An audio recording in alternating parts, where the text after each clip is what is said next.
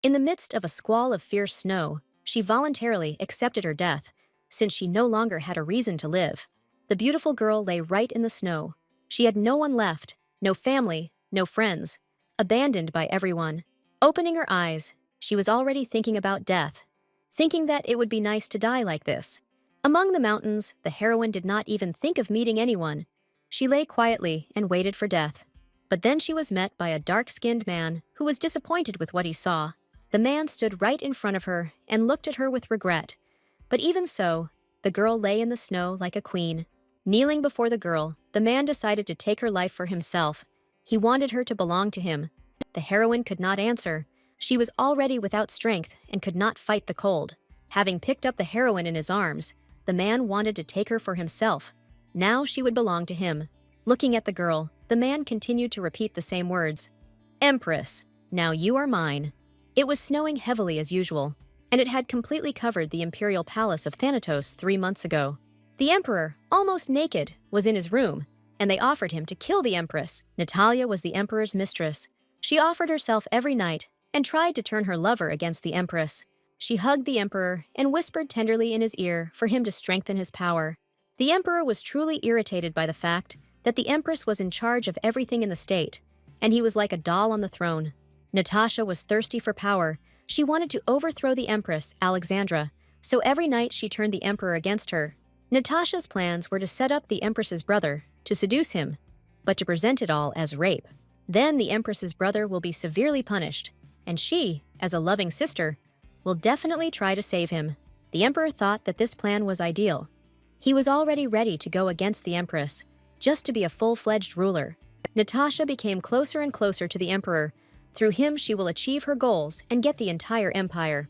She was smart and cunning, so each time her attempts became more and more dangerous. The woman was going to not only frame the empress's brother, but also accuse him of treason. When the officers find this evidence, no one will be able to protect the empress's brother. But before that, Natasha wanted the emperor to do something special for her. Pinning his wrist to the bed, she continued to whisper her terms in his ear. Sitting right on him, she wanted all the empress's limbs to be broken. Natasha also wanted all those close to the empress to be executed, and she would be left completely alone. The empress had to be publicly disgraced by the fact that Natasha was also pregnant by the emperor. The woman was depraved and treacherous in the emperor's bed. She was consumed with her goal of taking the place of the empress. Natasha was already imagining how she would watch the fall of such a great figure as the empress. She believed that the empress would not be able to bear such shame and would show her cruelty to the entire people. The insidious woman wanted the emperor to enjoy the fall of the empress. Under these cruel conversations, they intertwined their bodies and continued to enjoy each other the whole night. The emperor wanted to overthrow the empress, trying to get out of one fetter. He did not notice how he fell into another. Natasha liked that the emperor was so easily manipulated by her. She already knew how to use his power. She overthrew the empress and left her alone, among a mountain of corpses of her close associates. At that time, the empress was walking along the corridor of the castle with her lady-in-waiting, Anna. The 17th empress of Thanatos, like her empire, was cold and rational. She relied on her cane because she had once become lame, and every step she took was accompanied by pain, but she never showed it. Sunset Alexandra V was considered the most beautiful, noble, and ideal empress in the entire history of Thanatos. A brilliant writer, an ideal diplomat, fluent in 6 languages, the empress was beautiful. She opened new medical institutions and cared for the poor. Alexandra was a kind and loving empress, a truly noble lady. Even though she limped, no one could point a finger at her because of her status. Everyone loved Alexandra, the cold but beautiful and noble empress, all except one, His Majesty the Emperor, who hated his perfect wife in every way. They had no children, which saddened the empress, and the emperor also put her brother in prison and destroyed all her followers. But for now, the empress had someone to protect, and she was not going to give up so easily. The only maid who remained untouched needed protection, and Alexandra understood this perfectly well. The maid was always there and pitied the empress. She sincerely felt sorry for such a beautiful woman who was humiliated by the emperor. Alexandra never showed that anything was wrong. She remained strong even in the saddest moments of her life. This is what worried the faithful servant. She wanted the empress to show at least once what was on her mind. But the empress always remained strong and did not allow anyone to see her weak and defenseless. As she approached the banquet hall, Alexandra could already hear music and fun. But this didn't make her happy at all. She continued to stand near the door for some time, collecting her thoughts. The maid who approached her wanted to know if everything was well with the Empress. She was genuinely concerned about her mistress and did not want anything to upset her. The Empress did not want to give cause for concern and simply asked her maid to open the door. The maid understood what was about to happen, so she confessed to the Empress that until the very end she was and would be faithful only to her. Alexandra reassured her faithful and sincere servant, Anna, whom she loved very much. The Empress was reassured that the last loyal person was now in front of her, her favorite maid, Charlotte, her trusted assistant, the Minister of the Interior, and many others were horribly murdered. And of course, he, the Emperor of the Thanatos Empire, and her legal husband, is to blame for their deaths. Anna was the last remaining confidant, so the Empress could not allow her death. Standing right in front of the maid, Alexandra continued to repeat to her that if something happened, Anna had to survive. Anna could not believe such words. She was completely committed to the Empress and was ready to die for her. The maid could not stand still. Clutching her dress in her hands, she continued to cry. But still, she understood that this was the Empress's last will and decided to bow her head in obedience. The Empress was glad that Anna listened and decided to save her life for her sake. Anna continued to believe in the Empress and asked her to wait a few days so that the Count could help. But the Empress had already decided everything, so with a smile on her face, she asked her faithful servant to open the door. Anna could not bear such words. Despair filled her mind, and tears began to flow from grief. The maid understood that she could not disobey the Empress's order, but she pressed her lips together and obeyed the order. Having opened the door for the Empress, she followed her with her eyes, as if she were going to her last battle. The Empress entered the banquet hall. She walked evenly and proudly, not showing how much pain she felt from the loss of her loved ones. She was like snow, just as cold, but beautiful and unshakable. Everyone looked at her with admiration, but at the same time with contempt, because they supported the Emperor. Coming closer to the Emperor, they were face to face and looking straight into his eyes. The Emperor was irritated by the Empress's presence. He hated literally everything about her. Alexandra's gaze was cold and firm. She could not show weakness at such a crucial moment. The Emperor continued to look at her with hatred and contempt, because he hated her arrogant look. Sitting on his throne, the Emperor tried in every way to offend the Empress. He could not understand how the lame woman was able to reach the banquet hall. But the Empress was smart and graceful, so she was able to give the Emperor a worthy response to such a provocation. The Emperor did not like this answer. He was even more irritated and wanted to throw the Empress into prison right then and there. Everyone immediately paid attention to the clash between the two pillars of the state, including foreign ambassadors. One of the ambassadors was surprised that the Empress still came to the banquet. The Empress, meanwhile, continued to confidently respond to the Emperor's barbs. This made the Emperor furious. He could not maintain his composure in such a situation. Standing directly before the Emperor, Alexandra knew that she was the only one who would fall today.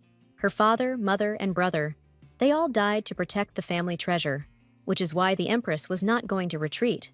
Unexpectedly for everyone, Natasha appeared in the banquet hall and addressed the Empress. Standing right in front of the Empress, Natasha was able to disturb her composure with her mere presence. Natasha asked to be punished because she made a terrible mistake by continuing to feign innocence. The Empress was amazed at what Natasha was doing at this banquet, since she should not have been here. But Natasha was not going to give up her position and continued to evade the Empress's questions. Standing right in front of the Empress, Natasha confessed that she was pregnant by the Emperor. Everyone around was stunned by this news. They did not expect such a confession to happen at this banquet. The Empress was publicly humiliated. Inside, she felt indignation, but nothing showed on her face. And Natasha continued to apologize to the Empress and say that it was all her mistake. Grabbing the Empress by the hand, she came closer and closer to secretly hand her the dagger.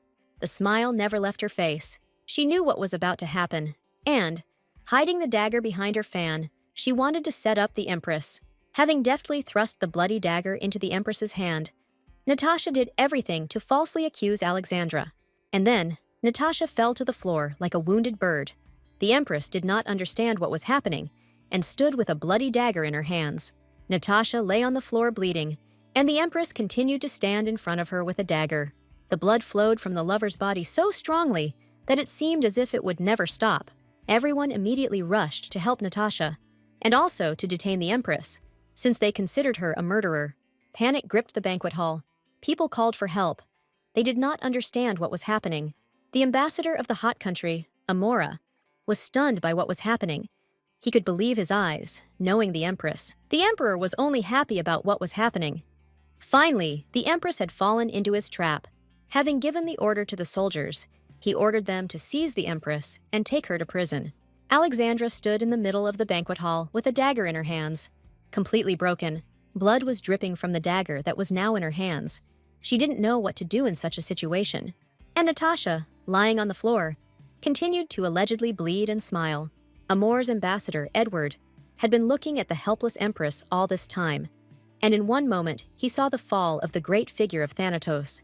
Edward was stunned by what was happening. He was the one who wanted to help the empress, but could not. The emperor rose from his throne and announced that the banquet was over, so he asked everyone to leave. Edward was irritated by the fact that the emperor was so stupid as to remove such an influential figure with his own hands. The empress was in complete isolation in the country she had served faithfully and loyally all her life. Edward did not understand the actions of the emperor and why he was so displeased with the empress, who had supported the state her entire conscious life. The ambassador's assistant drank wine and spoke about the situation in this country, which was ruled by the empress. He believed that the empress would most likely die before surviving the winter. After overthrowing the empress, the emperor tortured her in an attempt to find out the location of the Sunset family's treasure, but Alexandra was unmoved. The torture was unbearable. He mocked Alexandra as much as he could. But even so, she did not say anything. Pain and tears accompanied her for a long time. She held out until the last and remained silent because she knew his intentions. Even at such a difficult moment in her life, she held herself like a true queen. Meanwhile, a riot broke out outside the kingdom. Because the people were against such a punishment for the empress, they beat their fists against the castle gates and asked for the empress's life to be spared. Many came to beg the emperor. They sincerely asked him to have mercy at least once. Standing on the balcony, the emperor looked at his subjects and knew what to do in such a situation. He was irritated by this situation. He thought that everything would end in a couple of days, but it did not stop. He could not kill the empress himself, because that would anger his subjects, so he decided to act differently. The empress, exhausted and wounded, hung on chains. She no longer felt her limbs, but continued to breathe. They poured cold water on her and tortured her for many more days, expecting that she would die from pain and cold. But the empress continued to hold on, although her body no longer had the strength to resist. The emperor stood right in front of Alexandra and enjoyed her exhausted look. He still couldn't find out anything. Alexandra was silent. It amused him that the woman in front of him was so persistent. Alexandra looked at him with a cold and hateful gaze, but remained silent. Standing right in front of his ex-wife, he told her how he wanted to tear her to pieces, but he knew he couldn't do that because of the people. The people outside were begging the emperor to spare the empress's life, which is why his hands were tied. The former empress did not react to the emperor's words. She only continued to look at him with her cold and soul-searching gaze. Suddenly, Alexander's chains were lowered down, and a pair of masked guards stood nearby, holding the chains that bound the empress. The heroine sighed heavily. She knew that her suffering was not over. Unexpectedly, the emperor decided to present Alexandra with a gift that he had prepared especially for her. Alexandra was plunged into despair by what she saw. She saw the heads of her parents. She couldn't expect this, because she tried to protect and save everyone, no matter what it took. Rage filled her mind, and she immediately rushed at the emperor and began shouting his name. But the chains with which she was bound did not allow her to stand up. She immediately collapsed onto the floor of the dungeon. The emperor was amused by this picture. He waited a long time for this cold and steadfast woman to lose her composure. Finally, he was able to see such an expression on the empress's face, and the emperor was sincerely happy about it. Tears flowed like a stream, and anger and hatred filled her, but she could do nothing. Edward saddled his horse and rode up the snowy hill to watch the Thanatos Empire. Taking one last look at this snowy empire, he decided it was time to return home. He could only watch Empress Thanatos fight, and it made him angry. All this caused anger and hatred in him. He wanted to destroy the palace with his own hands. The palace that became a prison for such a strong and educated empress. One of Edward's confidants came closer, curious as to what his master was looking at. Edward did not answer his confidant's question. He continued to look at the palace. This interested the servant. He wanted to know his master's thoughts, but he could only guess. Approaching the master, Oliver's confidant touched the fur of Edward's robe. He decided to support the gentleman and told him that the former empress had been deported to the mountains of Krolturia. Oliver felt sorry that one of the most important pillars of the Thanatos state had fallen in this way. These words made Edward think even more. Anger towards the empire was visible in his eyes. The man began to remember how the former empress of Thanatos appeared before him, and she appeared before him, beautiful, strong, and talented. It was a pity to lose such a woman. Edward continued to look into the distance and think about what could be done in such a situation. Suddenly, the man made a completely unexpected decision for everyone. Pulling his horse, he set off on his journey, leaving everyone behind without saying a word to anyone. He abruptly went forward to the place where Alexandra was. He didn't listen to anyone at that moment. He had only one goal: to save such a woman from certain death.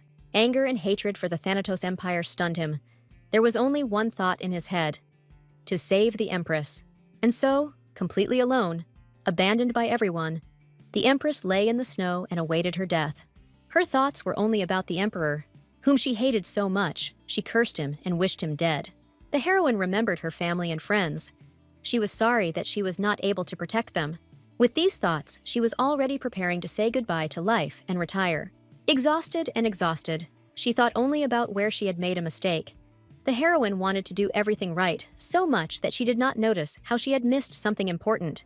Looking at the sky, she did not understand how this could happen. Alexandra sincerely did not understand this. Just as Alexandra was preparing to go to the next world, Edward found her. The man got off his horse. He was in a hurry and not very careful. Every second counted. Walking through the snowdrifts, he approached Alexandra, wanting to save her, because she was special to him.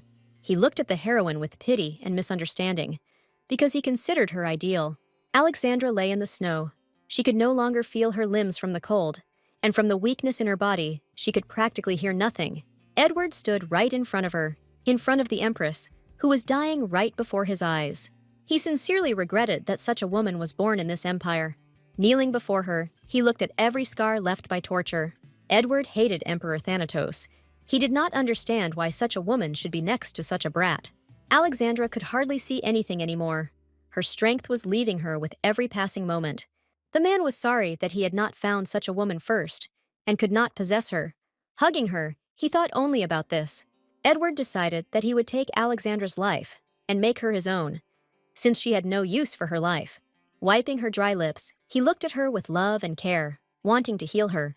And then, Edward passionately kissed the heroine, who was already on the verge of life and death. One day, a curious god collected materials to create man. Various emotions, including sadness, joy, anger, and hope, danced around the cauldron. God was pleased with the process and wanted to fill the being with kindness and love. But as soon as God turned away, the devil jumped into the cauldron, upsetting the balance. The people who emerged as a result of this found themselves at every step at the crossroads of good and evil, love and hate. They attacked each other over trifles, started wars, and sowed discord. They also killed each other, spreading death and hunger everywhere, which only made life worse. Upon learning of this, the supreme god became angry and tore the creator of humanity into pieces. And as punishment, he scattered its parts across the earth so that people would remember what they had done. The 6 elements of the deity were imprinted in objects, while the rest penetrated the human mind, endowing them with the ability to charm and predict, control the weather, death, and even life. It was the latter, each time giving a part of herself, that allowed her strength to be breathed into others. Wrapping Alexandra in his cloak, Edward mounted his horse and headed back. The man pressed Alexandra to himself so that he could hear her breathing all the time. He couldn't believe that he was now holding this woman in his arms. Such a beautiful and majestic woman. Edward took her, which means now she has to survive and live for him. At this time, Oliver decided to station himself and his army in a certain place. The warriors froze. They did not understand how the inhabitants of Thanatos could live in such cold. Oliver was a very positive person, so he always supported his subordinates. Suddenly, he noticed his master in the distance, so he turned around to talk to him. Edward returned, holding the former empress of the Thanatos Empire in his arms, much to everyone's shock. Oliver was so stunned that he allowed himself to have an informal conversation with the gentleman. Edward didn't care about Oliver's words. He simply walked past him and headed away. Oliver watched his master go into the tent, but he could not say anything. The servant did not understand his master's actions, because it could lead to war. Edward entered the tent and went straight to the bed. He laid it down carefully and tenderly, carefully laying Alexandra on the bed. He continued to examine her wounds. Looking at them, he hated the Empire more and more and wanted to destroy it. Edward remembered what this woman had been like in front of him during the negotiations, and she was a firm, confident, and unconditionally beautiful empress. Even then, he enjoyed himself and tried to please the empress, because he was terribly attracted to her. The empress was adamant. She wanted to find out what Edward was trying to achieve. And then, Alexandra was able to figure out Edward's true intentions. He wanted to get the ship that sank. Alexandra realized that perhaps there was something very valuable hidden on this ship. But since the Empress informed Edward that this ship had already been raised to land by the Sunset family, the man was irritated. The heroine decided that she would return everything that was on it. But in return, she decided to ask for something, and Alexandra decided to request exclusive rights to trade the red cocoon. Edward looked at Alexandra and thought about how brilliant she was. Although she irritated him, she was elegant and beautiful, which also attracted him. Suddenly, Alexandra began to moan loudly in pain. She suffered even in her sleep. The man stood in front of her and looked at her. He understood that he could not leave the woman in such a state. Was the life force he gave her not enough, or were the wounds completely different? Even though she was his enemy on the diplomatic front, at that moment, he wanted to help her. Having lifted Alexandra, he did not understand his feelings, but still continued to help her. Edward couldn't bear her pain, so he continued to intertwine with her in a kiss, transmitting life energy. Suddenly, the weakened Alexandra opened her eyes and looked around. She saw Edward in front of her, whom she remembered, because she had conducted diplomatic negotiations with him. Alexandra was very surprised. She could not understand what Edward was doing. Having slapped him, the heroine quickly separated from the man. She could not allow such behavior. Wiping her lips, she wondered only one question. What was the man doing in front of her? Edward was calm, so he clearly answered that he was only treating her in this way. Alexandra immediately began asking Edward to return her to the ice mountain, but the man refused her request. Edward wanted Alexandra to continue living, if not for herself, then for him. The heroine could not remain calm after what she had experienced, but Edward grabbed her hand and began to calm her down. The words about death stunned him. He could not hear such words from the lips of this woman. But Alexandra didn't know how to live after everything that happened to her. She simply couldn't. Looking down, she felt a sense of shame and remorse, because all her loved ones had died. All this happened because of the emperor and his mistress, Natasha, who planned everything well. Edward could not come to terms with such words. He wanted Alexandra to continue living and be able to take revenge on her offenders. Alexandra bit her lip, unable to even think about it, because she protected this empire with all her heart. So she bowed her head and admitted that it would be better for her to die in the icy desert than to continue living. Edward couldn't accept this. He wanted Alexandra to continue living, but he couldn't say it so easily. The man continued to hold Alexandra's hand. She understood that Edward was not ready to give up so easily, so she gently touched him with her other hand. She started talking about how she always knew the man in front of her wanted to step on her throat, so she put his hand on her neck and started asking him to kill her. There was despair in her eyes. She didn't want to live. She had no one else to protect. Edward was stunned by such despair. He did not know how to breathe life into those eyes, how to give hope. She continued to ask, no, beg him for death. Alexandra could not live like this. They continued to stand like that for some time. Alexandra was adamant in her decision. She longed for death. This irritated Edward. He was able to save the heroine with such difficulty, and she asks to kill her. Wrapping his arms around her neck, he knew he could break it if he just put some pressure on it. The man could easily close his eyes, which no longer had the will to live. But, looking at her with a stern gaze, Edward understood that he could not just let this woman go.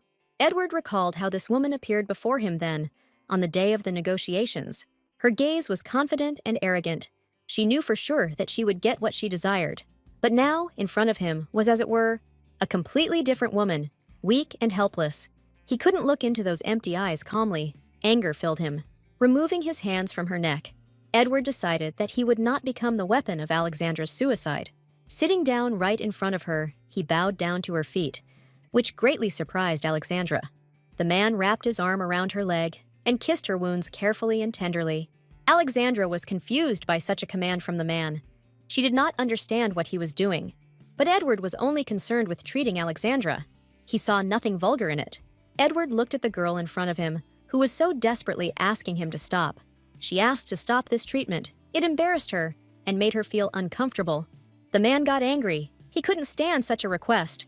Every action of his was aimed at saving Alexandra. Now they were face to face. Edward wanted to make the Empress fight. He didn't want her to give up so easily. Alexandra was shocked by these words. She could not believe that someone believed in her. Edward wanted to see in front of him again a strong woman who fought and won. Looking at her, he continued to motivate her to rise again and defeat her offenders. For Alexandra, these words became like a ray of hope. Faith in herself and her strength appeared in her eyes. The sun was shining so brightly that the snow sparkled under its rays, but did not melt, but continued to amaze everyone with its beauty. Edward finished his dialogue with Alexandra and left the tent with a sad and dissatisfied face. He turned and looked at the Empress to make sure she had calmed down. Alexandra calmed down and quickly fell asleep on Edward's bed. Now she would be safe. From her face, you could tell that she was feeling better now, and the pain was not as severe. At this time, it was snowing heavily in Thanatos, but in the palace, everything was quiet and smooth. The emperor was in his office, waiting for a report from his faithful knight. After listening, the emperor wanted to be sure that the former empress was dead. The faithful knight, leaning on his knee, assured his master that he could rest easy.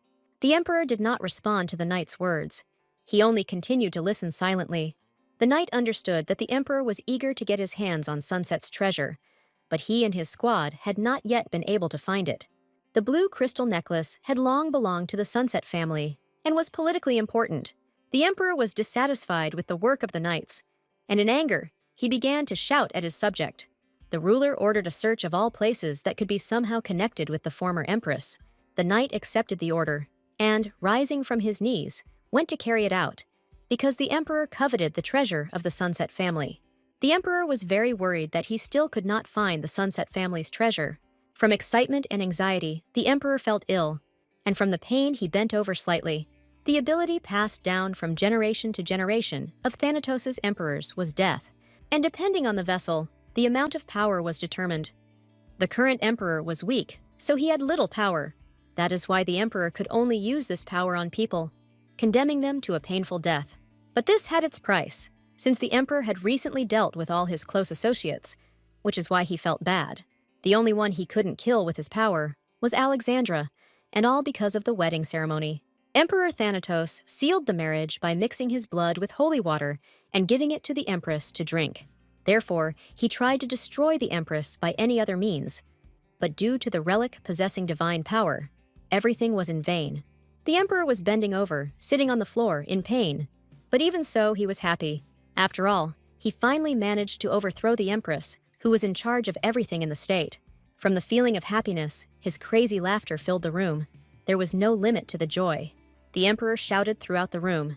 He thought he had done a perfect job, and now Alexandra was dead.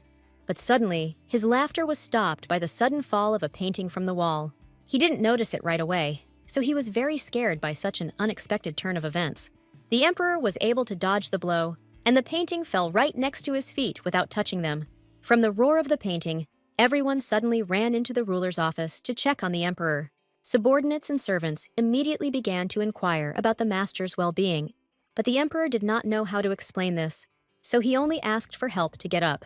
The maids immediately picked up the emperor's painting. It was badly damaged, so they decided to take it away. The lord was irritated by the situation, his teeth clenched in anger. He only thought that even after death, the former empress was sending him signs. Looking at her portrait, which hung nearby, he was already almost sure of it.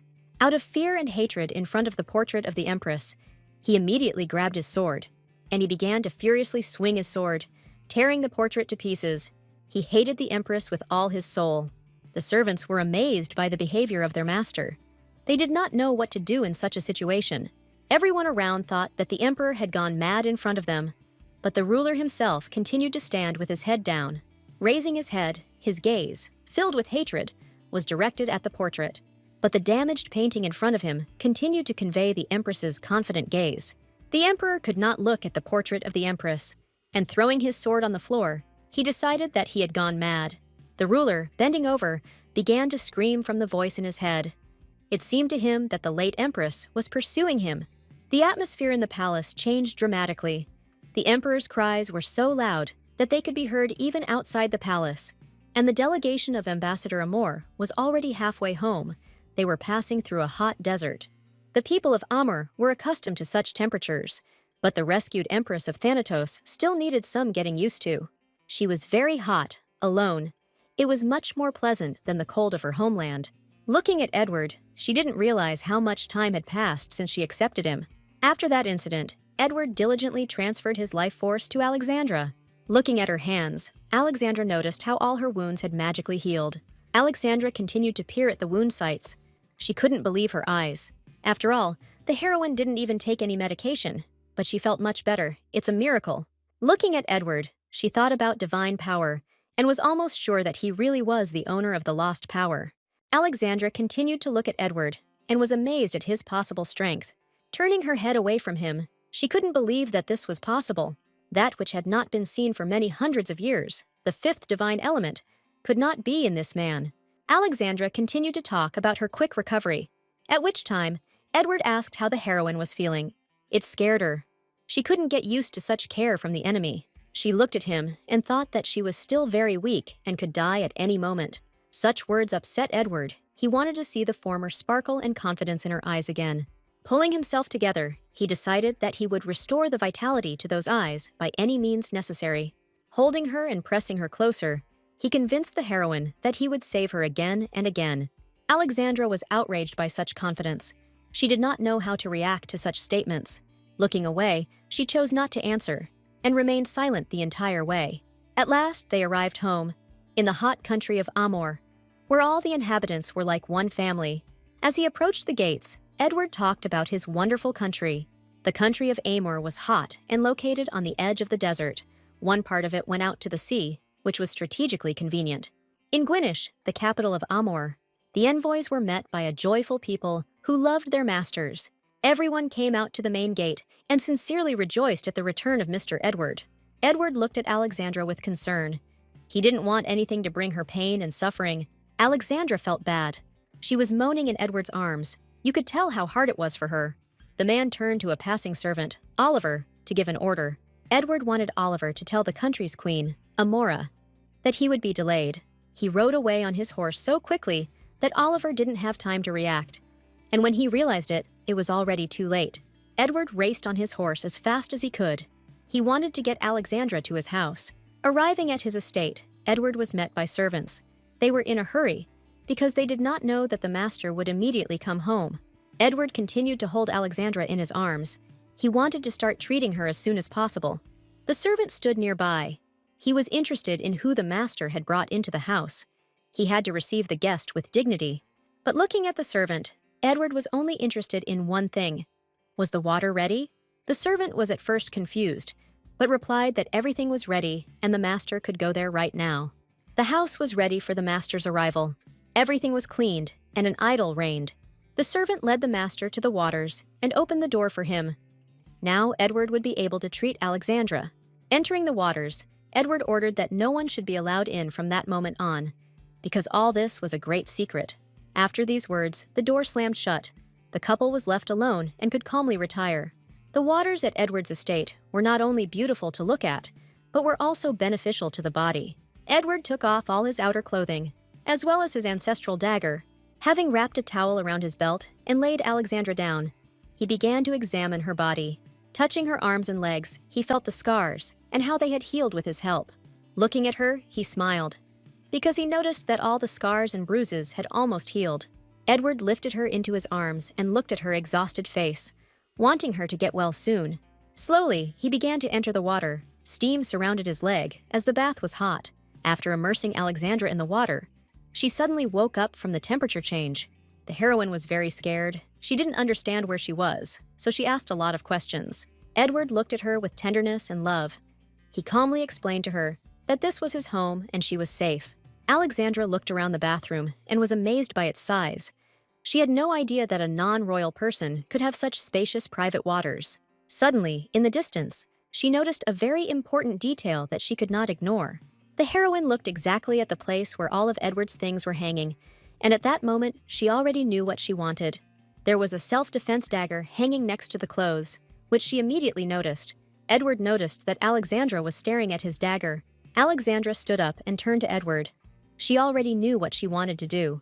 Standing right in front of him, she wanted to explain that by saving her, he was making a huge mistake. Edward was already prepared for such a conversation, but he wanted to listen to Alexandra. Standing in front of her, he said that he himself would decide whether this was the right choice or not. She was frightened by such words. She began to distance herself from him because she was frightened by such confidence of the man in front of her. Looking at him, she considered him arrogant and impudent. She could not come to terms with it. But Edward believed that there are no arrogant people. There are people unworthy of the strong. The heroine moved further and further away. She was frightened by such assertiveness and confidence. She looked at him and couldn't believe that she had fallen into the hands of such a man. The heat made sweat run down her face and chest, which Edward noticed. This could be seen from his downcast gaze, which was directed at her chest. Alexandra noticed how the man was looking at her intently. She had no idea that Edward had a weakness for women. Edward was amused by these words. He himself did not know that he had a weakness for women. Alexandra had no intention of becoming his woman, so she asked him to find a passion elsewhere. The man was made to smile by these words, but he was not interested in others. He needed the Empress. Edward approached Alexandra. He wanted to make her understand that he would make her his. Alexandra moved back so far that she was already walking along the edge of the bathtub. The man raised his head and began to convince the former Empress that he would be her one. He needed everything, her experience, wisdom, body, heart. He wanted her to be all his. And Edward said this confidently and brazenly, because he did not doubt himself and his abilities. But Alexandra quickly stopped this with her words. She felt sorry that Edward wasted his time on her. Edward couldn't believe what was happening now.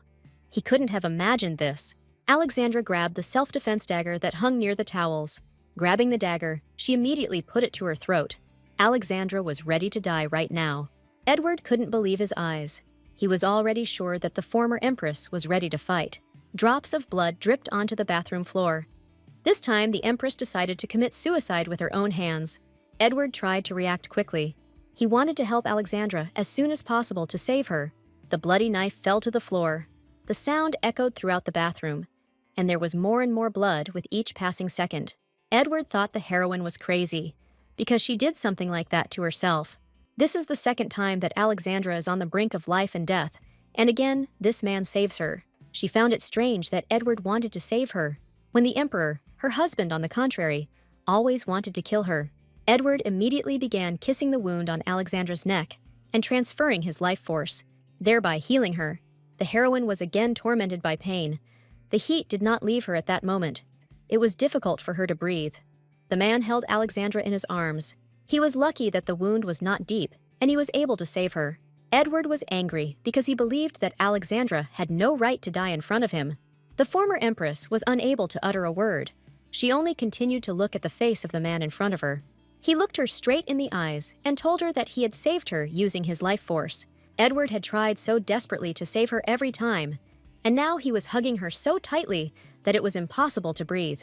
The heroine did not understand Edward's actions and did not know his true intentions, but the man in front of her was ready to open his heart to her and give her love and care.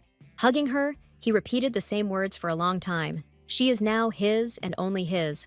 Unexpectedly for Oliver, Queen Amora, Julia arrived. She was a cheerful, but at the same time warlike woman. Coming closer to Oliver, Julia wondered why they weren't at the palace yet.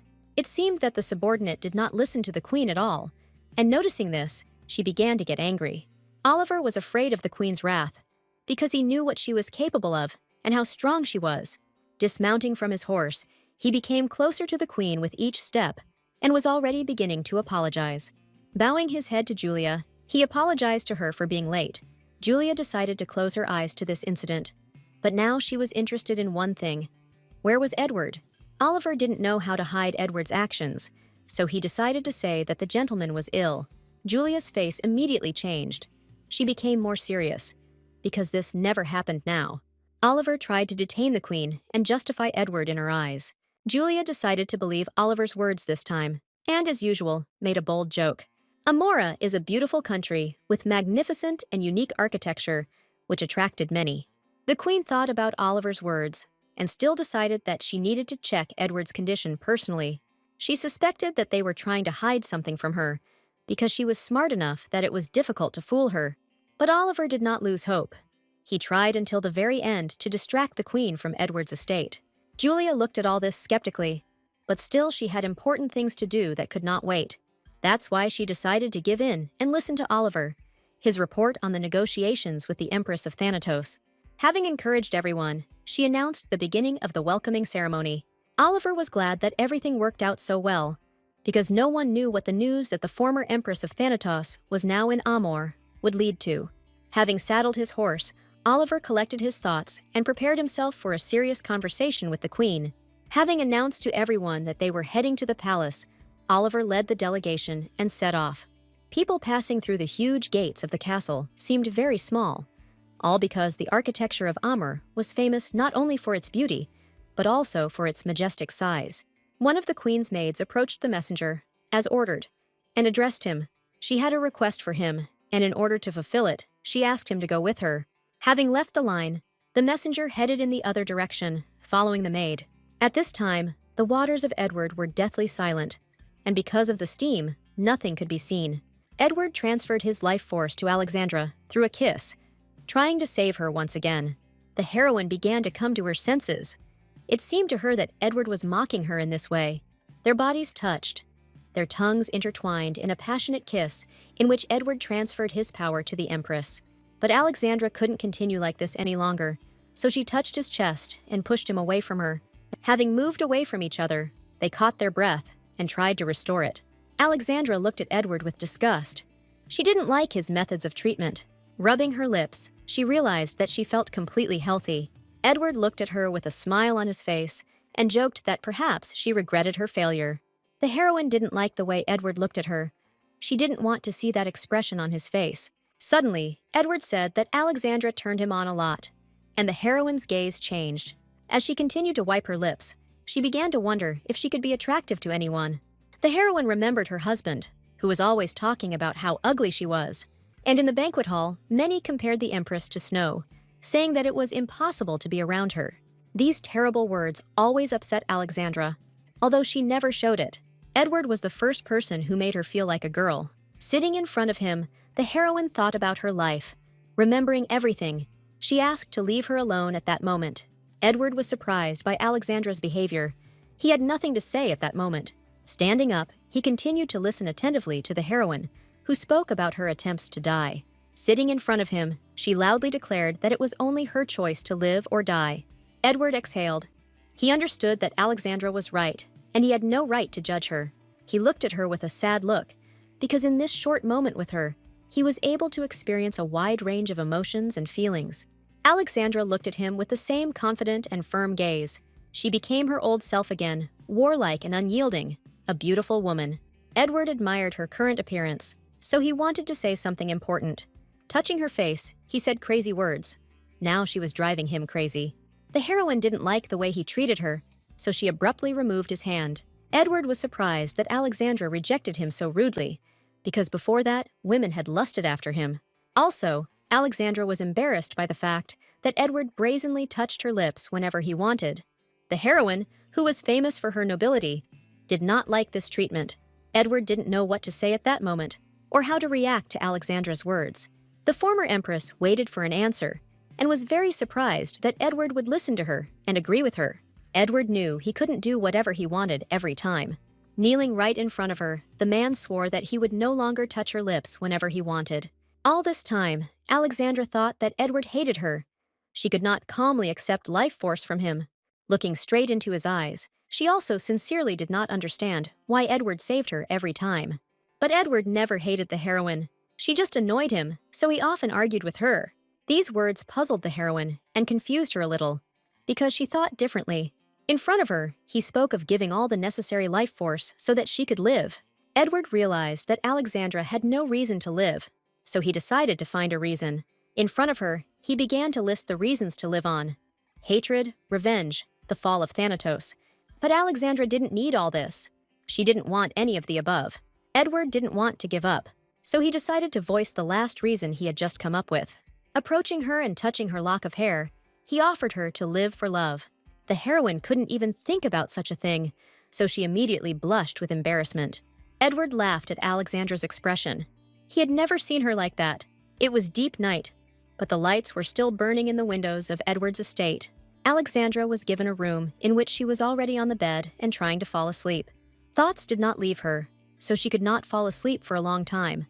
The tiring day made her think for a long time, and even in her sleep she had no peace, because her dream was about the past, in which she had to be strong and independent. One day, the Empress and Emperor were visiting children in an orphanage. At that time, a crack appeared in the sky, which gave birth to monsters. The monsters kept coming, and the knights couldn't cope with them.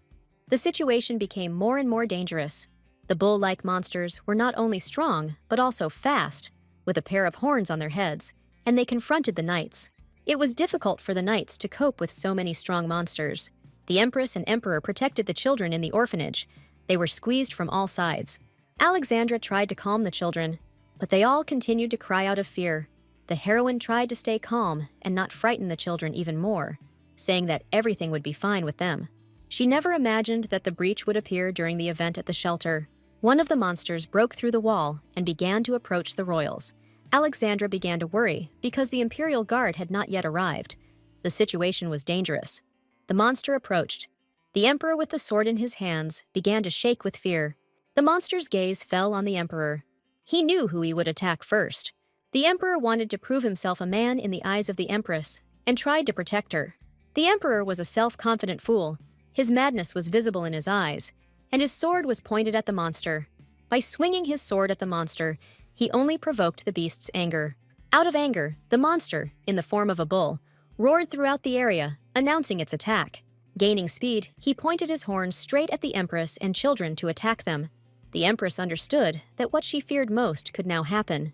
By dodging the first blow, Alexandra was able to save herself and the child, and the monster was so strong that it rammed the wall. But still, there were consequences. It was at this moment that the Empress injured her leg. Pressing the child to her chest, feeling a sharp pain in her leg, Alexandra wanted to scream loudly. The heroine knew that monsters were sensitive to sound, so she covered her mouth with her hand and held back her scream. The Emperor at this time continued to swing his sword in different directions and provoke the monster by shouting at it. The monster reacted to the Emperor, and with a sharp blow to the torso pushed him aside. The Emperor was weak in body, so he could not stay on his feet and hit the wall. Also, a stone from the ceiling fell right on his nose, causing the Emperor to feel a sharp pain. Bent over in pain, in a fetal position, he continued to scream, provoking the monster in front of him. The Emperor's anger was directed not only at the monster, but also at the knights who could not protect him at such a moment. The monster stood right in front of the Emperor and prepared for the next attack. Fear appeared in the Emperor's gaze.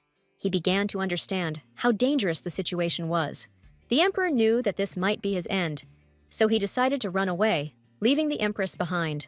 The children saw the Emperor's behavior and were surprised that their king turned out to be a coward. Hiding behind the children and the door, the Emperor thought that in this way he could save his life. He did not know how to defend himself and save his life. The Emperor was a terribly cowardly man. The children from the orphanage were scared. They could not believe that the Emperor wanted to use them as a human shield. The situation was becoming more dangerous with each passing moment. There was no chance of salvation. Then one of the children believed in the Empress. He thought that she should know what to do and how to save herself. The Empress understood that no one could save them now, and she had to act herself. She looked at the sword that lay nearby and thought about whether she would be able to protect herself and the children. A plan formed in the heroine's head. She called the eldest of the children to her and asked him for help. The child readily agreed, which the Empress was glad about. She saw determination in his eyes. The plan was for the child to run as fast as he could towards the door from which the monster emerged. Touching his cheek and looking straight into his eyes, the Empress also asked the child to cry loudly. The child was educated enough, so he immediately understood everything and prepared to fulfill the request. Gathering all his will into a fist and taking a deep breath, he prepared to start screaming at the top of his voice. Starting to scream loudly, he headed straight for the door. The monster immediately turned his attention to the child. The Empress was weak from her wound, and the pain made it difficult for her to get up, but she had to hurry. Taking the sword in her hands, she was going to take advantage of the moment that the child had given her, risking her life. Through tears and fear, the child continued to follow the Empress's plan. He believed in her. Standing on her feet, in pain, Alexandra, sword in hand, prepared to attack. Gripping the hilt of the sword with both hands, Alexandra raised the sword high enough to pierce through the monster. The children were terrified. They did not understand what was happening, and the Emperor continued to hide. He looked at the Empress with horror in his eyes, who at that moment had turned into a monster herself. The children huddled close to each other. They understood what could happen now, so they closed their eyes in fear. The Empress managed to kill the monster with her piercing blow. Sweat was running down her face, and her breathing was interrupted. Life had not prepared Alexandra for this. Covered in blood, she turned around and looked at the Emperor with her cold and piercing gaze. The heroine looked at the Emperor with disappointment and anger. In this situation, he was useless. The Emperor did not understand the reason for such a cold look, but he knew that before him now stood a monster more terrible than any. It was at this moment that he felt slighted and realized that he needed to get rid of this woman as soon as possible. The children looked at the Emperor with hatred. They understood that he was ready to sacrifice them. This made the ruler of the empire, Thanatos, even more angry. Even in the eyes of small children, he appeared as a worthless thing. Suddenly, he began to justify himself and say that they should have been ready to sacrifice themselves for the sake of the Emperor. But the children didn't care anymore. They understood everything perfectly and drew conclusions. The Empress continued to hold the bloody sword in her hands and listened to the Emperor trying to justify himself. The heroine was so irritated by the Emperor's words that she just looked at him as if he were a worthless person, but said nothing. This look drove the Emperor crazy. He didn't know what to do. He just started screaming loudly, so loudly that all the knights in the area came running to the Emperor's cry to save him. A few days later, when the Emperor and Empress returned to Thanatos' castle, the Empress was walking down the corridor of the castle with a cane in her hands. She heard someone laugh, and her hand began to tremble. Even then, Natasha was next to him and praised him as a hero who saved orphans. The ruler saw a familiar person in the distance and looked at her with contempt and displeasure. On his way was the Empress, and it was at her that he cast his displeased glance. Alexandra was also not particularly happy to see the Emperor, so she looked at him with a cold gaze. Natasha looked at the Empress as if she were a fallen woman whose husband had been taken away. As she passed by, Natasha loudly discussed Alexandra's condition with the Emperor. The Emperor was arrogant and did not understand how the Empress could remain arrogant in such a situation. Walking further and further down the corridor and moving away, Alexandra listened for a long time as the Emperor and Natasha discussed her. When Alexandra woke up, she realized that it was just her dream connected with the past. Even though 3 years had passed since that day, she remembered it with pain in her heart. She was in pain, but she also didn't forget about the children who had gone through that nightmare with her. It was thanks to that boy's courage that she lived for a long time. Before attending the banquet, Alexandra gave the boy, Todd, a sacred relic that was supposed to protect him. Remembering the past, she wanted to get some fresh air, so she got out of bed.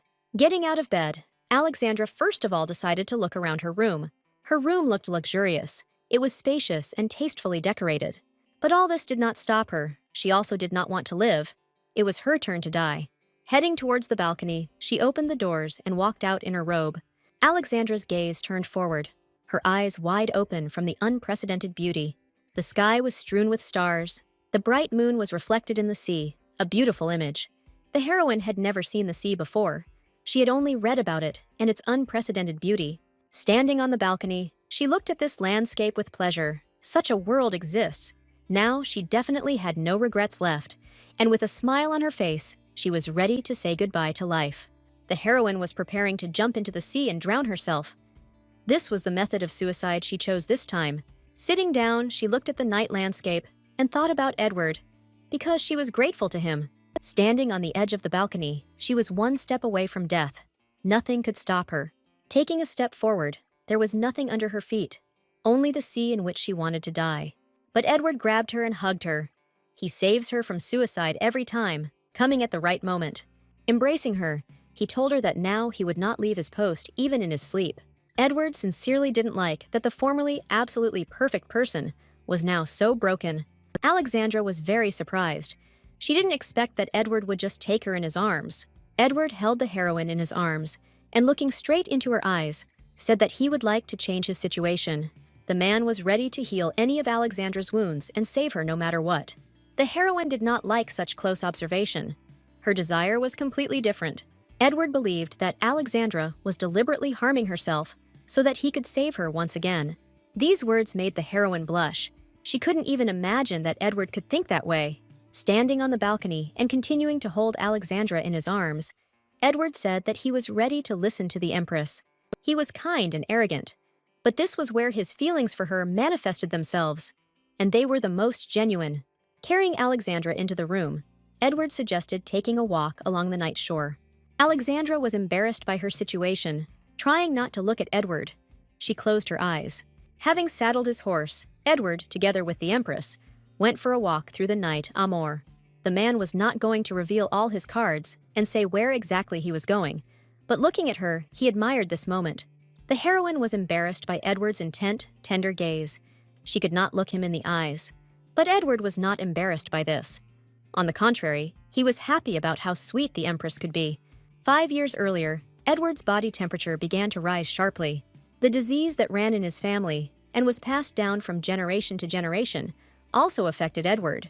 If he hadn't found old records in the family library, he would never have realized that this was the fifth divine element. According to the source found, the reason why the fifth element, life, disappeared was because no one could withstand it. The element that was supposed to save and heal was killing its own carrier. If the fever is not reduced within a few days, it puts a lot of strain on the heart. The way to get rid of the heat was to either let it out or share it with someone else. This could be easily solved by finding a woman and giving her some of the power. But Edward was not like that. He was never able to use this method. It was all because Edward couldn't stand the smell of women. His disgust was too strong. Every time he tried to free himself from the heat with the help of women, he ran away out of disgust. Whenever he was around women, he immediately felt ill, and his head began to hurt more. Coming out of the brothel that day and leaning on a palm tree, he realized that this method was not for him.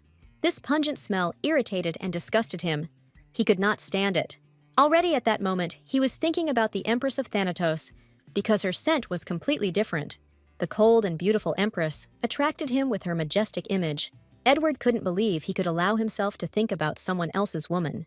Alexandra noticed that Edward was deep in thought and began to call him. Her voice sounded in his head, and he came to his senses. The heroine was interested in where they were and where they were going. She could not feel calm in such an environment. Edward smiled and said that this was his forest land, and he wanted to show her something. Alexandra didn't like such mystery. She was interested, but she decided to remain silent. Arriving at the place, she carefully got off her horse and stepped onto both feet. Holding Edward's hand, she never imagined that the man in front of her would be so mysterious. Having walked a little forward, she already wanted to find out what wonderful thing Edward wanted to show her. Edward extended his hand to the heroine to support her and help her get to the right place. But Alexandra was not going to accept the man's help. She believed that she could get there on her own. Edward knew that the path would not be so easy, so he continued to persuade the heroine. Edward grabbed her waist and moved closer to her, looking straight into her eyes, and began to compare her to the night sky. In his eyes, she was beautiful and magnificent. He was not going to let her go from his arms. Alexandra, however, did, and extended her hand to Edward. Her hand was so fragile and delicate compared to his. Edward led her across the soft grass to the beautiful place he wanted to show her. Arriving at the place, Edward told Alexandra about this, who was already amazed by Amour's beauty.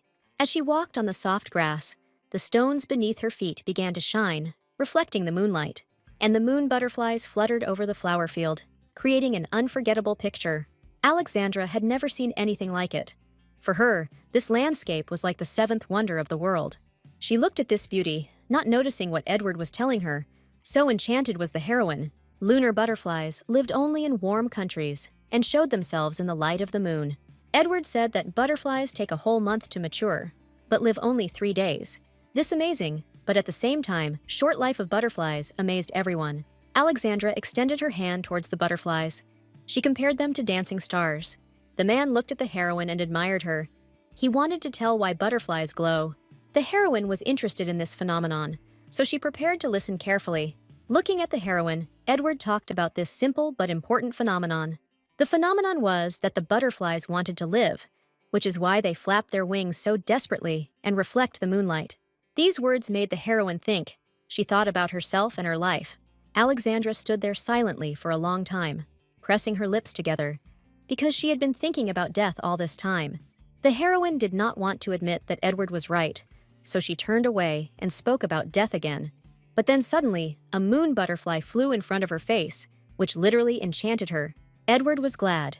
He explained that this was completely different, and their life, although short, was beautiful. And she is beautiful because she is filled with vitality and the desire to continue her family line. He saw something desperately beautiful and enchanting in it, which is why he loved this place so much. Alexandra could not understand it yet, but she tried to rethink her whole life. She knew there was no point in dying without leaving anything behind. So she thought about Edward's words. This landscape was truly beautiful, and also filled with deep meaning that Alexandra had yet to understand and accept.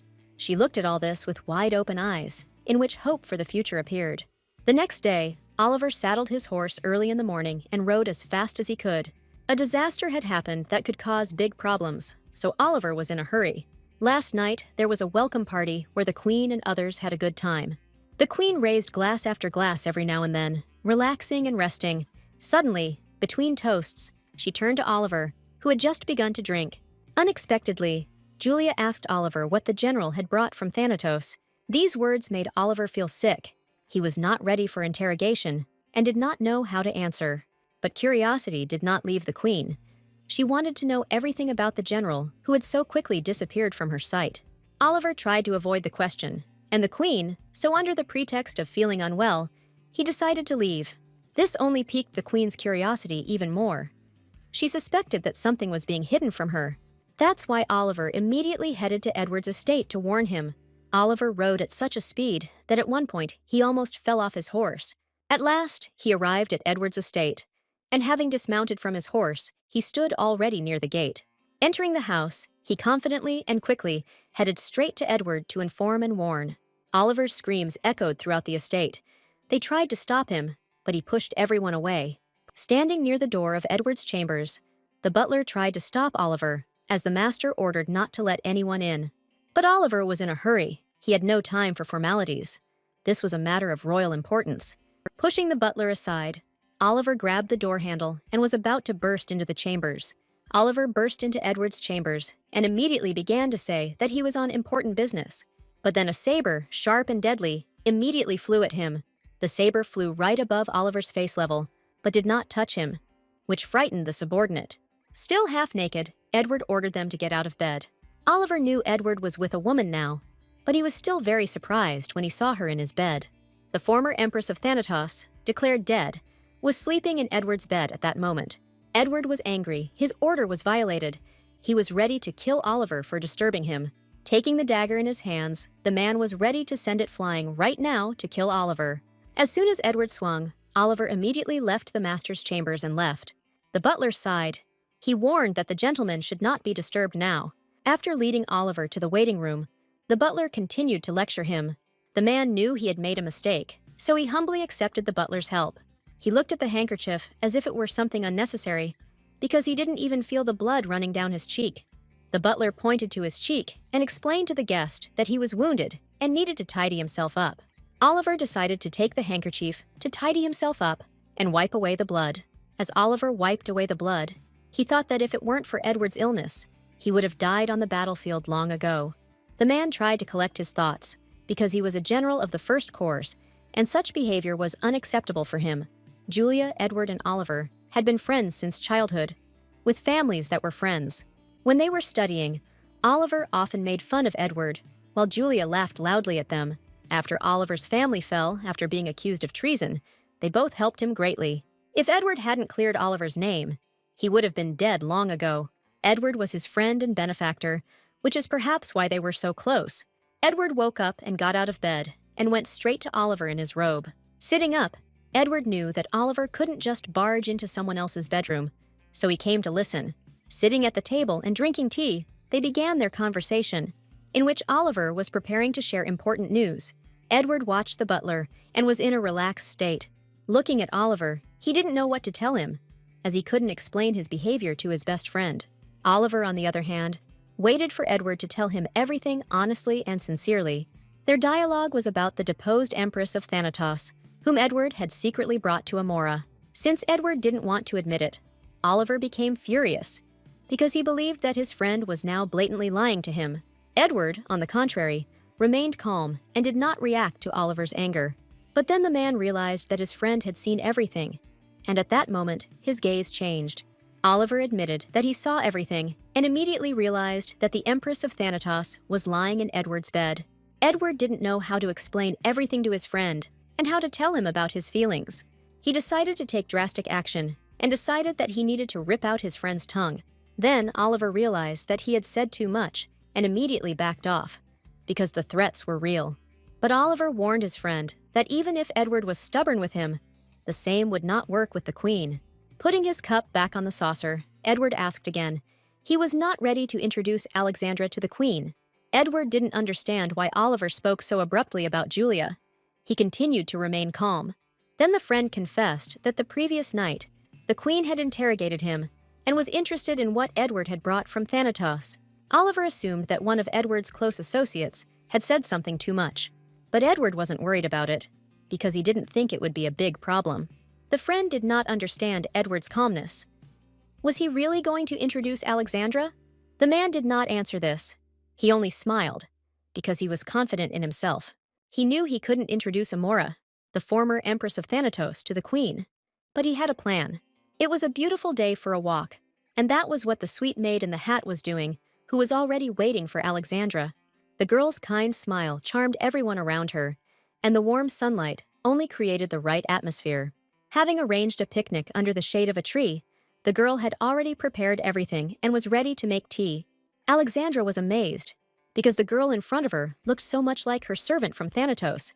Having joined the girl, Alexandra decided to sit down on the blanket and relax under the shade of the tree. Holding a cup in her hands, the girl was already pouring her hot tea, the aroma of which was wonderful. Alexandra's eyes were filled with horror, because she saw something completely different in front of her. The cup filled with blood, and in the reflection, she saw her faithful servant, Anna. Before her eyes appeared Anna, who was bound in chains and begging for salvation.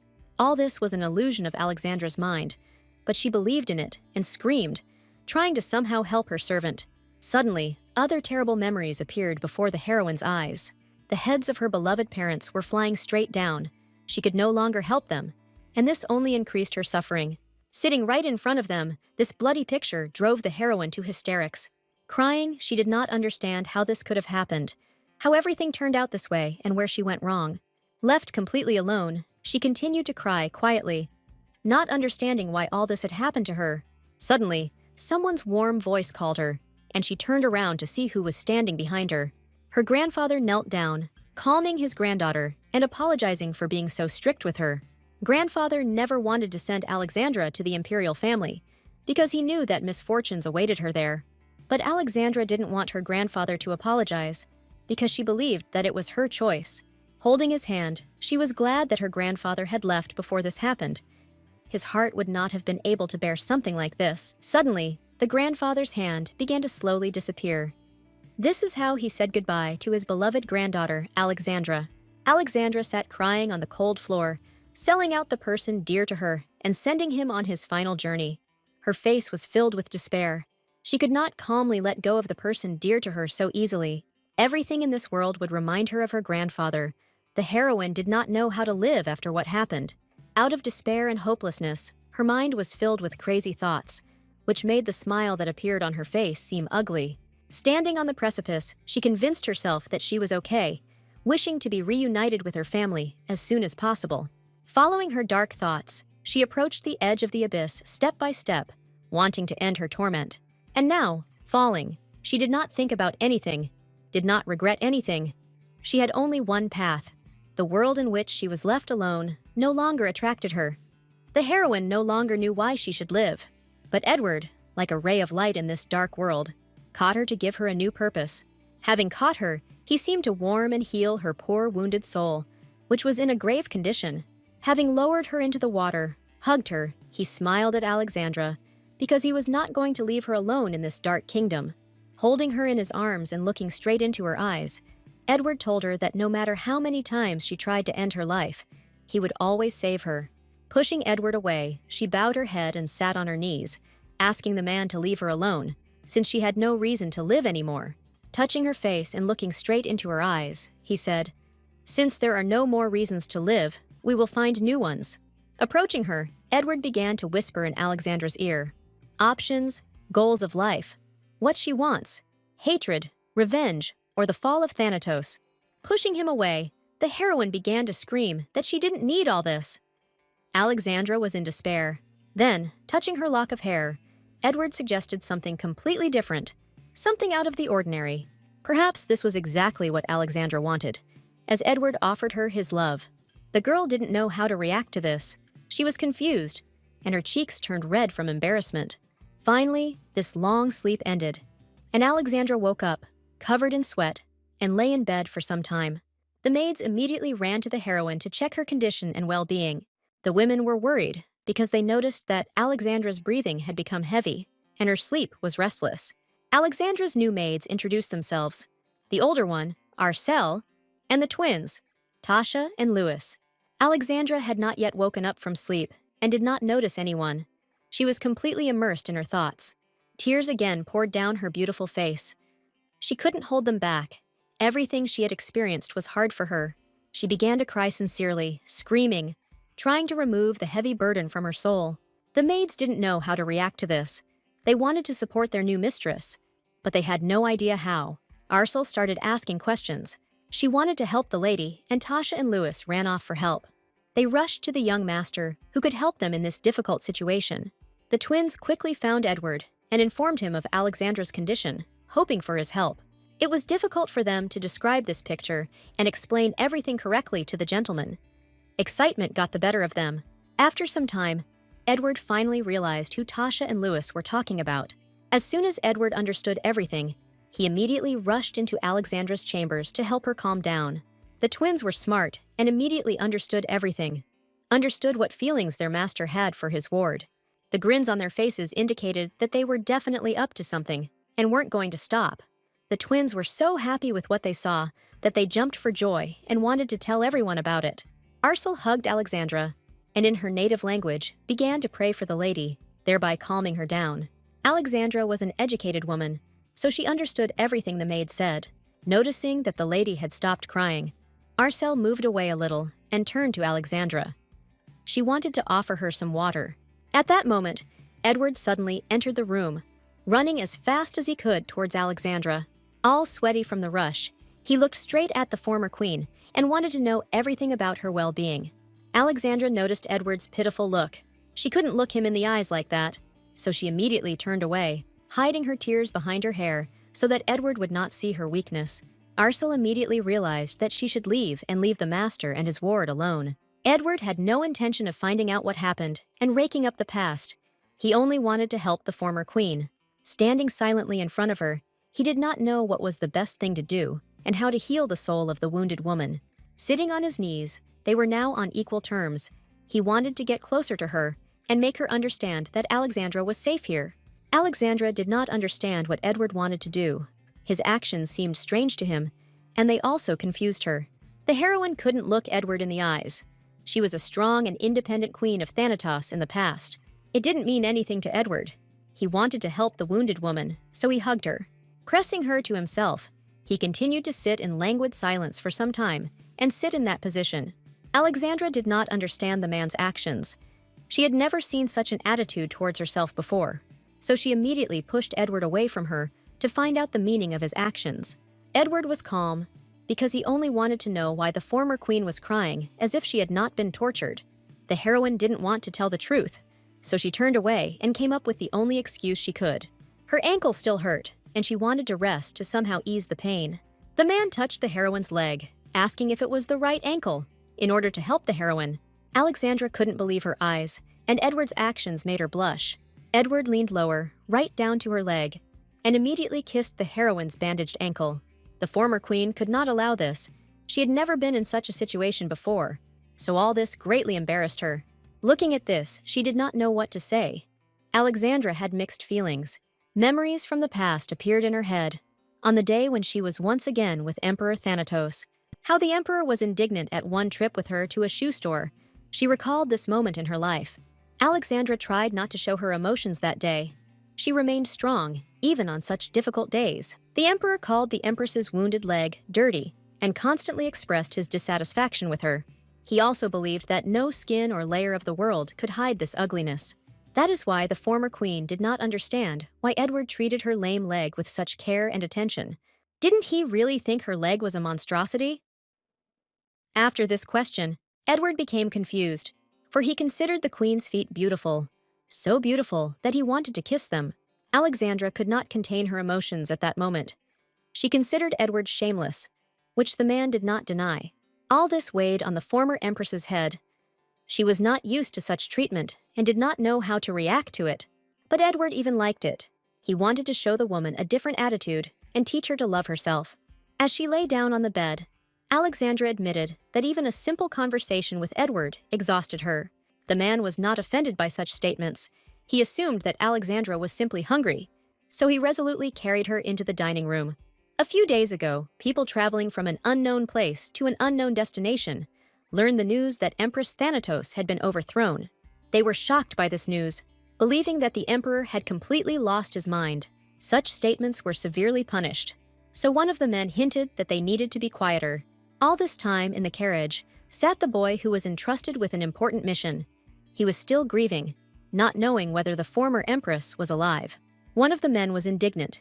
He was not afraid that the boy might say something, but he still shouted so that the young man could hear it. Arsène just sat silently and didn't pay attention to the adult's swear words. He was immersed in his thoughts. He recalled how, before his departure, he asked the former empress to somehow help her. Alexandra knew that she was in a precarious position and everyone around her would be in danger. But still, she decided to entrust one important task to Arsène, which the young man was glad about, although he did not show it.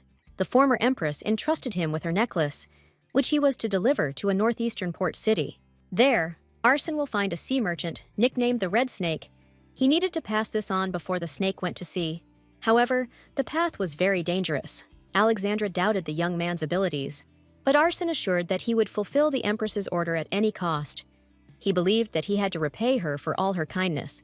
Alexandra saw determination in the young man's eyes, but she understood how dangerous his path would be. She had no choice but to believe in Arsène, so she placed her hand on his head and blessed him, which surprised the young man greatly. Alexandra, standing in front of him, sincerely thanked the young man. She was glad that there were still people in her circle that she could trust. Sitting in the cart, Arsène looked at the bracelet, which was previously a necklace. He is sure that this is an unusual thing. In this world, the seas were the most dangerous place, because monsters often appeared in them, which were difficult to fight, and armies of states were sent to pacify them. And when everything gets better, active trade flourishes for several more months. This period is called the month of trade. Arsène was worried because this period was coming to an end, and he would not arrive at his destination earlier than in 10 days. But if they were late, Arsène didn't know when he would be able to meet the Red Snake merchant. Clenching his fist, he was determined to make it in time, because a lot depended on it. Suddenly, the cart stopped abruptly. The boy lost his balance and almost fell, managing to grab the edge of the cart. Raising his head, Arsène still did not know what had happened and why the cart had stopped. Someone opened the carriage a little, and the moonlight fell directly on the boy, causing him to cover part of his face. The followers of an unknown order were looking for Arsène, and they quickly realized that he could be useful to them. The youth resisted, but strong followers of the order forcibly pulled him out of the cart. Arsène was not going to give up so easily, but a couple of strong men in robes immobilized him and put him to sleep. The boy could not resist this. He gradually lost consciousness, and his eyes slowly closed. The last thing he saw in front of him were 3 men in robes belonging to some order. Alexandra and Edward sat on the terrace, eating and enjoying the beautiful view. The view was truly beautiful. The sun seemed to be setting on the water. All that was left was to enjoy it. The former empress looked at this sunset and could not take her eyes off it. Here she could feel free. Edward was glad to see such a picture. The previously cold and serious lady changed her appearance to soft and gentle. The man suggested that perhaps Alexandra liked the sea, which is why she looked out the window so often. But it wasn't like that. There was nothing to like about him. It was just the first time she saw him. For Edward, who grew up in these parts. These words were shocking. He believed that everyone should see the sea at least once. He was also surprised by this because Thanatos was not an inland empire. But the Empress could not answer this, so she only smiled slightly. She had never been to such places, as she was not allowed to leave the palace. Edward was upset by these words. It seemed to him that things were different in the Thanatos Empire. For some time, they continued to eat in silence, without distracting each other from their food. Suddenly, Alexandra noticed an interesting dish on one of the plates, which she had never tried before. She became curious about what it was, but so she decided to be brave and try the dish unknown to her. Edward seemed to read Alexandra's thoughts and named the dish scallop. The scallop, the inner part of a shellfish, is cut into pieces and eaten raw or cooked, Edward said. After trying one, the man realized that the scallop was especially good today. Alexandra hadn't tried shellfish before, and she was curious about what they tasted like, so she decided to try it, because the dish looked exquisite and attractive. She will remember this taste for a long time, because as soon as the first piece hit her mouth, she immediately ate more. Chewing slowly, she wanted to taste the new dish as best she could. Edward was glad that Alexandra did not refuse the new dish and enjoyed trying it. The meal continued in silence. No one disturbed anyone else. Each of them was immersed in their own thoughts. Alexandra remembered her subordinates. Even in such peaceful times, she did not forget about those who tried to help her. Looking at the sunset, she thought about Arson, to whom she had entrusted an important task. She hoped that nothing had happened to him, and that he had reached the meeting place safely. With her head down, she thought about many things for a long time, because she needed to calmly analyze everything that had happened to her during this time. Looking out to sea, she thought about Edward and reflected on his actions. It was in this place that he saved her from certain death. Alexandra wondered why he needed all this. Having finished her meal and put her fork on the table, she was ready to have a dialogue with Edward. Edward noticed this, and also that the former Empress's gaze had changed. He became serious and cold. Edward noticed this, and assumed that the woman in front of him remembered something unpleasant. Smiling and realizing that it was all over, Edward decided to ask the question that interested him. He wanted to know why such a strong and wise woman was trying so desperately to die. He did not expect that the former Empress would agree to tell him what was on her mind. But Alexandra could no longer bear this burden alone, so she decided to tell Edward the reason for her death wish. She blamed herself for not being able to save and protect everyone from death, but the man believed that she was not to blame for this. It irritated him that such a woman would blame herself for something that was not her fault, so he began to tap his finger on the table. It was so strange. Edward felt sorry for those who died, but he believed that this could not be an excuse for the death of the Empress. These words made Alexandra experience unprecedented feelings and emotions. It seemed that he had hurt her pride. Therefore, the former Empress, leaning on the table and standing up, began to shout at Edward, believing that he was talking nonsense. Edward was glad of Alexandra's reaction. Now he saw before him that same strong woman who always defended her position. Alexandra was irritated. She was literally shaking with rage, because now she had been humiliated. But who said that for the death of loved ones, you have to pay with your own death? These are the words that Edward decided to say. They confused the Empress. She did not know what to answer, how to explain to him all the pain and despair she had experienced. Edward didn't want to hurt the wounded woman. He wanted to explain to her that her loved ones did what was best for her. But these words did not calm Alexandra, because her relatives did not want to die, and she believed that she had to atone for her guilt before them with her own death. Yes, Edward agreed that the deaths of those people were unfair, but that did not mean that Alexandra had to pay with her life for their deaths. The former Empress did not agree with this. She shouted that death was the only path to redemption. Pressing her lips together in rage, she tried to contain her emotions and not say too much, because she understood that Edward was not capable of evil intent. The sun had almost set, but the heroes were still continuing their dialogue, which was supposed to end happily. Edward continued speaking, which was surprising to Alexandra, because she did not expect to hear anything else from him. He decided to use himself as an example, because if he died for a loved one, the person would later blame himself for his death.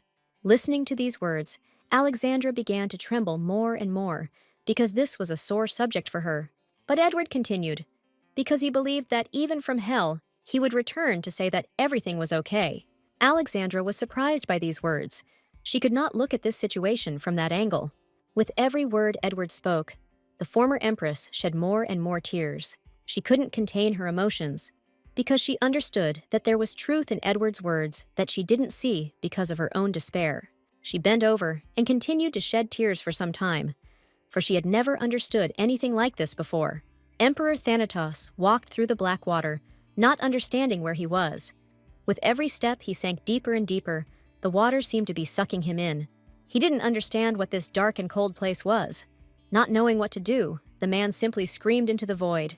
Trying to moving forward, he looked for a way out, but he could not find it. Suddenly, someone called his name, which made the glare in his eyes immediately intensify. He was approached by his father, whom Gigliotti had feared and despised all his life because his son was stupid and impolite. His father considered him pathetic, and if he had another child, he would not have left the throne to Gigliotti. Gigliotti fell to his knees. He was in despair, because it was precisely by trying to prove to his father that he could be a good ruler that the man wanted independence. It was because the father knew of his son's abilities that he prayed for the duke's daughter to become his wife, who would become a worthy empress, so that Gigliotti could consult with her, make informed decisions, and rule the Thanatos Empire wisely.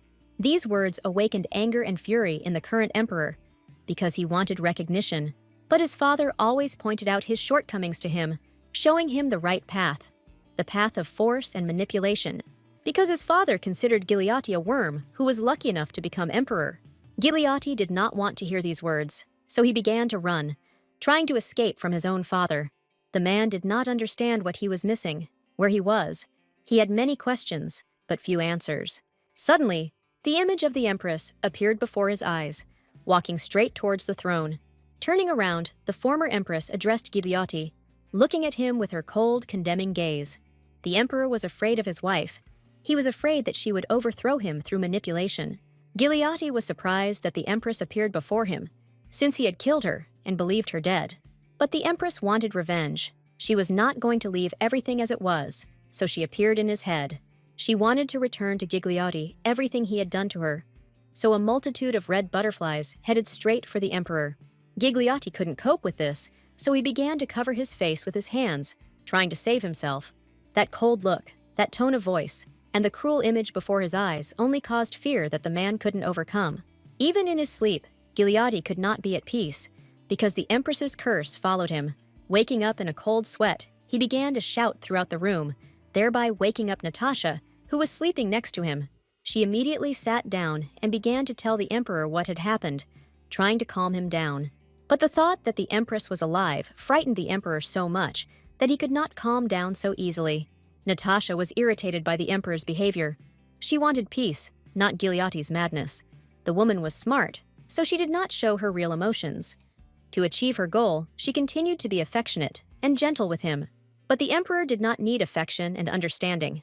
Jumping out of bed and pushing Natasha aside, he convinced everyone around him that the former empress was alive. He needed to see her dead body in person to make sure Alexandra was dead, or she would continue to torment him in his dreams. Natasha was stunned by what was happening. She no longer knew how to act, because it seemed that the emperor had gone mad. Realizing this, she fell into despair, because in order to achieve her goal, she needed an emperor. Sitting on the floor, she thought about her next steps, because she was already halfway there and had no intention of stopping. The further it went, the more selfish the emperor became. The woman thought that if the empress disappeared, everything would be fine, but alas.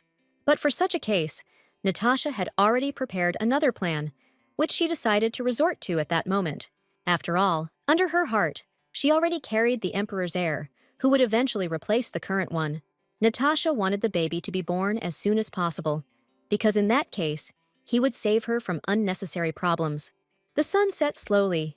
The sunset was beautiful. The sun's rays reflected off the water and created an incredibly beautiful landscape. Alexandra watched this picture languidly, thinking over Edward's words. While Alexandra looked at the sea, Edward looked at the girl. She seemed to him the most beautiful of all. Unexpectedly, Edward turned to the former empress. Because he had come up with something, Alexandra turned her head and asked what the man had come up with. This was the most interesting thing, because Edward came up with a new name for Alexandra that would suit her incredibly well. Alexandra was surprised by this news. She did not expect that she would have to say goodbye to her name. Edward looked at Alexandra again. deciding what her new name would be, because he wanted to choose one that would suit her perfectly. Looking at her and touching her face with his hand, he still hesitated for some time before naming the new name. But when the sun set even lower, looking the heroine straight in the eyes, Edward decided to call her Aranrosia, short for Aisha. Inhaling the scent of her hair, Edward enjoyed this moment and realized that he had chosen the perfect name for his woman. Alexandra, now Aisha, was curious about what her new name meant, but Edward decided to keep it a secret and professionally avoided the topic.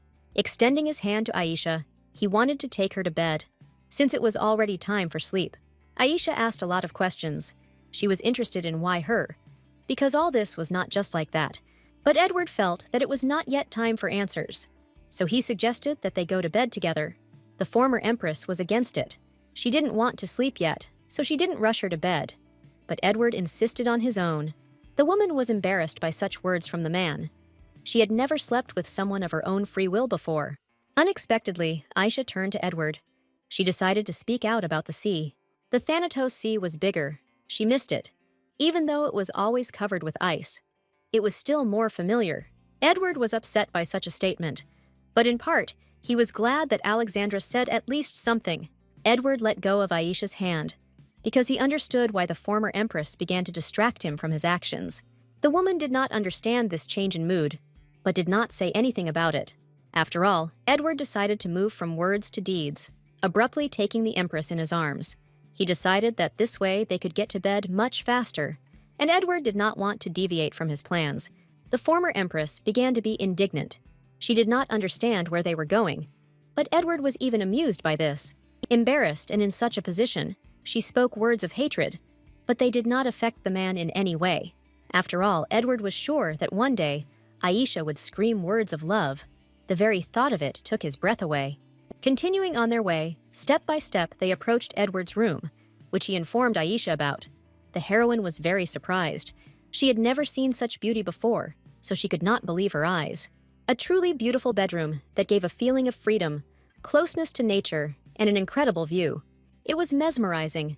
The sounds of the seals playing with each other all the time, and also the sound of the sea, the waves crashing against the rocks. All this touched the soul and heart. Aisha couldn't contain her emotions. Her expression showed how amazed she was by the atmosphere of this room. Edward was always caring and careful towards the girl. He laid Aisha on the bed with tenderness and love. He lay down next to her, covering himself with a blanket, and approached her, hugging her around the waist. He whispered in her ear that she could lie down and look at the sea, enjoying the view from the window. And Edward will sleep and hold him in his arms while they lie in this position. Aisha didn't resist much, so she lay quietly with Edward. At that moment, she noticed that the man next to her was sleeping more quietly than she imagined. Even at that moment, she remembered Edward's words about death, so ingrained were they in her mind. All this made her think she didn't know what to do and how to live on. She needed a goal that would give her strength. Turning to Edward, she looked straight at him. She understood that all this time he was saving her, but she did not understand why. She reached out her hand to him, wanting to touch his face while he slept. Aisha did it carefully and gently, so that Edward would not wake up, because she did not want to show her interest in him. Looking at him with her beautiful purple eyes, she realized that she did not want to die. Late at night, Aisha woke up from strange sounds and immediately decided to find out where they came from. She noticed how Edward was all cringing and writhing in pain, the first time she had seen him like this. She stood up and turned to Edward, wanting to find out if he was okay. But in this state, Edward did not hear her. The pain in his chest increased with every second. The man could not cope with it on his own. Aisha laid him on his back and began to feel different places, asking questions about where and how it hurt. The former empress noticed that the man's temperature had risen, which worried her. Edward was getting worse with every second. Aisha didn't know what to do at that moment and how to help him. The heroine was frightened by the man's state, and out of despair, the fear only grew stronger. Everything in the room was shaking. The situation was becoming critical. Edward needed to be saved. The former empress did not understand the situation. She was worried about the man's actions. She screamed, trying to find out what was wrong with him. Edward was literally climbing the walls from pain, trying to somehow ease his suffering. Aisha wanted to get closer to him to help, but Edward stopped her, as he could not control himself. Scratching the wall with his palm, he asked her to stay away and not move. because he did not know what he could do. The piercing pain kept him from remaining conscious, but he tried to restrain himself and not harm the woman. The former empress watched all this from the sidelines and did not know what to do at this moment. Edward continued to hold his chest. Perhaps at this moment, his secret illness manifested itself. One of the representatives of each generation of the family suffers from a blood disease, but Aisha did not think it was so serious. Looking at the man who had been saving her all this time, she could not stay away. The heroine wanted to help, but she did not know what to do. Edward held on with all his might to keep his sanity, otherwise he would not have been able to fulfill the promise he had given to the Empress. It was written in the book, but without details. Giving life energy to a person not connected to him by ties can be dangerous. The reaction from the oversaturation of power was obvious. Edward could not bear it any longer. His strength was leaving him. He needed to release this energy at least once to ease his suffering. Aisha nevertheless decided to come closer. Touching Edward, she said that she was going to call the servants. But Edward only shook his head, making it clear that this could not be done. The heroine understood the reason for Edward's torment, so she began asking questions to confirm her guesses. And since Edward did not allow anyone from the servants to be called, it means that he was still keeping his illness a secret. Aisha didn't know how to help Edward. She couldn't call anyone, so she decided to offer her help. These words stunned Edward. He could not even imagine that the former empress would decide to offer her help. Edward turned around and asked again, as he doubted the truth of these words. But Alexandra never threw words to the wind. The heroine continued to sit in front of Edward and look at him, worrying about his well-being. The man understood that he could not do anything about this, and he needed Aisha's help. So, approaching her, he gently touched her face to make sure once again that the girl did not mind. Inhaling her scent, he could literally already feel her breath, but he had to do something to ease his torment. He didn't want to refuse her help, so he got closer with every second. And at that moment, he decided to kiss her to reduce the heat of his body and free himself from the curse of the family. The night was beautiful. It seemed to last only a moment. It began unexpectedly. It ended just as unexpectedly. The day came. The sun was at its zenith. Everything happened so quickly that Aisha did not notice how day gave way to night. Pushing Edward away, she tried to stop him, as she was going to get at least some sleep. Edward wasn't going to stop. He wanted to enjoy the woman one more time, so he continued kissing her neck. Looking at the man, she regretted agreeing to help, because she didn't think he was so insatiable. But she was also glad to see him like this, because his appearance was much better than before, which meant that everything was fine with him now. Closing her eyes, the heroine sighed with relief, because she was glad that she was able to help the one who had been helping her all this time. Edward covered the girl with a blanket so that she could finally rest after a hard night. Looking at her, he pronounced her name, Rosia, with pleasure, realizing that it suited her perfectly. From a distance, Alexandra seemed cold, but if you look closely, she was no stranger to flirting. As he held her to his chest, he realized how incredibly attractive a woman she was. When Edward held her in his arms like this, he understood that he didn't need any other paradise. Suddenly, he heard the cries of servants who were outside the door, trying to stop Her Majesty. The butler tried to stop the king by standing right in front of the entrance to Edward's chambers. The queen was outraged by the butler's behavior. She did not understand why she was not allowed into the chambers of her close friend. Suddenly, the door opened slightly, which meant that someone was about to leave the chambers. Julia was happy to see her childhood friend, so her expression quickly changed. Edward was not particularly happy to see Julia, tired after a stormy night. But Julia was not at all embarrassed by his condition. She wanted to see her Minister of Foreign Affairs as soon as possible. Edward did not tell the whole truth, but only named the reason for his grave condition, because all night he experienced terrible pain due to illness. Since Edward was not feeling well, Julia suggested they talk in the bedroom, but the man refused such an offer. The queen could not believe that her close friend was not letting her into the bedroom. He was completely losing his head. Edward did not understand what Julia could have brought to his estate, since he himself was going to appear at the palace today. But Julia came not only for this, she wanted to offer Edward to become hers. The offer was profitable. Edward didn't even listen, closing the door to the bedroom, thus rejecting the queen's offer. Julia understood that Edward was hiding someone and tried to find out in every possible way. Stopping joking, her expression became serious. She asked directly who Edward brought from Thanatos. The man didn't show it. He was confident in himself, so he reacted calmly to the queen's interrogation. Exhaling, he answered Julia's question like this. Inside, there was only a poor woman, trembling without clothes, standing right in front of Edward. Queen Julia refused to accept such an excuse. After all, if inside there really is just a woman, the foreign minister should marry Julia because they will look good together. But Edward bowed his head, considering this proposal absurd, so he refused it. Sharpening her gaze, the queen realized that there was more than just a woman there, and she needed to find out. With sharp movements, she boldly pushed Edward aside and burst into his chambers. Edward began to become noticeably nervous. He did not know how to explain the presence in his bedroom. The former Empress of Thanatos. Julia was interested in Edward's girlfriend, whom he wanted to hide so carefully. The queen of the southern state approached Edward's bed to find out the whole truth. Boldly pulling the blanket off, she hoped to see the one whom Edward had so carefully hidden. But what she saw struck her. Her gaze immediately changed and softened a little, because under the veil, she actually saw a poor woman who needed help. Aisha sat on the bed almost naked, covered only by part of her dress. Standing in front of the bed, Julia was disappointed by what she saw, because it really was a poor woman. Edward grabbed his head. He felt ashamed. He was not ready to introduce women in this way. Julia looked at Aisha boldly and did not recognize her as the former Empress of Thanatos, so she could not understand anything. Aisha looked at the queen with uncertainty. She understood that this situation could harm Edward's reputation. The man tried to end this absurd acquaintance as quickly as possible, but the queen was not going to leave. The dazzling silver hair and amethyst eyes reminded her of someone. Looking at the former empress, Julia once again asked herself if this was the woman Edward had brought from Thanatos. Looking away and hiding his gaze, Edward realized that he couldn't answer honestly. Closing his eyes, he said again what he had said earlier, because no one had seen what exactly Edward had brought from Thanatos.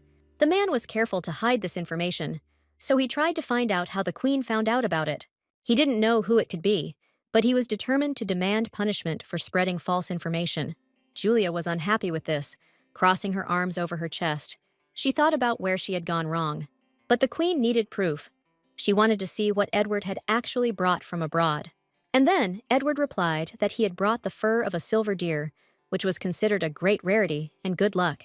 The women were surprised, because they couldn't believe their ears. It was simply impossible to get something like that, even for local hunters. But Edward insisted that he had indeed brought the fur of a silver-horned deer. Julia was extremely happy about this, as it was the only armor in the world that did not contain monster poison. Her Majesty Julia, clapping Edward on the shoulder, expected that he would give her the valuable and rare goods. But the man was not going to do this. The queen turned her gaze to Aisha. She still wanted to know who was sitting in front of her. The appearance indicated that she was the former queen of Thanatos, but the look was different. Edward began to explain that the woman had been given to him by slave traders on the way. The former empress did not like this description of herself, but there was no other way out. Julia was surprised by this, as she thought that Edward was devoid of male potency. Sitting in front of the queen, Aisha tried to hide the traces of kisses on her body. Edward had many reasons not to tell the truth to the queen. He did not want to offend the former empress, but the man also wanted to protect her. After all, the woman sitting in front of him looked very much like someone else, and this made her very nervous. Julia thought about it. It made sense, even though she had never met the Empress of Thanatos in person, but from the description, she looked very similar to her. Suddenly, the queen asked Aisha a question, which took her by surprise, because she did not expect to have to talk to Julia. She needed time to prepare a competent response that would allow her not to set Edward up. Queen Julia did not intend to wait long for an answer, but she still showed patience, unexpectedly for everyone. Aisha stood up and grabbed Edward by the hand, which greatly surprised the queen.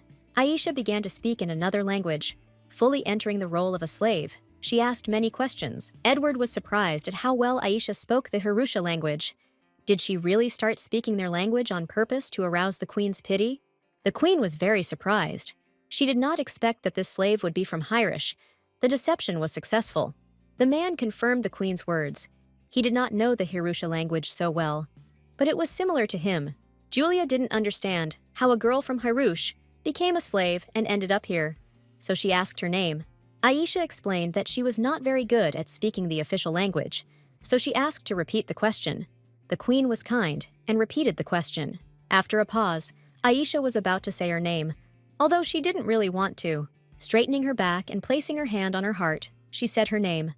Aran Rosia.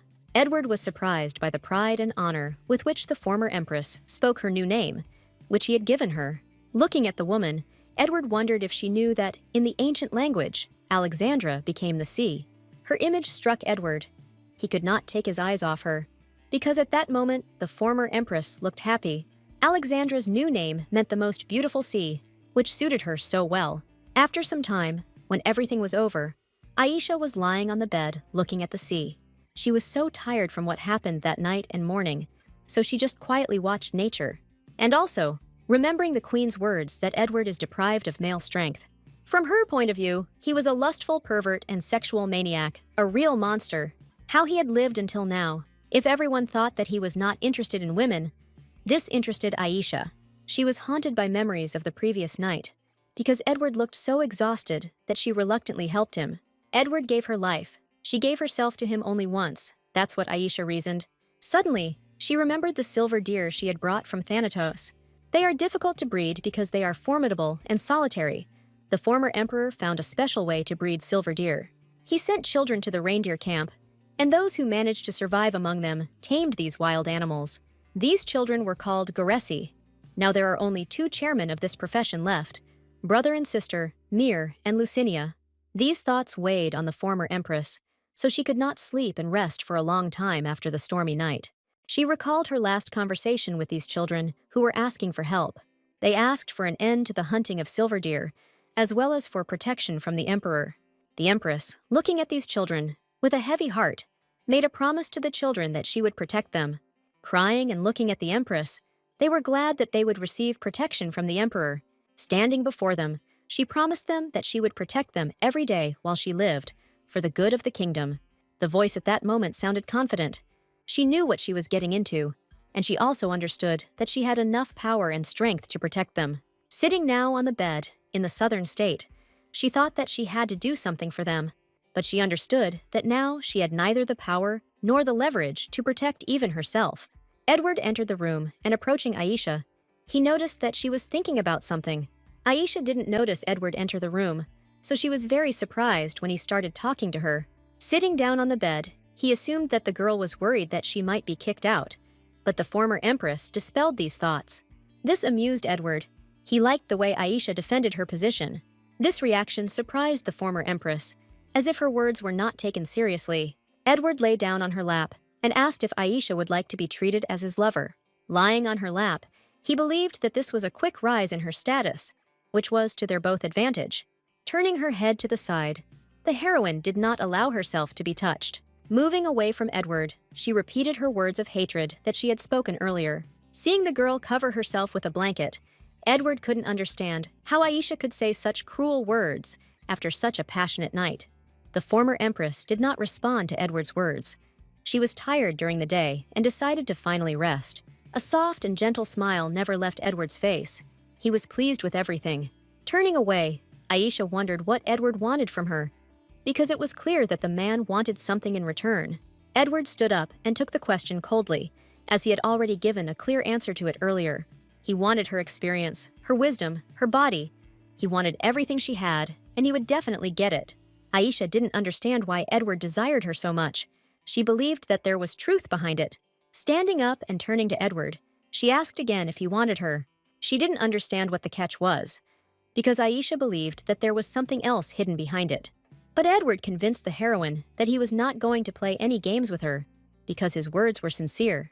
Pressing her to the bed, he spoke of one thing. Looking straight into her eyes, he wanted her to understand it clearly. She was already in his arms. No matter how much she doubted and pushed him away, the man thought so. He also claimed that she could never leave him, because Aisha belonged to him. It was evening and dinner time. Aisha and Edward were sitting on the terrace. Their dinner was brightened by the sound of the waves, as well as a beautiful sunset, which made the heroes experience incredible emotions. Alexandra, now Aisha, sat opposite Edward and watched him with interest. Suddenly, during the meal, Aisha decided to ask if what happened last night would happen again. Edward was in no hurry to answer. He decided to chew his food first and then answer. He didn't know if it would happen again, so he couldn't answer for sure. As he continued to enjoy his food, He liked the fact that the woman sitting in front of him was so interested. The heroine continued asking Edward questions, but he answered by repeating the same words. Perhaps, perhaps, perhaps. From leading questions, Aisha deduced that due to her healing, Edward's power went out of control. But from the man's words, she understood that she had made a mistake somewhere, and she was interested in where exactly. The reason for all this was that he put his power into a person he did not honor. Aisha didn't understand this, because she believed that Edward's strength was a divine gift. But the man explained that it was a little different. It was not a gift, he considered it a curse. Before he gained his powers, Edward didn't even know about the various conditions he had to abide by. The former queen suggested that Edward's illness could be his special ability.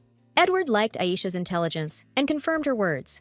The man did not yet know the exact answer to all the heroine's questions, because he had never had deep feelings for anyone until that moment.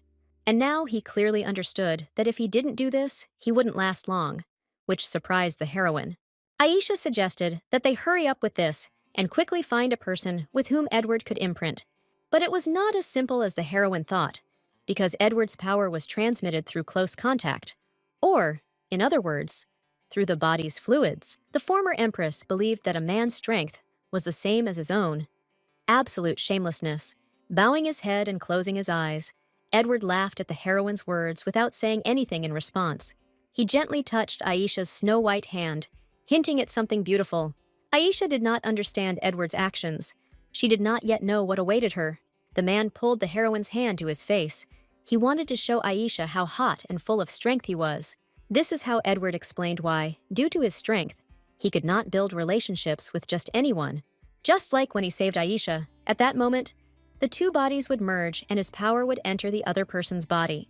If Edward had led a blameless sex life, his power would be all over the place and out of control more often. Mixing bodies does not mean mixing abilities. But Edward did not say this, since Aisha would not believe it. For these many reasons, Edward will not even hold the hand of a woman he does not love. Last night, they paused that process, so Edward will be okay for a while. Aisha couldn't remain calm after these words, so she pressed her hands to her chest, a blush appearing on her cheeks. This amused Edward, because he believed that Aisha hated him so much that she wanted to kill him. The man also decided to add that he saved the former empress of his own free will. Aisha turned away, not wanting to show her emotions, because she was really worried about this question. Edward didn't want to see Aranrosia eat herself up with her own thoughts, so he told the truth. Negative emotions took over again. The former empress did not want this life. It was Edward's coming, but that is precisely why the man did not understand why there was regret on the heroine's face. This meant that she felt responsible, but Edward insisted that he alone was responsible for his actions. Looking at the woman with a smile on her face, Edward wanted to capture Aranrosia. Aisha did not expect these words. She was not ready for them, because she considered imprinting to be intimate. During the night, rough voices of men could be heard shouting throughout the area that they had to sail away right now. Arson regained consciousness and opened his eyes with difficulty after he was caught by a squad of suspicious people. Opening his eyes and sitting up, he realized that he was trapped on a ship unfamiliar to him.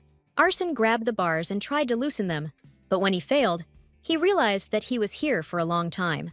Suddenly, he noticed the landscape that was visible beyond the bars. Arson realized that there was a sea behind the bars, which meant he was on a ship. Now he needed to figure out where he was going. But the worst thing for Arson was that he might have fallen into the hands of slave traders. Upon realizing this, the boy began to scream and demand that he be released, since the sale of people is illegal. The men immediately noticed the noisy guy, paying attention to him. They wanted him to behave quietly. But Arson was not going to give up, threatening the kidnappers that he was from the Imperial Academy. Having ordered him to be a good boy, they threw a strange metal ball, small in size, into his cage. Smoke began to emerge from the balloon, which immediately filled the entire area of Arson's cage. The boy began to cover his nose to avoid inhaling the strange smoke, which could be dangerous to his health. It didn't help, and he fell to his knees. Arson found it hard to breathe. He couldn't resist this gas. He had to get out of captivity, but he couldn't do it because he couldn't even hear his own voice. At this point, the boy despaired. His eyes became clouded. He could no longer resist. But on Arson's hand, suddenly, a bracelet began to glow, which had previously been the Empress's necklace. The boy did not understand this. He wanted to know more, to fulfill his mission. But consciousness was leaving him. The dialogue between Aisha and Edward continued. The woman did not understand why she should become his companion. Once Aisha is imprinted, the man's power will stabilize, and then the heroine will be able to share it with Edward. Aisha didn't want this, so she confidently refused such a noble offer. Edward offered to relieve the heroine of pain and suffering, and also to do what she wanted. But the former empress confidently refused the offer, because she did not need anything. Edward knew that a proud and uncontrollable woman would answer exactly like that, so he decided to offer her something else. Having in mind himself, he offered the heroine a beast that would always be faithful to her. Edward swore that he would never betray the heroine, but she did not believe him, because she believed that if the situation required it, he would leave her. The man did not like that the woman in front of him was comparing him with others. He also wanted special treatment for himself. Aisha didn't want to hurt Edward with these words, so she tried to somehow justify herself to him. Wiping his mouth, Edward hoped that the former empress would change her mind, and that it would happen before his attack. Aisha bowed her head and considered Edward's words. She couldn't immediately respond to all of the man's suggestions. Turning her head towards the sea, she smiled slightly, because the landscape was beautiful today. The sun's rays reflected off the water. The sea bubbled, creating foam, which Alexandra also admired. And so, when the meal was over and the heroes returned to the house, night fell. Aisha was already in bed, and Tasha and Louis were sitting next to her bed, not stopping talking for a second. One of the twins admitted that Aisha's appearance inspired them, and the girls began writing a novel. The heroine was surprised by this. She could not even imagine that she was capable of inspiring someone. But the twins insisted otherwise, because their dramatic and passionate romance was about a silver-haired beauty who was captured in a foreign land, and red-eyed Cayman, a general of a desert kingdom. Tasha and Louis were excited about their idea of writing a novel that would have everything from hate to love. Aisha did not understand the girls' joy, so she could not support their idea of such a work. The obsessive general never left the beauty alone for a moment, and eventually she falls in love with him. The twins were overjoyed as they wrote about half of it, but the reaction from readers was incredibly hot. Tasha began to question the heroine. She was interested in where the lady came from. The former empress watched the maid's reasoning with a smile on her face. It reminded her of happy old days. The twins' story sounded so interesting that Aisha couldn't resist asking to get one of the copies of the book, too. Arsel entered the room and expressed her opinion about the twins' work. The maid believed that such a novel should not be in the hands of a noble lady. But Louis thought differently, because love scenes between a man and a woman cannot be missed. Tasha supported her sister, and the girls also did not understand how Arsel could turn a blind eye to such things, because she herself had 3 children. The head maid did not expect such words from the twins. Dropping the laundry basket on the floor, she began to shout at the girls. Arsel's reaction amused the girls. They were curious about what the head maid was thinking. Looking at all this, the smile did not leave Aisha's face. It was clear that she enjoyed the company of such energetic girls. It was deep night. Everyone went to their places and lay down to rest. Aisha lay with Edward, who held her tightly to him all night. All night long, the former empress thought that she felt calmer here than in Thanatos. But was it right to remain inactive? A few days later, Tasha and Louis came to Aisha's chambers as usual, but today they invited the lady to take a walk. The former empress looked much better than she had a week ago, and she wanted to go for a walk, so she happily agreed. The door opened slightly. Aisha and her maids were getting ready for a walk. The guards immediately approached the lady. They intended to accompany her during the walk. Aisha walked carefully down the steps of the castle, descending lower, with Tasha and Louis supporting her. The heroine limped, but could walk on her own, so she didn't understand why the girls were so worried about her. Also, the former empress drew attention to the number of guards, which was twice as many as usual. Turning around, Aisha decided that it would be better for the guard to remain in the estate, but the guards did not understand why. Outside, a carriage was already waiting, ready to set off. The white horses in harness indicated that the carriage belonged to a noble family. Aisha didn't like that they were talking about her as a sex slave. By going to the city on such a map, the heroine would only become surrounded by new rumors. Suddenly, Edward appeared in front of her, ready to escort her to the city. Approaching the man, Aisha wondered why so many soldiers would be next to her. After looking and counting the number of people, Edward was puzzled by this question, as he did not understand what the problem was. The man thought that 10 people were not so many for one young lady. But Aisha said that even when she was empress, she took fewer people with her. This did not bother Edward, because Alexandra was no longer the empress of Thanatos. She was Rosia, the woman of the Minister of Foreign Affairs. The former empress did not like this. She was ready to die, just to not be Edward's woman. Edward was amused by the attitude and level of threat, so he leaned down to show respect. Aisha was irritated by Edward's behavior. She did not want rumors to spread, so she did not like the man's politeness. Passing by the man, she upset him with her composure. He wanted to please the heroine, not upset her. Grabbing Aisha's hand as she walked past him, the man left the heroine. Noticing this, the irritated woman turned around and began to yell at Edward because he had allowed himself to go too far. Looking the girl in the eyes, he promised that he would stop joking, just so that Aisha would not be offended. Holding her hand and lowering his head, Edward talked about how if Isla left him, she would hurt him. These words touched the cold heart of the former empress, so she bowed her head and decided to answer Edward. Holding his hand, she asked him to let it go, since the heroine was not going to do anything dangerous. Edward did not understand the reason for the former empress's anger, so he suggested that perhaps it was because of the carriage, to which he received a positive answer. Then the man suggested another option for a walk along the seacoast, around the mansion. Aisha's expression changed dramatically. It was clear that she liked this option. Having changed the scenery, the heroine enjoyed the beauty that literally enchanted her. Together with Edward, Edward always noticed how Aisha reacted to the sea. From her words, he understood that she was ready to look at this landscape all day long. The heroine's gaze was soft. She looked at the sun, the rays of which warmed not only her body, but also her soul. Suddenly, Aisha's gaze dropped as she thought about the question she wanted to ask. Edward noticed that his mistress was thinking about something, so he was expecting a question. Looking at Edward, she asked him why he didn't imprint her, since he could have done it without her consent. This question caught the man by surprise. He expected a lot, but not this, so he didn't yet know how to answer.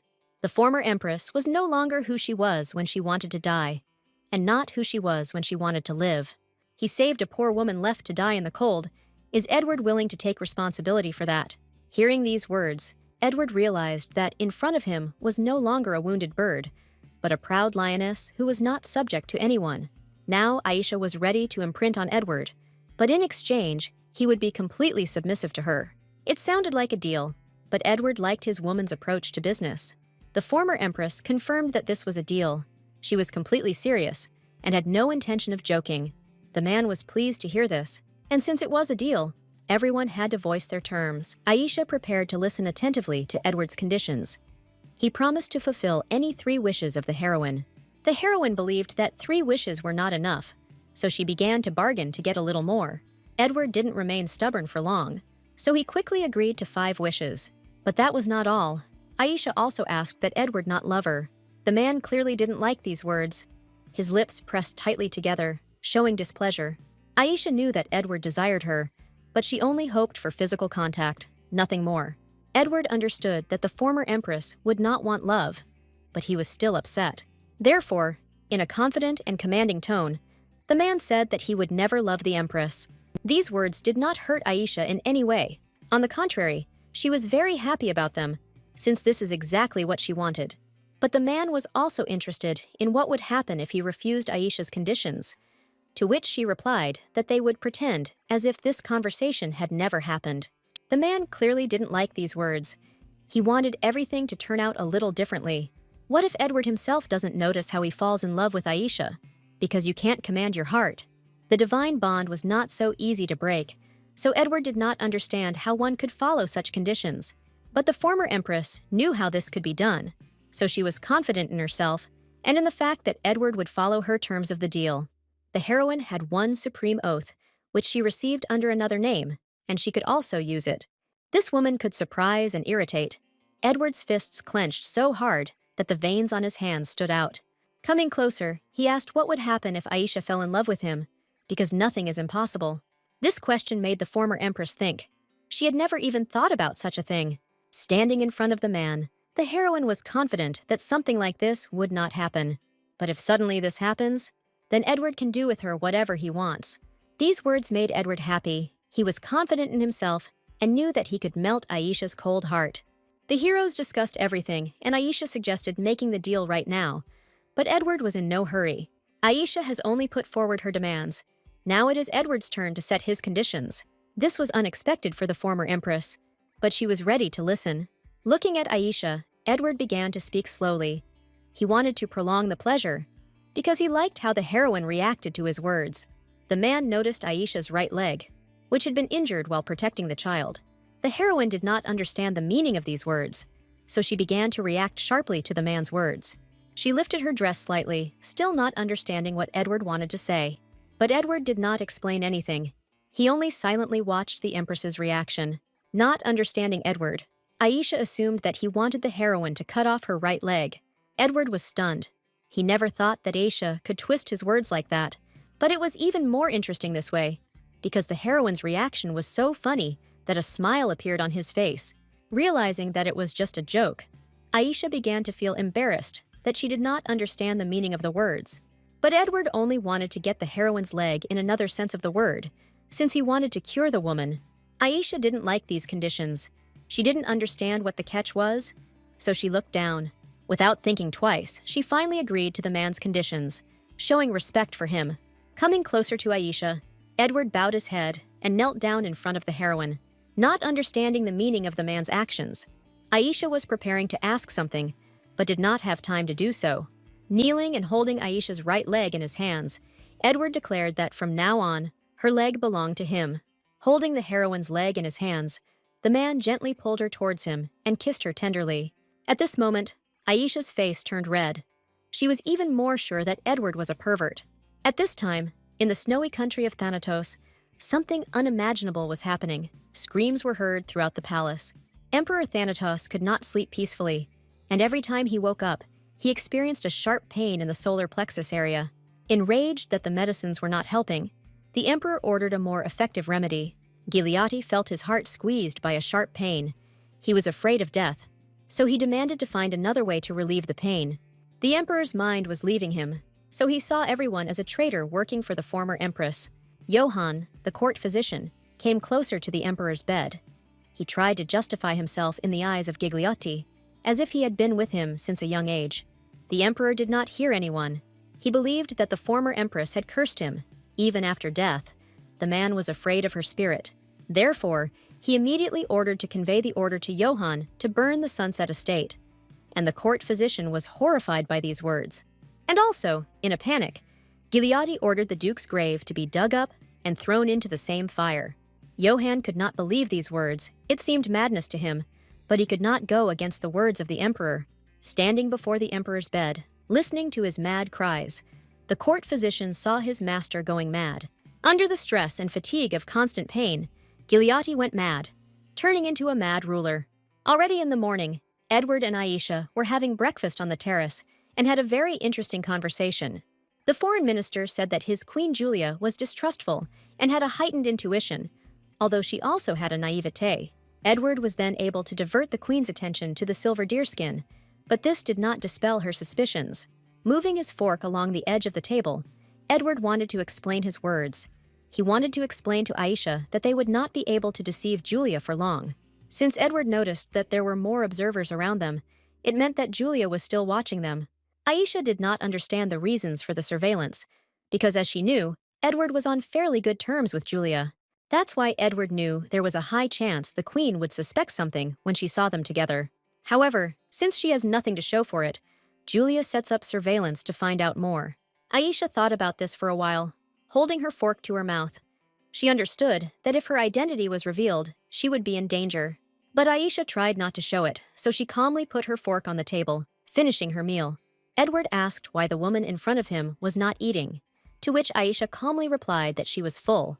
But Edward was smart, so he immediately understood that Aisha was having a hard time, since she was waiting for a connection with him. The heroine did not understand what Edward was talking about, so she calmly continued to sit without experiencing any emotions. But as soon as Aisha realized what Edward was talking about, her heartbeat increased sharply, and her cheeks turned red. Noticing this reaction, Edward immediately smiled. He realized that the girl in front of him was thinking about a relationship with him.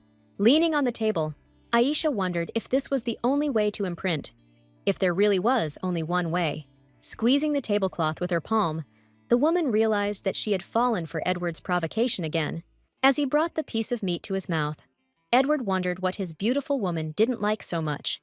But Aisha decided to brush off the question. Turning her head to the side, she replied, "Everything is fine." The servant brought a new dish to the table, which the former empress of the Cold Lands had never tried before. Oyster, surfish, a hard-to-find seafood product that even Edward didn't eat often. Aisha looked at the new dish with interest. She wanted to try it as soon as possible and find out what an oyster tasted like.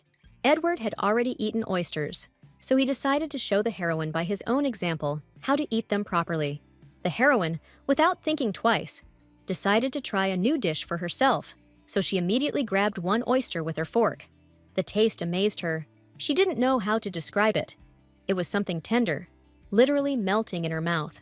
The man noticed Aisha's reaction to the dish and was glad that she liked it, so he decided to tell her the name of the dish. The Cry of the Bride, the name of the dish that Aisha liked so much, you must agree. The name of the dish speaks for itself. This dish is usually eaten on the first night, and if you try it, the bride will scream all night, such is the legend. Edward himself didn't know whether it was true or not, but today he knew for sure that he would be able to test it. Aisha immediately stood up and slammed her palms on the table. She was unhappy with Edward's statement, which is why her reaction was so violent. Clutching the tablecloth with her palm, the heroine was outraged by the man's impudent statements. She could not contain her feelings and emotions. Standing up, the heroine decided to approach Edward to show how unhappy she was with his statements. Standing in front of him, the woman paused briefly to consider her next steps. Without regretting anything, she stepped sharply on his foot to pour out all her displeasure. Edward couldn't believe his eyes. It was an assassination attempt on a government official. They spoke so loudly that their cries could be heard throughout the entire area, especially by those who were watching them. Renaso was in a hurry to get to Edward's estate. He had an important message that needed to be delivered immediately. Once at the estate, Renaso asked the butler where Edward was. He needed to meet him urgently. The butler explained the situation and asked the guest to wait. Renaso generously agreed and patiently waited for Edward. Sitting down on the sofa, the man exhaled.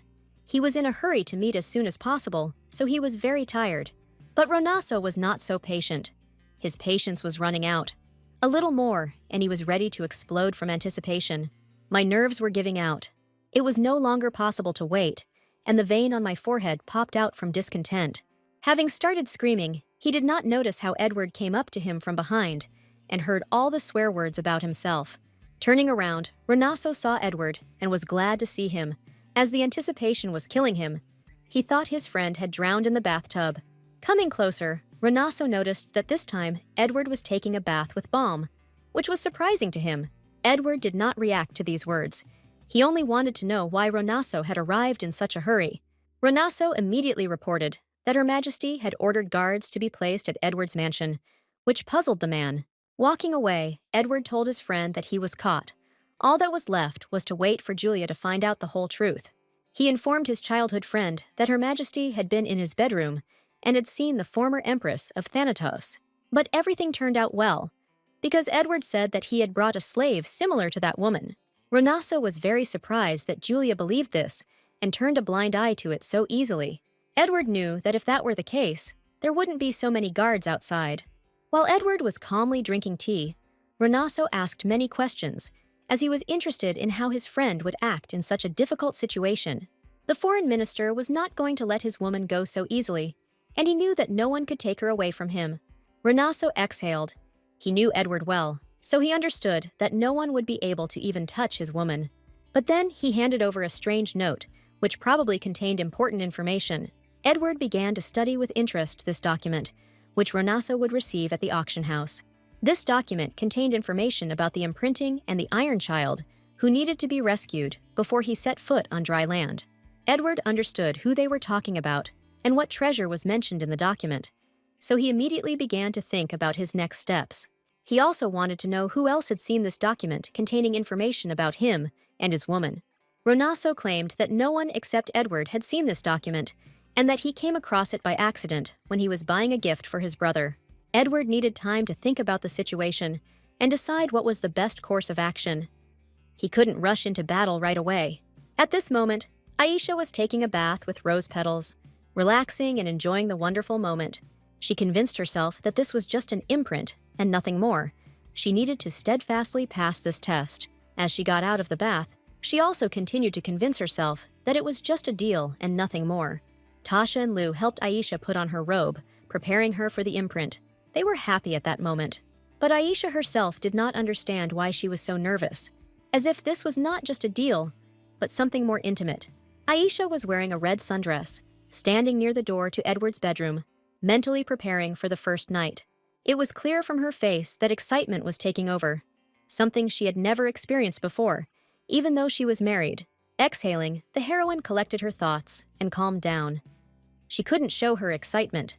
Grabbing the door handle, she opened the door slightly and prepared to enter Edward's chambers. Entering the room, she was surprised, because she did not see her partner there. This made her think. Apparently, Edward hadn't arrived yet, so Aisha didn't know what to do as she looked at the empty room. The heroine decided to sit on the edge of the bed and just wait for Edward to appear. She saw no other way out. The wait was hard for her, because she was once again thinking about whether she had made the right choice. On her previous wedding night, the heroine was also sitting on the bed waiting for her partner, when Gigliotti, drunk, burst into the room. The husband looked at her with a hateful gaze, wiping drops of wine from his mouth. Gigliotti holding the bottle in his hands.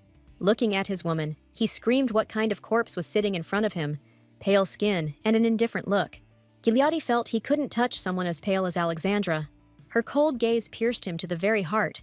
He couldn't stand it, so he always tried to escape. Because of his fear of the woman, he was thrown into anger. How he, such a majestic and powerful man, could be afraid of just one look from Alexandra. In anger, Gigliotti threw the bottle of wine and smashed it on the floor. He could not contain his emotions. Also, Emperor Thanatos considered purple to be the color of the dead, so he could not look Alexandra in the eyes. Pointing his finger at her, the emperor ordered his wife not to look at him with her dead gaze. All these memories are clearly imprinted in the memory of the former empress, so she is scared. She is afraid to experience it again. Even though she knows Edward is a different person, she still can't shake off this forced feeling of fear. Once again, she has to wait.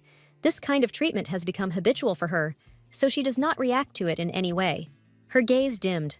The heroine was disappointed that she was surrounded by such men every time. She lost faith in the best. Suddenly, Edward enters the room with a basket of flowers and a smile on his face. He was flattered that Aisha had been waiting for him all this time. Step by step, he approached the woman he desired so much. He wanted to get not only her body, but also her soul. Approaching the heroine, Edward knelt down in front of her and began to look straight into her incredibly beautiful purple eyes. For him, it was something he had been waiting for so long. A real gift, so the smile never left his face. Aisha was genuinely surprised. She had never heard such words addressed to her. They touched her cold and wounded heart. Sitting on the bed, Edward began to address Aisha, because from the moment he took her away, his life became something unreal. These words also touched the heroine. A blush appeared on her cheeks. It seems that Edward found the right key to the heart of the cold queen. Closing her eyes, she wanted to calm down and stop falling for the man's tricks, because she considered it all a lie. Aisha did not understand how such words could be said so calmly, without any embarrassment, but Edward believed that his charm was to blame for everything. His words sounded firm and confident. This only made Aisha blush even more. She was so embarrassed that she couldn't look Edward in the eyes. Noticing the man offering her a drink, Aisha turned her head, looking only at the cup. Edward's soft gaze was directed at the woman. He offered her a drink before a stormy night. Aisha was surprised by such an offer, but she was not going to refuse, as she felt that she needed to relax a little. A beautiful basket of flowers lay on the bed and brightened up the intimate atmosphere of the heroes. They clinked their glasses and made a toast. That night, they drank to the successful completion of the contract. Edward decided to drink it all in one gulp, while Aisha carefully, observing all the rules of etiquette, savored the alcoholic drink. Having emptied his glass, Edward began to tell about the true purpose of the newlyweds' charm, as the glasses were called. Aisha took this seriously and believed that only newlyweds could have such qualities, but Edward disagreed with her. He had heard that such glasses could be possessed by a man and a woman before their stormy night. Such enthusiasm made the heroine nervous. She didn't want Edward to attach such importance to their night. The heroine did not understand whether this was really a romantic moment, but putting his hand on his heart, Edward said yes. The woman was confused by such confident consent. It was the first time she had experienced something like this, but she still didn't want to believe it, which upset Edward, because he wanted to melt Aisha's heart. The woman was outraged that Edward could say such obscene words with such calmness. Edward didn't understand what the woman was talking about, because he believed that there was nothing like that in him. But Aisha didn't agree with this, so her expression became sharply displeased. Deciding not to answer, she abruptly drained her glass of wine, which greatly surprised Edward. Not wanting to stop, she poured more. But Edward was confused and decided to stop it. The man promised that he would not make fun of her anymore, so Aisha should not drink anymore. Touching her face, he enjoyed the beautiful sight of her soft, pink lips, from which it was impossible to take his eyes off. Looking at her, he saw a beautiful, incredibly beautiful woman, whom he so passionately desired. The smile never left Edward's face. He was pleased with his choice, and the fact that he was able to achieve this. Pushing Aisha onto the bed and taking a position on top, he continued to look at her, enjoying her face. It was noticeable how nervous Aisha was. Her voice was a little quieter than usual, but she didn't show it. Looking at the woman of his dreams, Edward admitted that he was nervous at first. But now, as he squeezes her hand and feels her breath, he is calm, because only the best is ahead. Therefore, Edward wanted to begin already, to intertwine bodies with the woman he desired so much. This night was incredibly beautiful, unforgettable, and so passionate, because for both of them, it was the first time. It was already daytime, Julia's palace was in full swing, and she continued to learn information about Edward. Just now, she was informed that Edward still had not left his bedroom, which surprised the queen. It was strange for Julia, because no matter how big the estate was, the walls still felt suffocating. All of this was stressing her out. She still couldn't find out what was going on inside Edward's estate. She was also confused by the words of the Minister of Foreign Affairs when she asked him about what exactly Edward had brought from Thanatos. Everything seemed suspicious and did not leave her memory. She felt the lie in his words, so she could not let go of the situation. Julia believed that Edward would not lie to her, but she felt that something was fishy here, and she needed to find out. The queen kept the image of the slave in her head and thought over the information she had received, but something didn't add up. She believed that sooner or later, this slave would be caught, and she would find out the whole truth. All that was left was to wait. The sun was already at its zenith, and a fresh sea breeze entered the estate through the open windows. The flowers were already basking in the sun, enjoying the incredibly wonderful weather. Edward and Aisha were still in bed. After such a passionate night, they needed a good rest. They slept soundly, enjoying this moment of their lives. It was the first time Alexandra had experienced something like this. Waking up from the bright sun, she slowly opened her eyes, not wanting to get out of bed yet. Standing up slightly, she could not believe her eyes, because everything had happened so violently during the night that she had not even noticed how day had come. Turning around, she looked at the still sleeping Edward, slightly embarrassed by what had happened during the night. Looking at him, she enjoyed his appearance. It seemed that her heart began to beat faster when she saw him. At this thought, the cheeks on her face became pinker and pinker. She could not believe that she could experience something warm and sincere. At this time, there was chaos in Thanatos. The castle was completely covered in snow, and there was mourning inside. Since the emperor did not come to his senses and did not get out of bed for a long time, and his temperature did not go down, everyone was preparing for the worst. Only Natasha and her supporters were happy about the emperor's condition, because the woman was already carrying an heir under her heart. Gileadi was very ill. He lay on his bed, completely emaciated. He could neither eat nor drink, nothing. Suddenly, he grabbed Natasha's hand just as she was trying to stroke the emperor's head. Natasha immediately became worried, and the weakened emperor writhed in pain and could barely pronounce her name. The woman placed the emperor's hand on her face, saying how her heart ached for him. He looked at his chosen one so hard, feeling her love and care. He thought that he had finally found a woman who saw him as a man. Trying to sit up on the bed, Gileadi began to cough violently, so loudly that it seemed to Natasha as if the emperor was dying before her eyes. It was natural for her to be near him, because she supposedly loved him, so she constantly monitored his condition. Natasha said that she was next to the emperor, not because she wanted to be empress, but because she loved him. And the naive Gigliotti believed in the words of the insidious woman. She was a ray of hope for him in this mortal world. While putting the emperor to bed, Natasha convinced him that he had nothing to worry about. Holding his beloved's hand, Gigliotti promised that he would definitely make her an empress. She only had to wait a little, and the emperor would definitely fulfill his promise. Natasha continued to sit near the emperor's bed, watching him and playing the role of a caring woman. She looked at Gigliotti with a pitiful look, trying to convince him of her kindness. But this look quickly changed from sincere to indifferent and merciless. Wiping her hand from the emperor's dirty and disgusting sweat, she hated this situation and expected Gigliotti's imminent death. She only came into the room for 5 minutes and almost got into trouble, as she could no longer contain her sincere feelings and emotions. Natasha could not allow the emperor to die before his time, for it was necessary for the emperor to recognize the child and grant him the title of heir. But the woman was amazed at how weak the emperor was. Could the power of his blood really be so insignificant? The emperor's condition was truly terrible. He was emaciated. There was not a single living place on him. It seemed that he was barely breathing. Natasha was interested in how many people he had killed, that he fell off his feet like that. She knew about his cruelty, but it didn't bother her. She only needed one thing, and she was right on her way to it. Nothing could stop her on her way to the throne.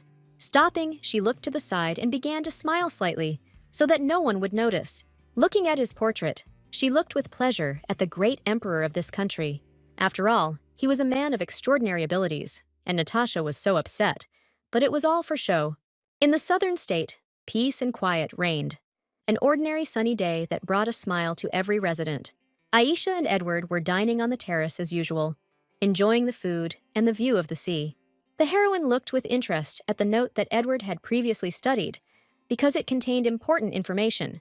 The woman realized that life certainly referred to Edward, and death most likely to Gigliotti.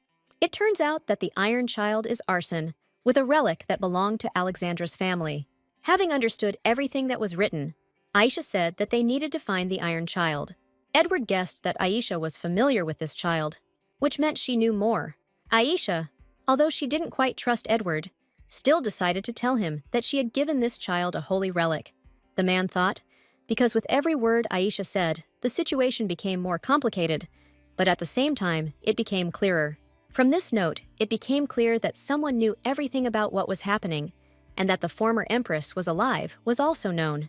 The heroine insisted that they needed to hurry before the child crossed the sea and return the relic.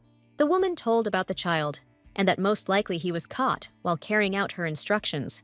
But Aisha didn't know where the ship might be heading, which complicated the situation. Edward began to speculate about where the ship on which arson was apparently being held could have gone. Quite a lot of time has passed, which means that the ship has already left Thanatos. But he could not go south, since the procedure for entering the southern lands is quite complex and motorized. Manhwa is located too far away. It is unlikely that the ship went there. There remained only one city, Nilux, where the slave trade flourished, Edward reasoned. Aisha thought about it. It was all quite logical. But how to intercept this ship, that was the problem. So Aisha decided to turn to Edward for help. For the first time, she decided to ask him for something herself. Edward was glad that his woman was finally able to turn to him for help. Now he felt better. The man promised that he would bring the child to Aisha in a month. That was the deadline he gave himself. The day continued beautifully. The sun shone so brightly that the roofs of the castle were already faded. Julia stood by the window and looked at her city. At this moment, she could calmly think. The queen looked down and began to think hard about something. And these thoughts were not very good. Having lost the war, Julia's father was forced to kneel before Emperor Thanatos, before her eyes and the eyes of her people. Emperor Thanatos forced everyone to watch as the king of the southern lands kissed the soles of his boots. Thus, 12,000 inhabitants of the southern lands were saved. But that was not all. They also took her younger sister in exchange for an alliance, something Julia never got over. No one knew what happened to her after that. And this was what worried the queen of the southern lands most. Thanks to the humiliating pact signed that day, the southern lands were promised 100 years of peace. They called this day a day of mourning. Remembering this, Julia could not contain her feelings and hit the window. Looking into the distance and leaning against the window, Julia promised herself that she would definitely find her sister. The famous empress and her family had fallen, meaning that the day of Thanatos' fall was not far off, because everyone knew that Emperor Gigliotti was a lousy ruler and that Alexandra was in charge of everything in the state. But one thing worried Julia very much, so much so that she could not forget about it. The slave girl Edward brought back looked so much like the fallen Empress of Thanatos. All this made her tense. She couldn't leave the situation and wanted to figure everything out, get to the truth. Therefore, the Queen of the Southern Lands gave the order to continue surveillance of the brought slave. And when she comes out, bring her to her by any means necessary, because she wanted to know the whole truth. The Queen of the Southern Lands gave this order. She could not wait any longer, so she took action.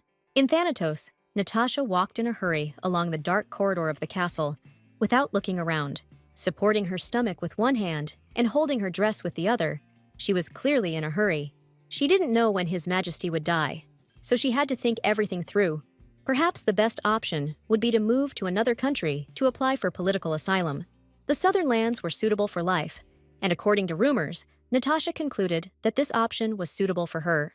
At the ball, she turned her gaze to Edward, the Minister of Foreign Affairs of the Southern Lands. This man seemed very attractive, strong and powerful to her. Natasha wanted to possess such a man. And also, he was the only one who didn't look at her, which excited the woman even more. While she was pregnant, she was already thinking about how to seduce the Minister of Foreign Affairs of the Southern Lands. Having stopped thinking about strangers, she knocked on the door of someone else's chambers, which clearly did not belong to Emperor Thanatos. As soon as Natasha knocked on the door, the man immediately came out of his chambers, as he had been waiting for his beloved for a long time. Roxanne, who looked so much like Emperor Thanatos, immediately hugged Natasha. Natasha apologized because she was delayed, because the emperor woke up and wouldn't let her go. These words angered the man. He believed that no one could hold his beloved. The emperor's mistress slammed the door and, together with Roxanne, decided to retire to his chambers. The pregnant woman could not contain her feelings and immediately hugged Roxanne right on the table. Natasha wanted to warn Roxanne because she cared about his safety since she still needed him. And this palace belonged to the emperor, who had eyes and ears everywhere, so one had to be careful. But Roxanne believed that when the emperor fell, no one would be able to harm him, because he would be under the protection of the new empress. Natasha playfully deceived Roxanne, confirming his words, thinking to herself what an arrogant man he was. She was never able to conceive a child with Gileadi, so she had to use this man. She wrapped one arm around her stomach, focusing on their soon-to-be-born baby. Natasha wanted the prime minister to help their baby become emperor, so she kept the enchanted Roxanne close to her. Roxanne convinced Natasha that he would do everything to ensure that the throne went to their baby, and there would be no other outcome. This was the answer Natasha was waiting for, who was so thirsty for power and had already done so much to achieve her goal. As she removed her cloak and revealed her breasts, the woman knew that everything would be as she wanted. This brought a smile to her face, because she had already overcome a lot, and only a few small steps remained. This time, it was raining in the southern regions. The waves in the sea were raging. It seemed that a storm was awaiting them. Edward stood on the terrace and watched the storm at sea. It seemed that he enjoyed watching such stormy weather.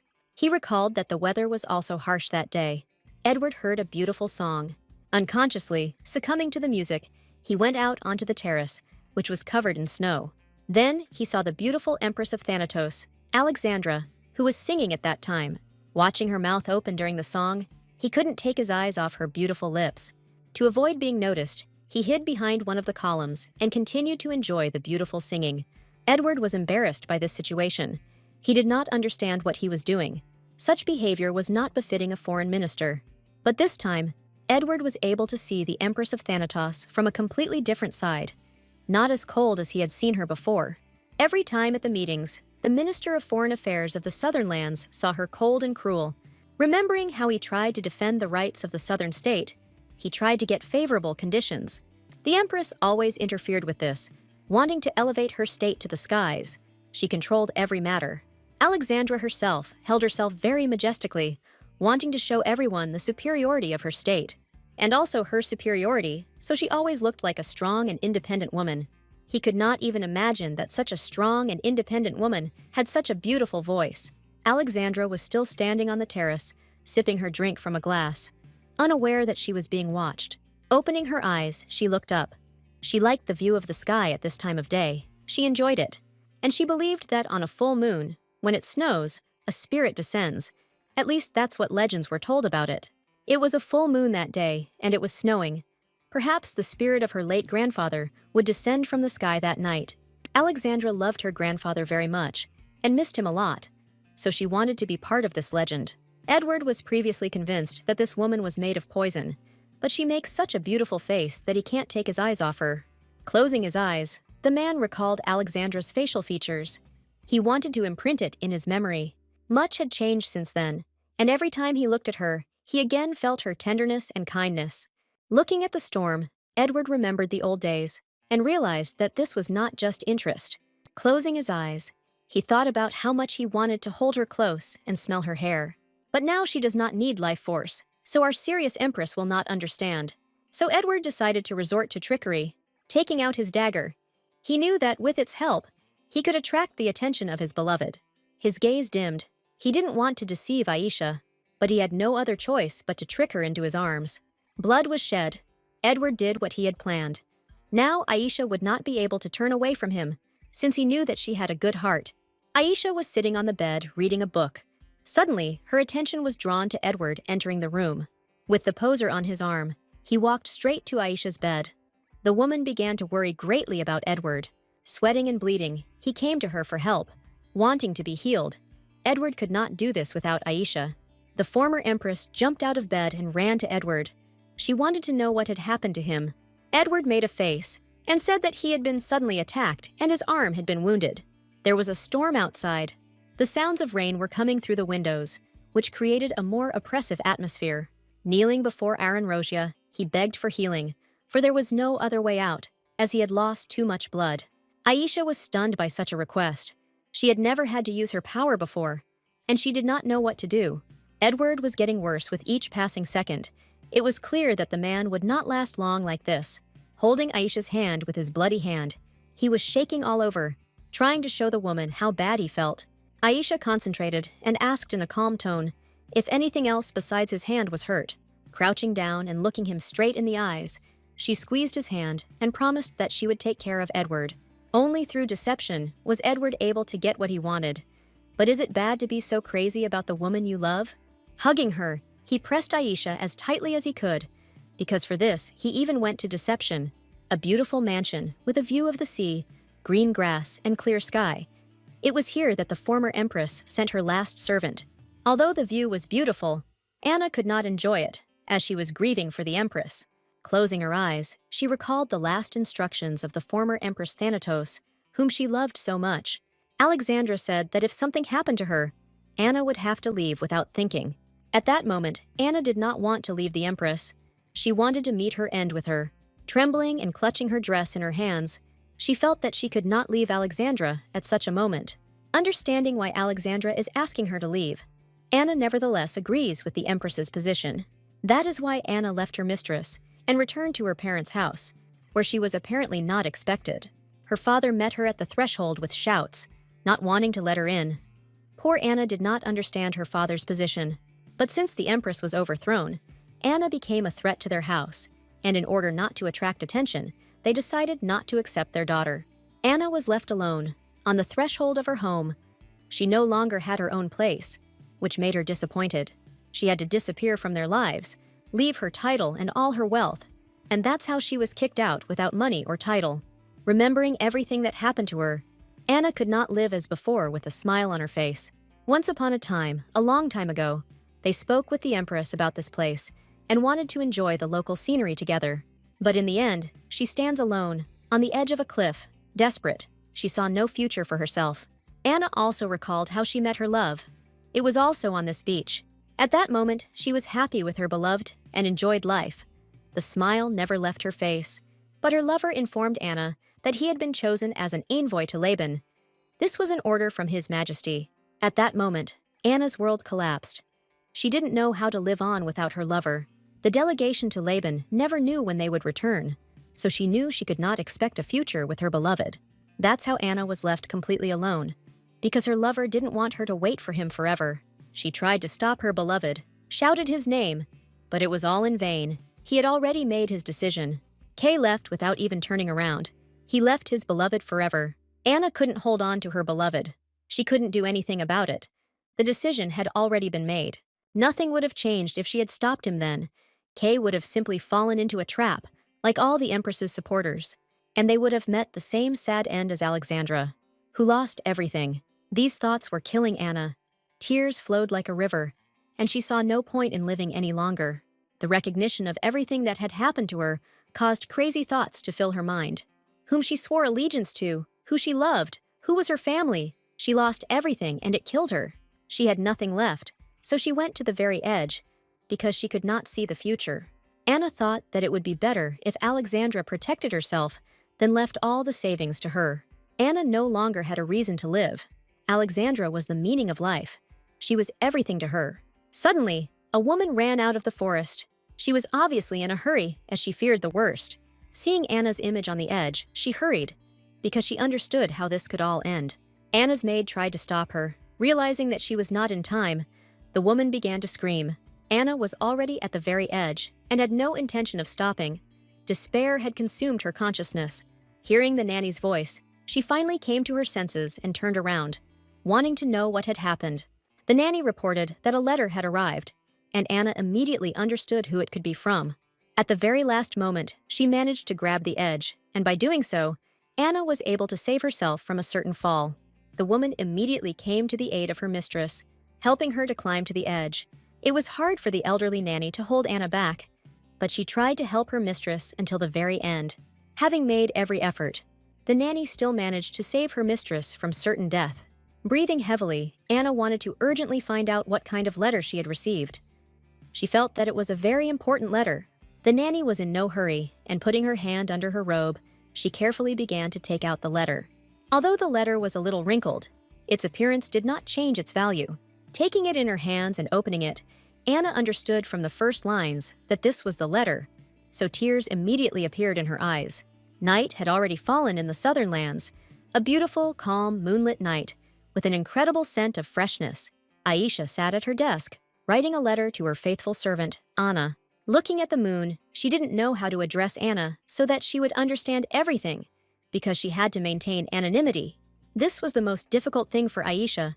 She was worried that Anna might not understand the meaning of the text. When they were children, Alexandra was a hunter on a carrot farm, and Anna was a beautiful lady from the rose forest. And with them then was Alexandra's brother, who was a hedge made of thorny bushes. Alexandra didn't know how they came up with all this, but she was so happy that her closest ones were with her at that moment. These were dear memories to them, so Aisha believed that Anna should have understood everything. But first, Aisha needed to develop a plan and write it out carefully. Since her family was overthrown, there were only 2 pillars left in the empire on which the emperor would now rely. One of them, Marquis Promelio, ruler of the northwestern lands, who was famous for his selflessness. The second was Duke Gertium, nicknamed the king's dog, who served the imperial family faithfully all his life. Aisha understood that these 2 families now held the entire empire, and only thanks to their loyalty, the emperor was still in power. The duke's loyalty was akin to faith, and as a sign that he would obey the emperor properly, Gertium cut off one of his ears. Therefore, Aisha was thinking about how to lure the current head to her side. Something significant was needed. Writing down her thoughts on paper, she sketched out options with which she could lure the duke to her side. Henrik Arpazio, he was the fencing teacher of the current head of the house, Duke Gertium, the only survivor of the entire family, the Hertium, who had fallen to the emperor's tyranny. Henrik was the one who gave the duke safe refuge. But 3 years ago, Henrik Arpazio was almost sentenced to prison for tax reasons. Duke Hertium interceded for him and paid 10 times what he owed and spoke out against the imperial decision. Aisha knew that Gigliotti was carefully hiding Henrik in order to keep the royal dog on a chain. All this complicated the situation, but Aisha was not going to give up so easily because she was thirsty for revenge. And the former empress was not so simple, because she also prepared in advance. The pendant, passed down as an heirloom in the Sunset family, was a very important treasure that the emperor had long coveted. The golden cup kept at home by Rumash also had great significance in the world that everyone wanted to have. And the flute of the Temple of Amos, which no one could find until now. All these things were divine relics. Aisha wondered where they could be, since no one had been able to find them yet. Therefore, the woman assumed that they were in a place where it was difficult for the imperial family to reach. And in order to find them quickly, you need to have the power of a seer, the heart of Caton. And such a person does not just happen to be found. But suddenly, Aisha was struck by sharp pains in her chest. They were so strong that she shrank completely. Taking a mirror, she wanted to see the reason for such acute pain. She was interested in what was there. What she saw shocked her. She didn't expect to see something like this on her body. She couldn't believe her eyes. Looking in the mirror, Aisha saw Edward's name located just below her collarbone. Apparently, this is the imprinting, and since the ceremony took place, the sign on her chest made itself known. Even though it irritated her, she needed this ability, and Aisha made a deal. It was night outside, and only Edward's office had a light on, as he was having a meeting, in which he informed his order that they needed to find the child, and all he had were guesses. Speed and cunning were the most important weapons in their hands as they pursued contraband. And also the month of trading was coming to an end, which meant they had a limited amount of time, because after that, finding a child would be more difficult. One of the members of the order expressed his opinion and suggested that most likely they were slave traders from Nilux. Edward was interested in this option, although pirates also took place, but the man rejected this version. Since he had learned that a ship had passed 2 days ago, Edward assumed this too, but he was not sure. But since the team discussed everything, the captain decided to set out tomorrow, the pretext being the return of family values. Suddenly, someone from the side called Edward. The man turned around to find out who this impudent man was. The member of the order only wanted to know if he had understood correctly that they were all going in search of the child. Edward found it difficult to answer this question. Shrugging his shoulders and massaging his neck, he decided to remain silent. The most ardent of their order members jumped up and started shouting that this was no ordinary treasure hunt, but a secret operation. Edward agreed with this, so he gave the order to start packing and getting ready to leave. Tomorrow they set out on their journey. Suddenly, someone called the master. Edward turned his head and prepared to listen. Satin, the butler, had been standing there for a long time and listening, but he only wanted to modestly remind him of what Edward had forgotten. The butler reminded Edward that the day of Mr. Cassio's arrival was coming soon, something the man did not expect to hear. Having completely forgotten about this, Edward was unhappy that this time Cassio would arrive earlier than planned. Edward was not satisfied with the imprecise dates. He wanted to know the exact date, but the butler could not answer this question right away.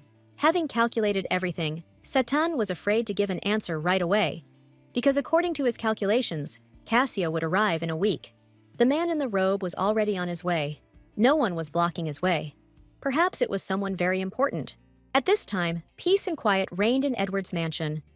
The sound of the sea always diluted this atmosphere, creating coziness in the house. Aisha slept peacefully in her chambers. It seemed that this time, her sleep was much better than before. Opening her eyes, she immediately heard someone's footsteps. Not wanting to get up, Aisha just lay on the bed for some time. Realizing that she couldn't keep him waiting long, she rose and allowed him to enter. Edward walked into her room with a smile on his face and waved his hand in greeting. He was glad to see his beautiful woman. The former empress, on the contrary, was not very pleased with the visit of an impudent man who could just come to her like that. Aisha wondered why Edward had come to her at such a late hour, and whether he was wounded again. After looking at him closely, she realized that her phrase sounded too rude, because the man did not wish her any harm. She also noticed that Edward's hand was completely healed. No matter how much she looked, she was amazed at his ability every time. But Edward only came to tell Aisha that he would be leaving early in the morning, so he wanted to say goodbye to her.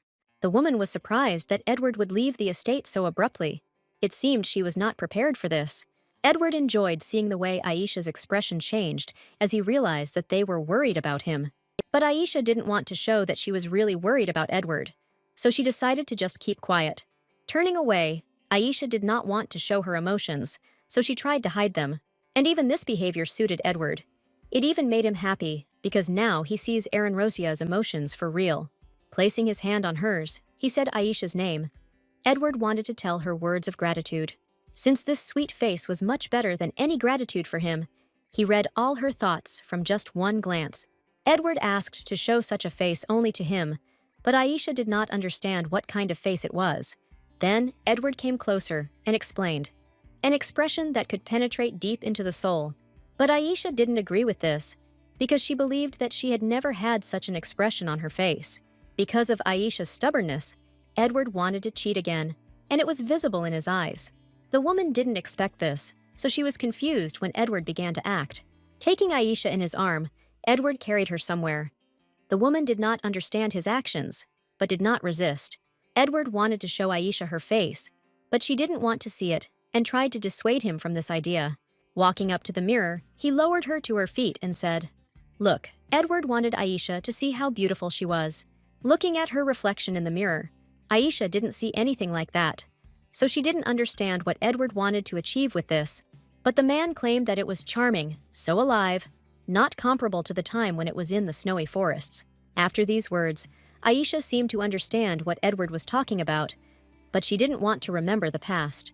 So she asked Edward to stop all this. Bowing her head down, she did not want to hear compliments in her direction. But while Aisha resisted, Edward simply hugged her and began asking a lot of questions. He regretted that he had not met her first. Standing there silently, Edward enjoyed Aisha. Her smell, her appearance, everything. He wanted to possess her.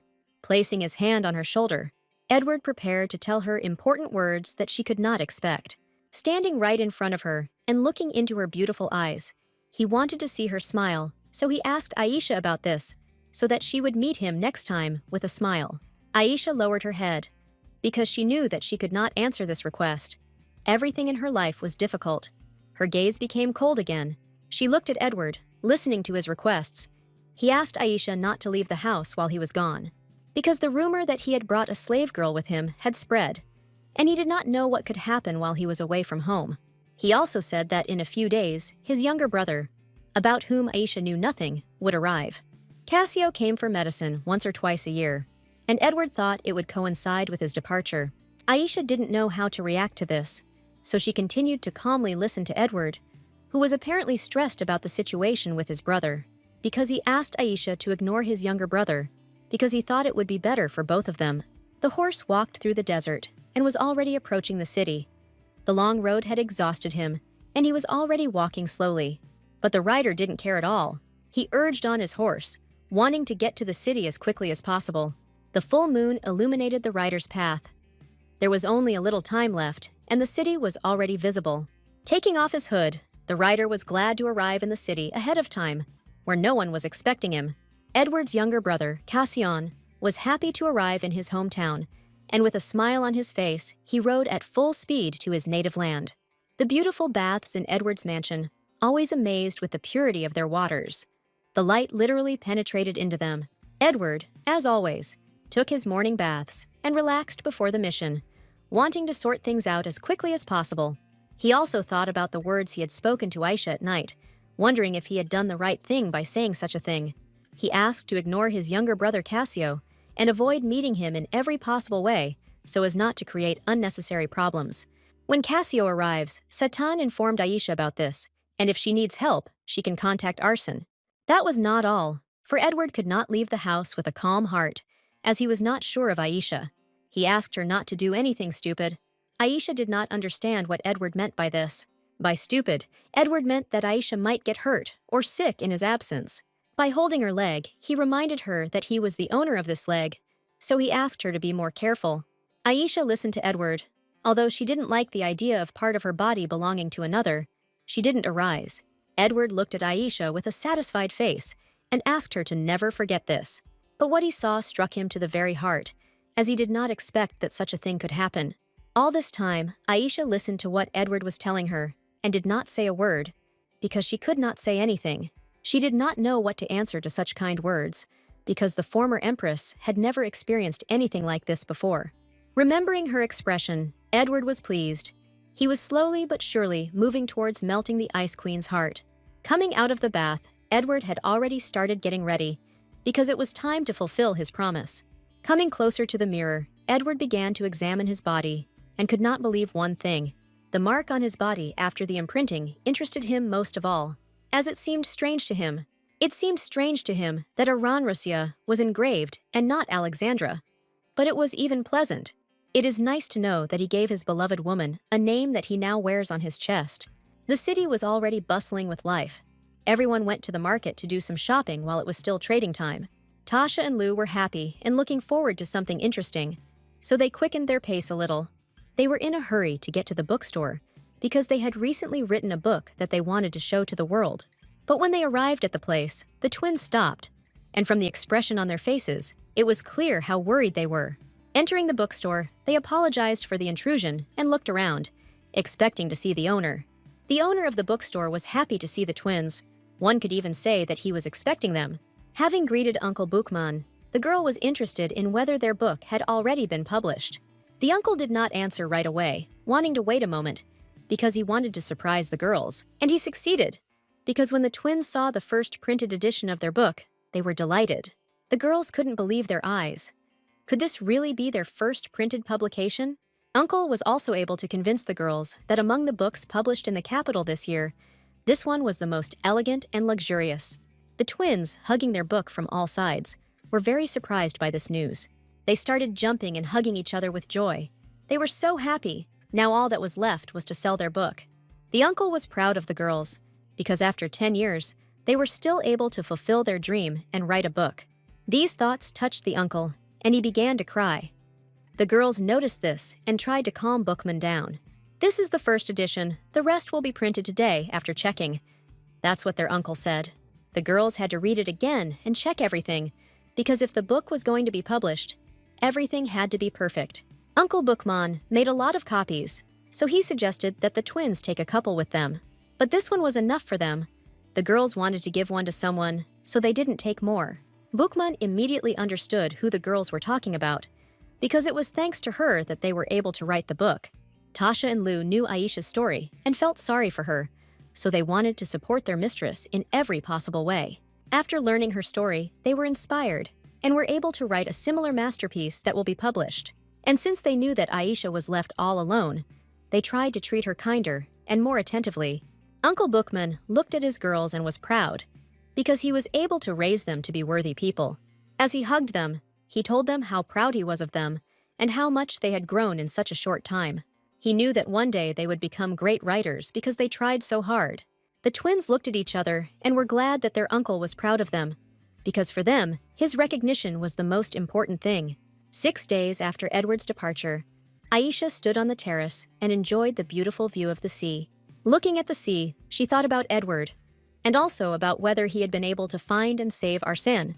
Besides the pendant that Arsène had, there are 5 other sacred objects whose whereabouts were unknown. According to legend, one of them was a clock that could turn back time, and they say that when chaos began to grow in the world, the god of order descended to earth and destroyed this relic. Aisha thought that if this was true, it could suggest 2 things that somewhat frightened her. Firstly, the sacred relic can be destroyed, and secondly, interaction with the relic can lead to divine intervention.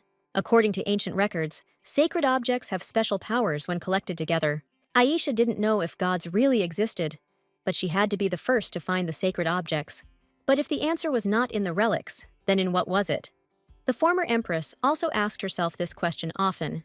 Suddenly, her gaze fell on the pile of papers that lay on the table. She noticed something strange in them, and the strange thing about them was that they contained information about Emperor Thanatos, who would soon fall due to the curse of the empress. Looking at these documents, Aisha did not understand their content, as she did not believe in such things. There was no curse, and it simply couldn't happen. With these words, she threw the documents on the table. Not dwelling on it, she returned to her room, not wanting to even think about what she had read earlier. Suddenly, Aisha heard someone calling her, so she immediately looked in the direction from which the voice was coming. Arsène came to inform the lady that her letter had been anonymously delivered to the recipient by the shortest route. In her hands, Arsène held a bag of money that was left over after sending an anonymous letter. Aisha came closer to the maid and thanked her for her work. Looking at the bag of money, the heroine decided not to take the rest, but to leave it to Arsène as a token of gratitude. She believed that any work should be appreciated. The maid did not understand her mistress's actions because she had never been treated like this before. It was a reward for her hard work and trust. Perhaps not the best reward, but it was the first thing that came to Aisha's mind. That's why she, the heroine, wanted Arsène to accept it without further ado, as a sign of gratitude. Because of this, the maid had many questions about where her mistress got such money and what kind of person she was. Arsène decided not to be stubborn and accept the lady's gift. However, she had one condition. The maid wanted to spend this money on whatever Mrs. Aisha wanted. That was Arsène's condition. Aisha looked at Arsène with a smile. She was glad that she had such a faithful servant. Suddenly, loud footsteps began to be heard from the corridor, which made it clear that someone was in a great hurry. Someone burst into Lady Aisha's chambers very abruptly, trying to warn her of the impending danger. Aisha and Arson noticed this, but they did not yet know what kind of news awaited them. Tasha and Lou burst into the chambers with smiles on their faces to present their new book to the lady. The joyful girls immediately ran up to the lady, and Arson grabbed her head, because she thought that something serious had happened. The novel they had been writing all this time was finally out, and they wanted to give the first copy to the woman who had inspired them. Aisha looked at this work with confusion on her face. She didn't know how to react to such a gift. The title confused the heroine, because it spoke for itself, The Red Passion of the Desert. Taking the book in her hands, Aisha thanked the girls for the gift and promised that she would definitely read it carefully. Tasha and Lou were so happy that their eyes started to light up with happiness. Their biggest dream came true. Her beautiful silver locks flowed gracefully as General Kamon grabbed the girl's hand. In contrast to his rough tone, Kamon's face showed sadness and melancholy, because the girl did not want to submit to him. She resisted fiercely, not wanting to belong to a man. The girl promised that she would run away again and again. Aisha was reading a book that was full of passion and love, turning the pages with interest. What she read made the former empress experience unprecedented feelings and emotions. Putting the book aside, Aisha wanted to take a break from such an influx of bright and incomprehensible emotions. With her hands folded on the book, the heroine did not understand what she had just read, because she had never had to study anything like this before. That is why Aisha did not know why her heart was beating so hard after reading these lines. They excited her. A foreign princess is brought to the desert as a prisoner, and the great Commander Kamon falls in love with her. Because of the protagonist's selfishness, the girl runs away, but the young man brings her back, shedding bloody tears.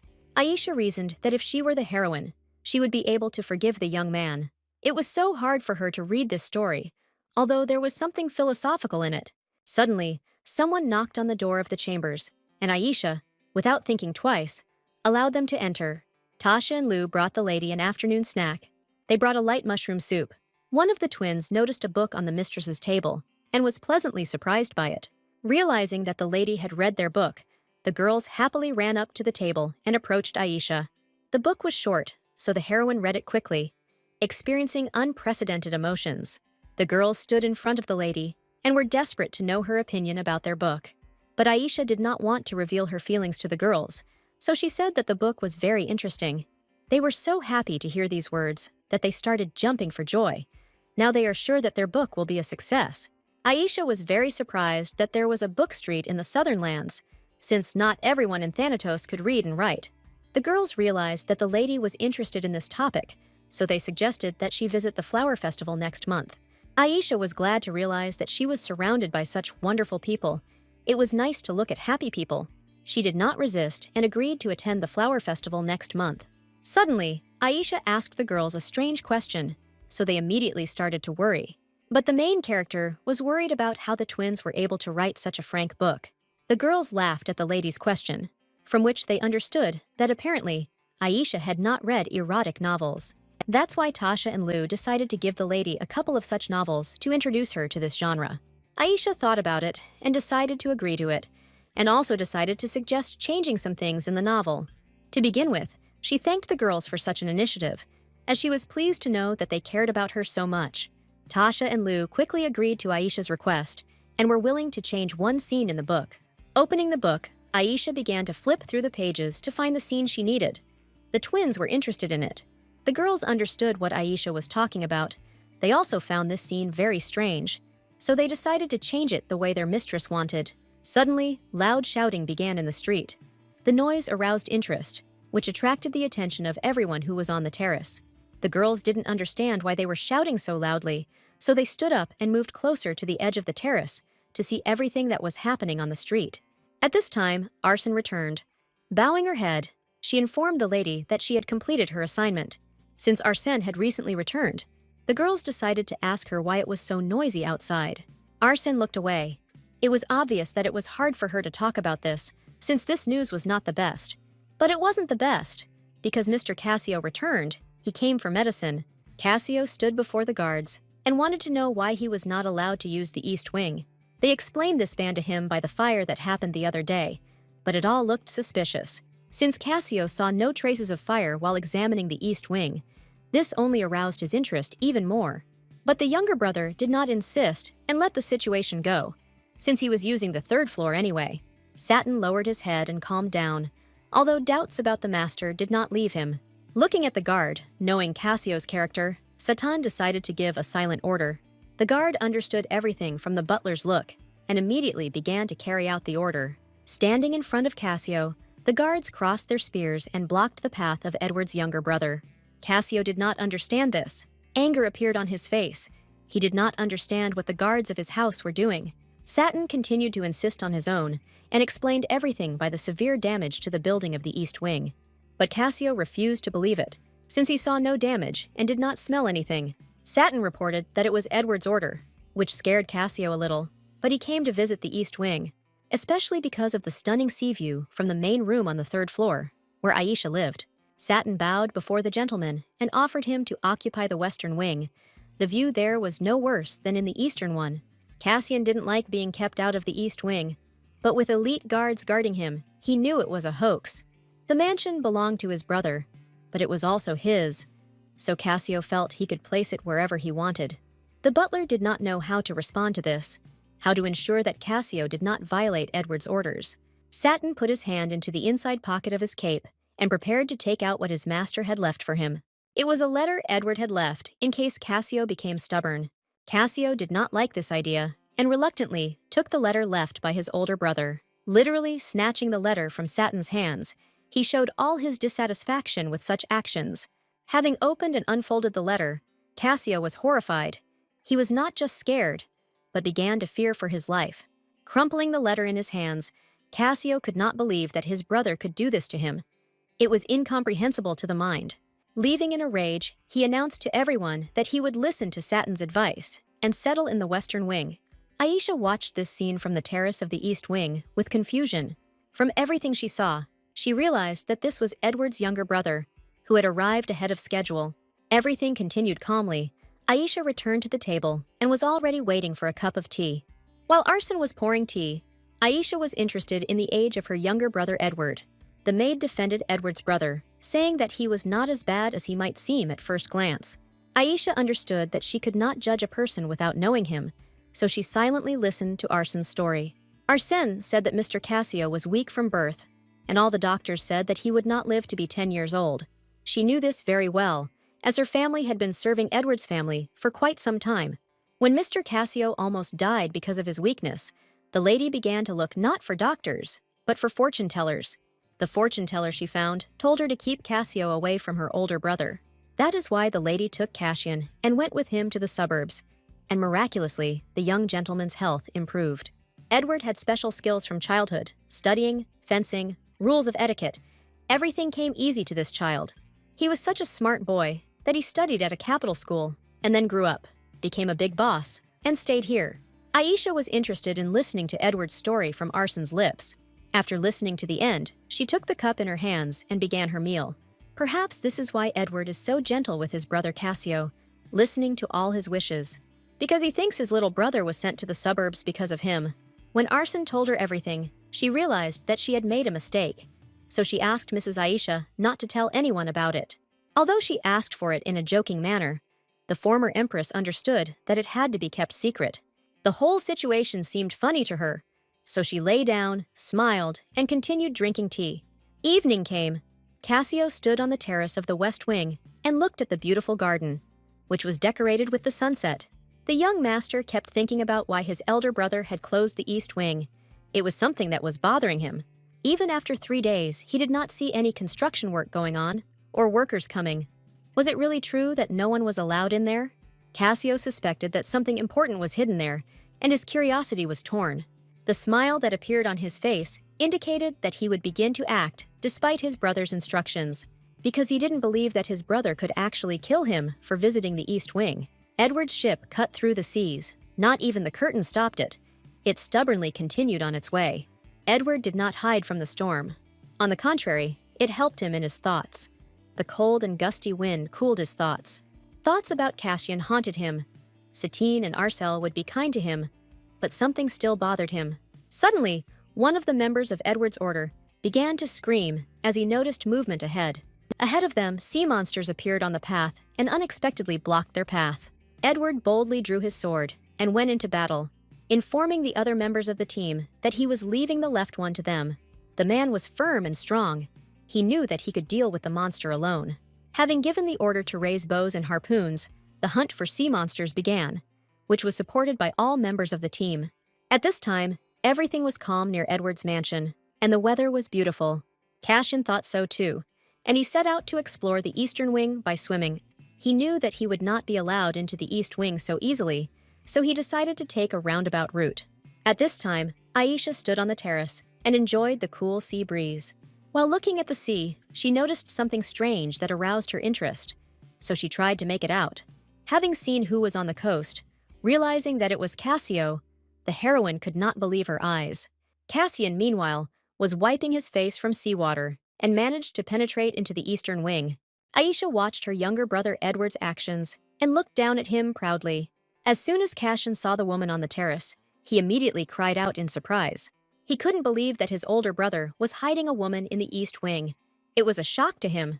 Having understood his elder brother's secret, Cassio began to laugh loudly, which embarrassed the girl on the terrace.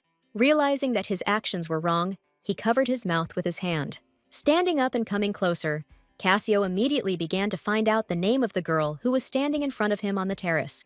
Suddenly, Cassio caught the attention of the guards who were patrolling at night. They immediately seized the intruder. As they were following Edward's orders, Cassio tried to resist, but it was all in vain. Cassian tried to find out the girl's name until the very end, but the heroine remained silent, which irritated the young gentleman. Even as he was being led away, Cassian wanted to know the woman's name, continuing to shout stubbornly. Aisha decided to ignore such antics of her younger brother Edward, so she turned around and left. As she left, the heroine still heard the young master's shouts and thought about how loud he was. Cassian did not like this treatment of himself. He wanted to stop the woman and find out her name. Everything seemed to calm down, and the night went on, so quiet and serene. Aisha was already in bed and enjoying a sweet dream. No one could disturb her at this time, but it was not to be. Cassian was not going to stop, and this time he was knocking right on her window. After waking up, Aisha pretended to be asleep, wishing that Cassian would leave her alone already. This went on for some time, which irritated Cassian, as he wanted to know the name of the woman who had occupied his beloved eastern wing. Aisha didn't know what to do in this situation. It was cold outside, and she was worried about Cassian. Opening her eyes, she sighed heavily, realizing that she would have to deal with this situation. Cassian was delighted when he noticed that he was finally getting the attention he had been waiting for. The former empress, nevertheless, approached the window and stood right in front of Cassian.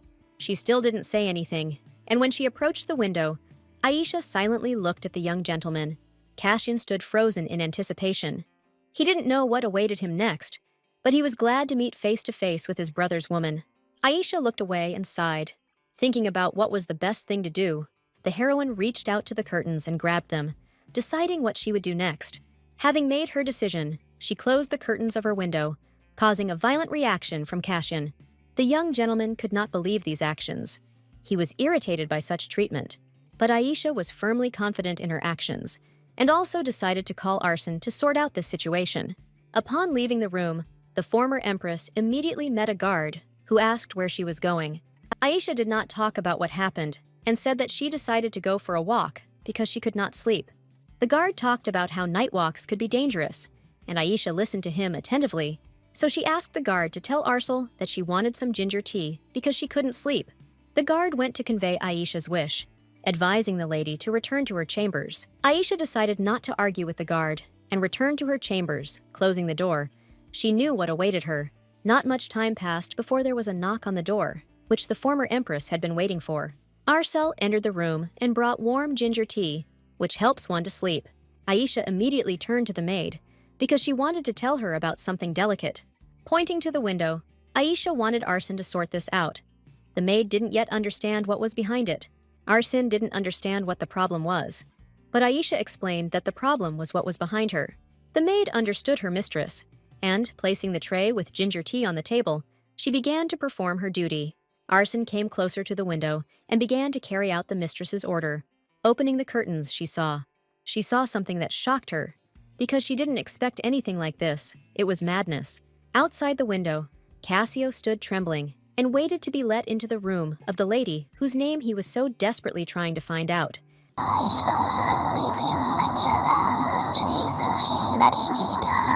Sitting directly in front of Edward's woman, Cassio was glad that he was finally able to meet her. Even the cold didn't stop him from achieving what he so desperately wanted, the smile never leaving his face. Aisha had no intention of giving the young master her smile. The impudent youth did not attract her at all. Suddenly, Aisha decided to stand up, which surprised her guest, as he was preparing for a long dialogue. Aisha stood up and walked over to the closet where the blanket was, wanting to at least somehow take care of the said guest. Cassio noticed the actions of the mysterious woman. He looked her over from head to toe, and he noticed that the woman, whose name he didn't yet know, was wearing a bandage on her leg. At this time, Aisha took out a blanket with which she could warm the young master. Approaching Cassio, she gave him a veil, for which the young gentleman thanked her. Edward's younger brother was grateful for such concern, but he wanted to know something else. Aisha listened attentively to the young master. She was not very interested in the question, and she showed it with her whole appearance. The young gentleman wanted to know why the woman's ankle was bandaged, what had happened to her, but Aisha turned around and decided to sit back down, not wanting to answer questions. Sitting down opposite the young master, Aisha remained silent for a while, creating an oppressive atmosphere. Cassio knew that his older brother usually didn't get close to girls, so he wanted to know if she was really his lover.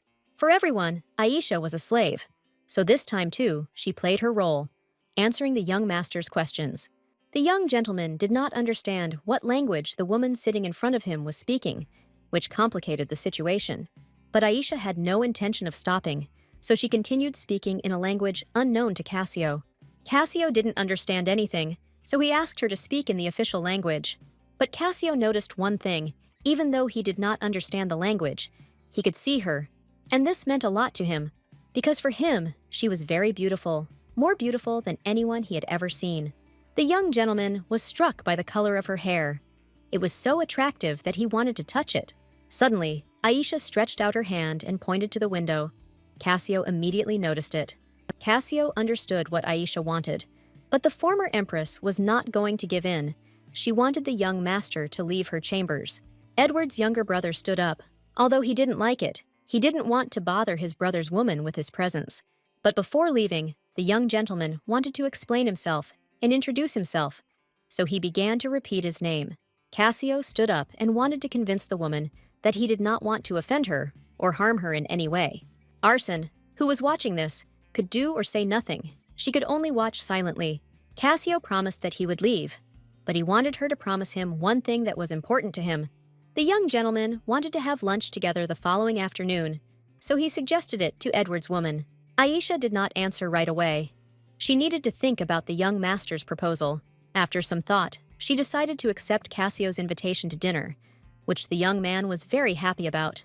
Realizing that the young gentleman would not understand her, she repeated her consent in official language. This time, Cassio's joy knew no bounds. He was happy to realize that he was finally getting to know his brother's woman. Standing up and leaning on the table, he joyfully said the word yes several more times. The next day came. It was time for lunch. Cassio came to the meeting place, and what he saw shocked him. A huge number of elite guards stood in 2 rows, guarding their mistress. Aisha sat in the middle of the garden, calmly sipping tea and enjoying the wonderful weather. Tasha and Lou introduced themselves and greeted the young gentleman they were so glad to meet. Arsène and Satan also greeted the young gentleman and invited him to join the lady.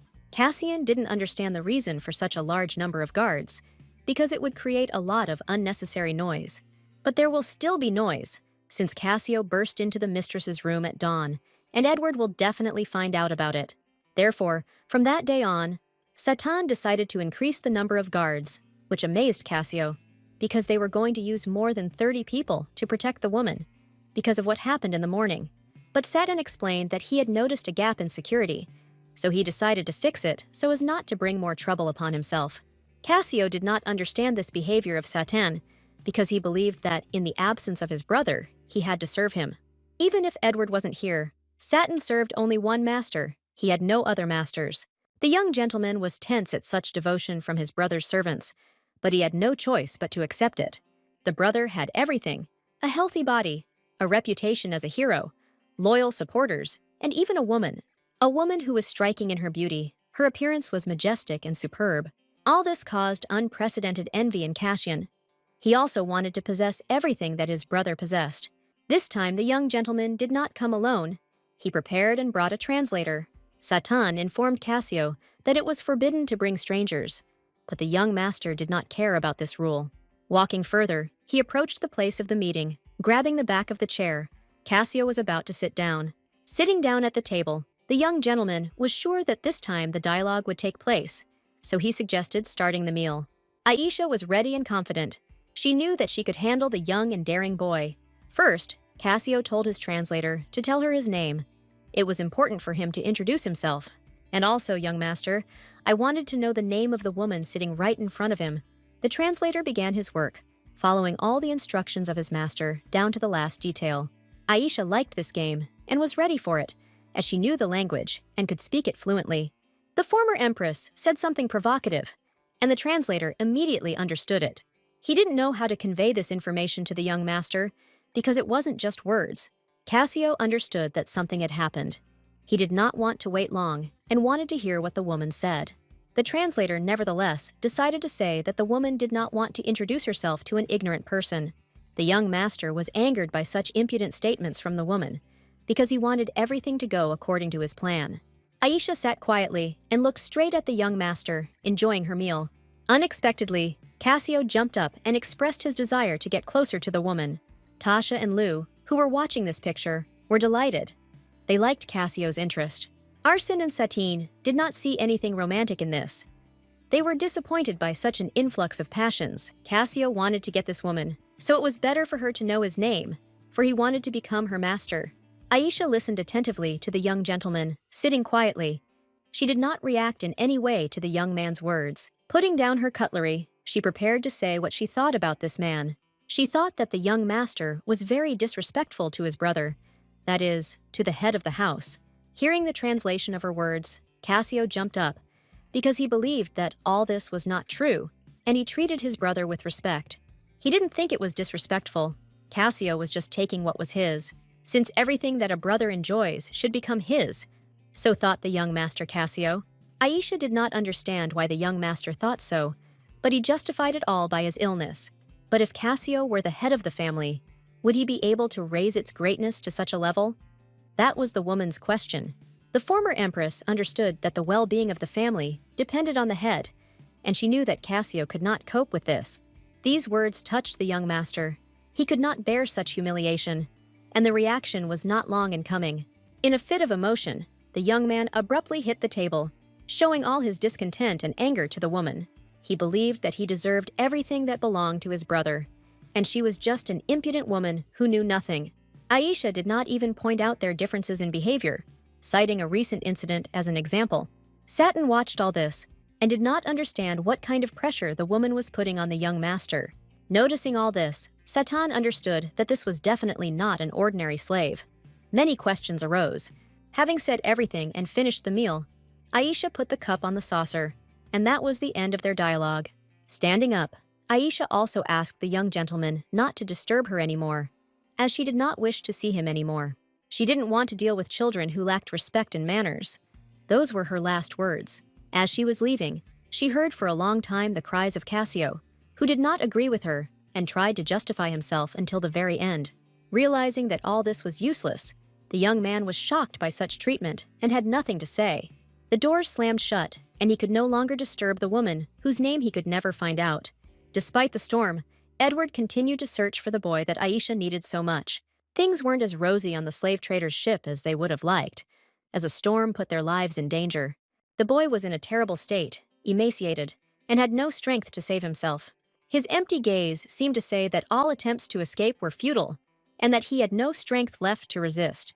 Lying on the floor of his cage, he continued to think about his mission and how he had to complete it. Suddenly, someone's legs appeared before his eyes. He didn't know who was standing in front of him. It was a little girl, with bloodshot eyes and snow-white hair. She appeared before him like a ghost. The child could no longer think. Everything seemed like a dream to him. He did not believe that there was a living person in front of him. The girl kindly handed the boy some bread, wanting to help him regain his strength. Squatting down, she said, "Eat!" Her voice was so soft and gentle that Arsène immediately raised his head. Her kind look and gentle smile reminded Arsène of the queen to whom he had promised to carry out a mission. He couldn't give up so easily, so he reached out his hand and took the bread the girl was offering him. Looking at Arsène, the girl was glad that she was able to help him. Now he would have the strength to fight. Suddenly, the children heard the adults start screaming in panic and warning others about the monster. The piece of bread that Arsène was eating fell. The boy was stunned by what he heard. As he began to worry about his life, his breathing was interrupted. It seemed that he was about to suffocate. The boy could not cope with the panic. The monster, Herpes, was enormous in size and could swallow a ship whole without even noticing it. Now, Arsène was sure that they would not survive. This was definitely the end. Fear in his eyes and sweat on his face. The boy could not contain his feelings and emotions. Sitting on his knees, Arsène bowed his head and began to cry. Mentally, he apologized to the Empress, since he was unable to fulfill her order. The girl silently watched the boy's suffering. She didn't know how to help him, so she just watched. Suddenly, the stranger began to speak, to which Arsène paid attention and asked to repeat, since he did not hear. The girl came closer to the bars and repeated her words. She said, "Hold on to the bars." At first, the young man did not understand what the stranger was talking about, but hope appeared in his eyes, so he decided to listen to the girl's words and grabbed the bars. Now all he had to do was believe that it would help. The monster was raging. It was going to destroy the ship and swallow everyone who was on this vessel. The waves lifted the ship. No one could cope with this storm. Everyone was facing a certain end. Holding tightly to the bars, the girl insisted that the ship would soon capsize. She also advised Arsène to hold on tighter, and only in this case would he be able to survive. The waves were swallowing the ship. Everything was in vain. There was no hope of salvation, and everyone on this ship had already said goodbye to life. The ship sank along with everything on it, and only Arsène and his companion survived. By closing his eyes and holding his breath, he was able to cope with this misfortune. All that was left was to surface. Opening his eyes, Arsène noticed something glowing under the water, which caught his attention. The necklace, which became a bracelet on his arm, glowed, and the young man was also able to breathe underwater. The bracelet glowed so brightly that it illuminated everything around it. Arsène did not understand the reason for such a reaction of the jewelry. Suddenly, the sea began to stir again, air bubbles floating to the surface. Raising his head, Arsène noticed that someone was approaching him, but he did not yet know his savior. A male silhouette was approaching him. He wanted to know who it was. Many questions arose in the young man's head at that moment. The young man understood that someone wanted to save them, so he automatically extended his hand. He was already so close, but Arsène had no strength left. He could no longer fight for his life. From fatigue and lack of oxygen, the young man's eyes began to close. He had no more strength left. A lot of letters fell on the floor. Something strange was happening in Edward's house. Aisha experienced a sharp and severe pain that she could not bear. She did not understand what was happening to her. The maid immediately noticed that the mistress was feeling ill, and she began to ask where and what hurt her. But Aisha's arm began to hurt unbearably. As soon as the pain subsided, she was able to straighten up. Arsène turned her attention to the lady's hand. There was a mark on it, as if left by a monster. The heroine immediately realized that perhaps this was because Edward was injured, because they were connected. Looking at her wound, she prayed for only one thing and wished for only one thing, that Edward would get home safely. The wound on Edward's shoulder was much worse than Aisha's. He was literally bleeding. Holding back the onslaught of the monster, Edward was already almost in its mouth, but still resisted, wanting to protect the children. This unequal fight continued for some time. The man did not want to give up, just like the monster. With the last of his strength, Edward held back the power of the sea monster. He could not lose this fight. His strength was so great that the monster's teeth could no longer withstand it. They literally crumbled in his hands. The monster's tooth couldn't withstand it and crumbled right in Edward's hands. No one could have guessed what would happen next. The sea monster was distracted when his tooth crumbled, which caught him off guard. Edward had no intention of being distracted from the fight, and, at the moment of the monster's weakness, he struck his next blow. At this point, Edward was able to pull out the monster's tooth and use it as a dagger, attacking the monster. The man didn't have enough strength to fight for a long time, so he had to deliver a decisive blow. The stranger, whom Arsène met in the cage, covered him and herself with cloth to at least warm up a little. She didn't want to watch the fierce battle. She only cared about the little boy who still hadn't woken up. After some time, Arson finally opened his eyes and looked at the girl who had been taking care of him all this time. Edward was able to defeat the sea monster. The monster's blood flowed down his fang. The fight was over. Standing on the lifeless body of the monster, Edward looked proudly into the distance. Now he could exhale. Turning around and looking at the boy, he realized that the young man he was looking for had finally come to his senses. But a sharp pain prevented Edward from continuing the dialogue. He immediately fell to his knees. The members of the order immediately noticed this and began to worry about their leader.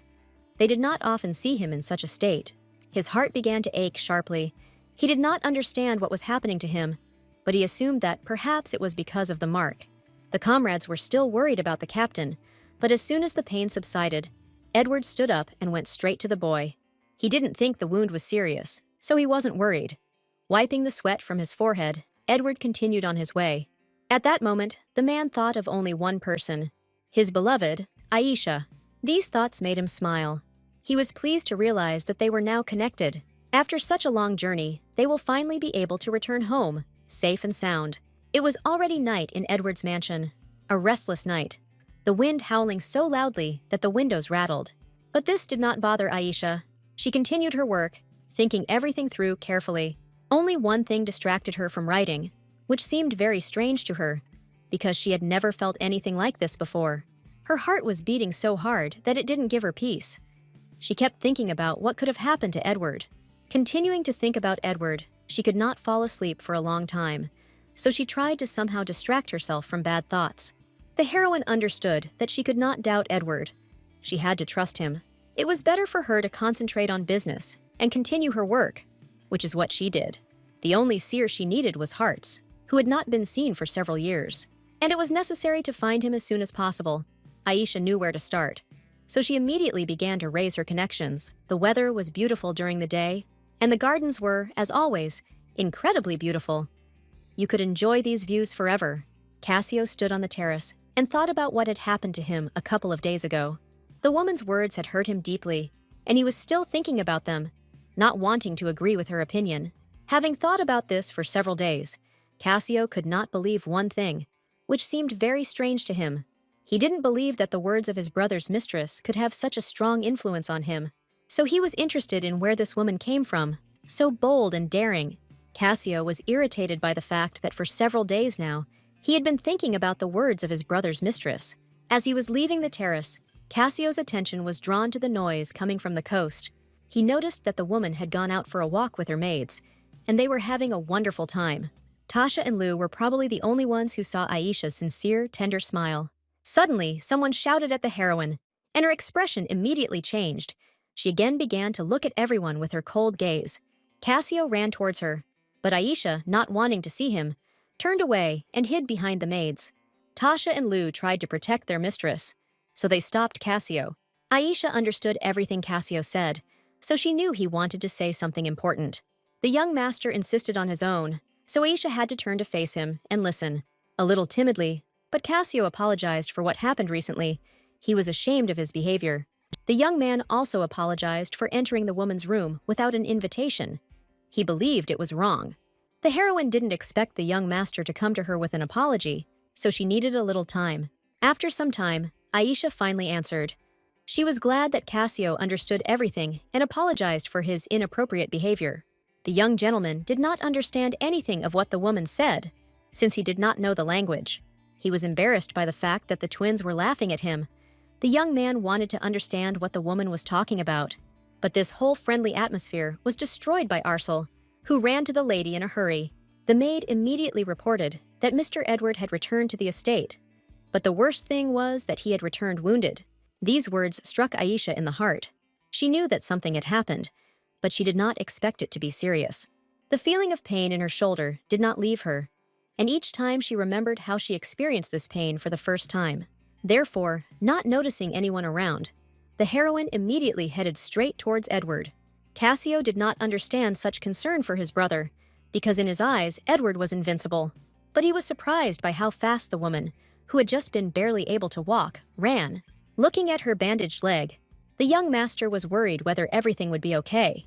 One of the members of the order tearfully begged Setan to save their master. He could not watch Edward die before his eyes. Satin asked to remain calm. First, he had to examine the master's wound. Standing outside the bathroom, the butler asked permission to enter. But Edward said to bring Aisha, which greatly surprised the butler. What thoughts visited him at that moment? Only God knows. The old man did not want to keep his master waiting for long and immediately went after Aisha. Walking down the corridor, Satin and his retinue headed straight to Aisha's chambers to quickly bring her to her master. All he could think about was Edward. He hoped he was okay. That was what worried him the most. On his way, he met Aisha, who was desperately looking for Edward, and Satin decided to take her to the master. Sweating from running, the woman wiped the sweat from her face, asking not to worry about it. Satin was wise and understood a lot, so he didn't ask any unnecessary questions and decided to just tell where the master was now. Bowing his head to the lady, he informed her that the gentleman was in the bathroom and also that they were counting on her. From these words, Aisha understood that the situation was serious, and this only increased her anxiety. With every step she took, she got closer to Edward, and this made her heart beat even faster. Standing already in front of the door, she did not understand why her heart was beating so wildly. What was the reason for this? Pressing her hand to her heart, she entered. Pronouncing his name, Aisha wanted to see Edward. Through the steam, she could finally see the man who made her heart beat so wildly. Sitting in the bath, all wounded, he was glad to see his woman, for whom he was ready to perform feats. Aisha immediately examined Edward and noticed that his wounds were worse than she thought, which only made her worry more. But even in this state, the man was glad to see the woman, who was in such a hurry to help him. These words confused the heroine. She did not understand why she was so worried about the state of this impudent man. Edward did not want to wait long, so he asked Aisha to help him heal his wounds as soon as possible. The wound looked terrible, and the reality was unbearable. Edward needed help, at least something that would distract him from the pain. The heroine understood that she needed to help Edward. Such a wound could not wait long, but she still could not decide. And as soon as she was ready, Aisha went into the water, going to the aid of the man who worried her so much. Aisha turned to Edward, which attracted his attention. The man froze in anticipation. The woman did not know what to do at that moment. She remembered the wish that Edward had told her. When Edward left the house, he asked to meet him with a smile. Aisha remembered this and wanted to please her hero. She understood that the man sitting in front of her was the one who was worthy of her sincere smile. So, smiling, she greeted Edward, wanting to please him somehow. Edward didn't expect that he would actually be able to see the smile of the woman he so desperately desired so soon. Approaching Edward, touching his face, she said again, "Welcome home." Now, Edward really felt at home, their bodies intertwined. They enjoyed this moment. 3 days later, everything returned to its usual pace. Life in the estate continued, and no one remembered what had happened. Only the members of the order did not believe that Edward was completely healthy, since the injury was serious. But Arcel claimed that the gentleman looked good and his appetite was excellent. He felt confident.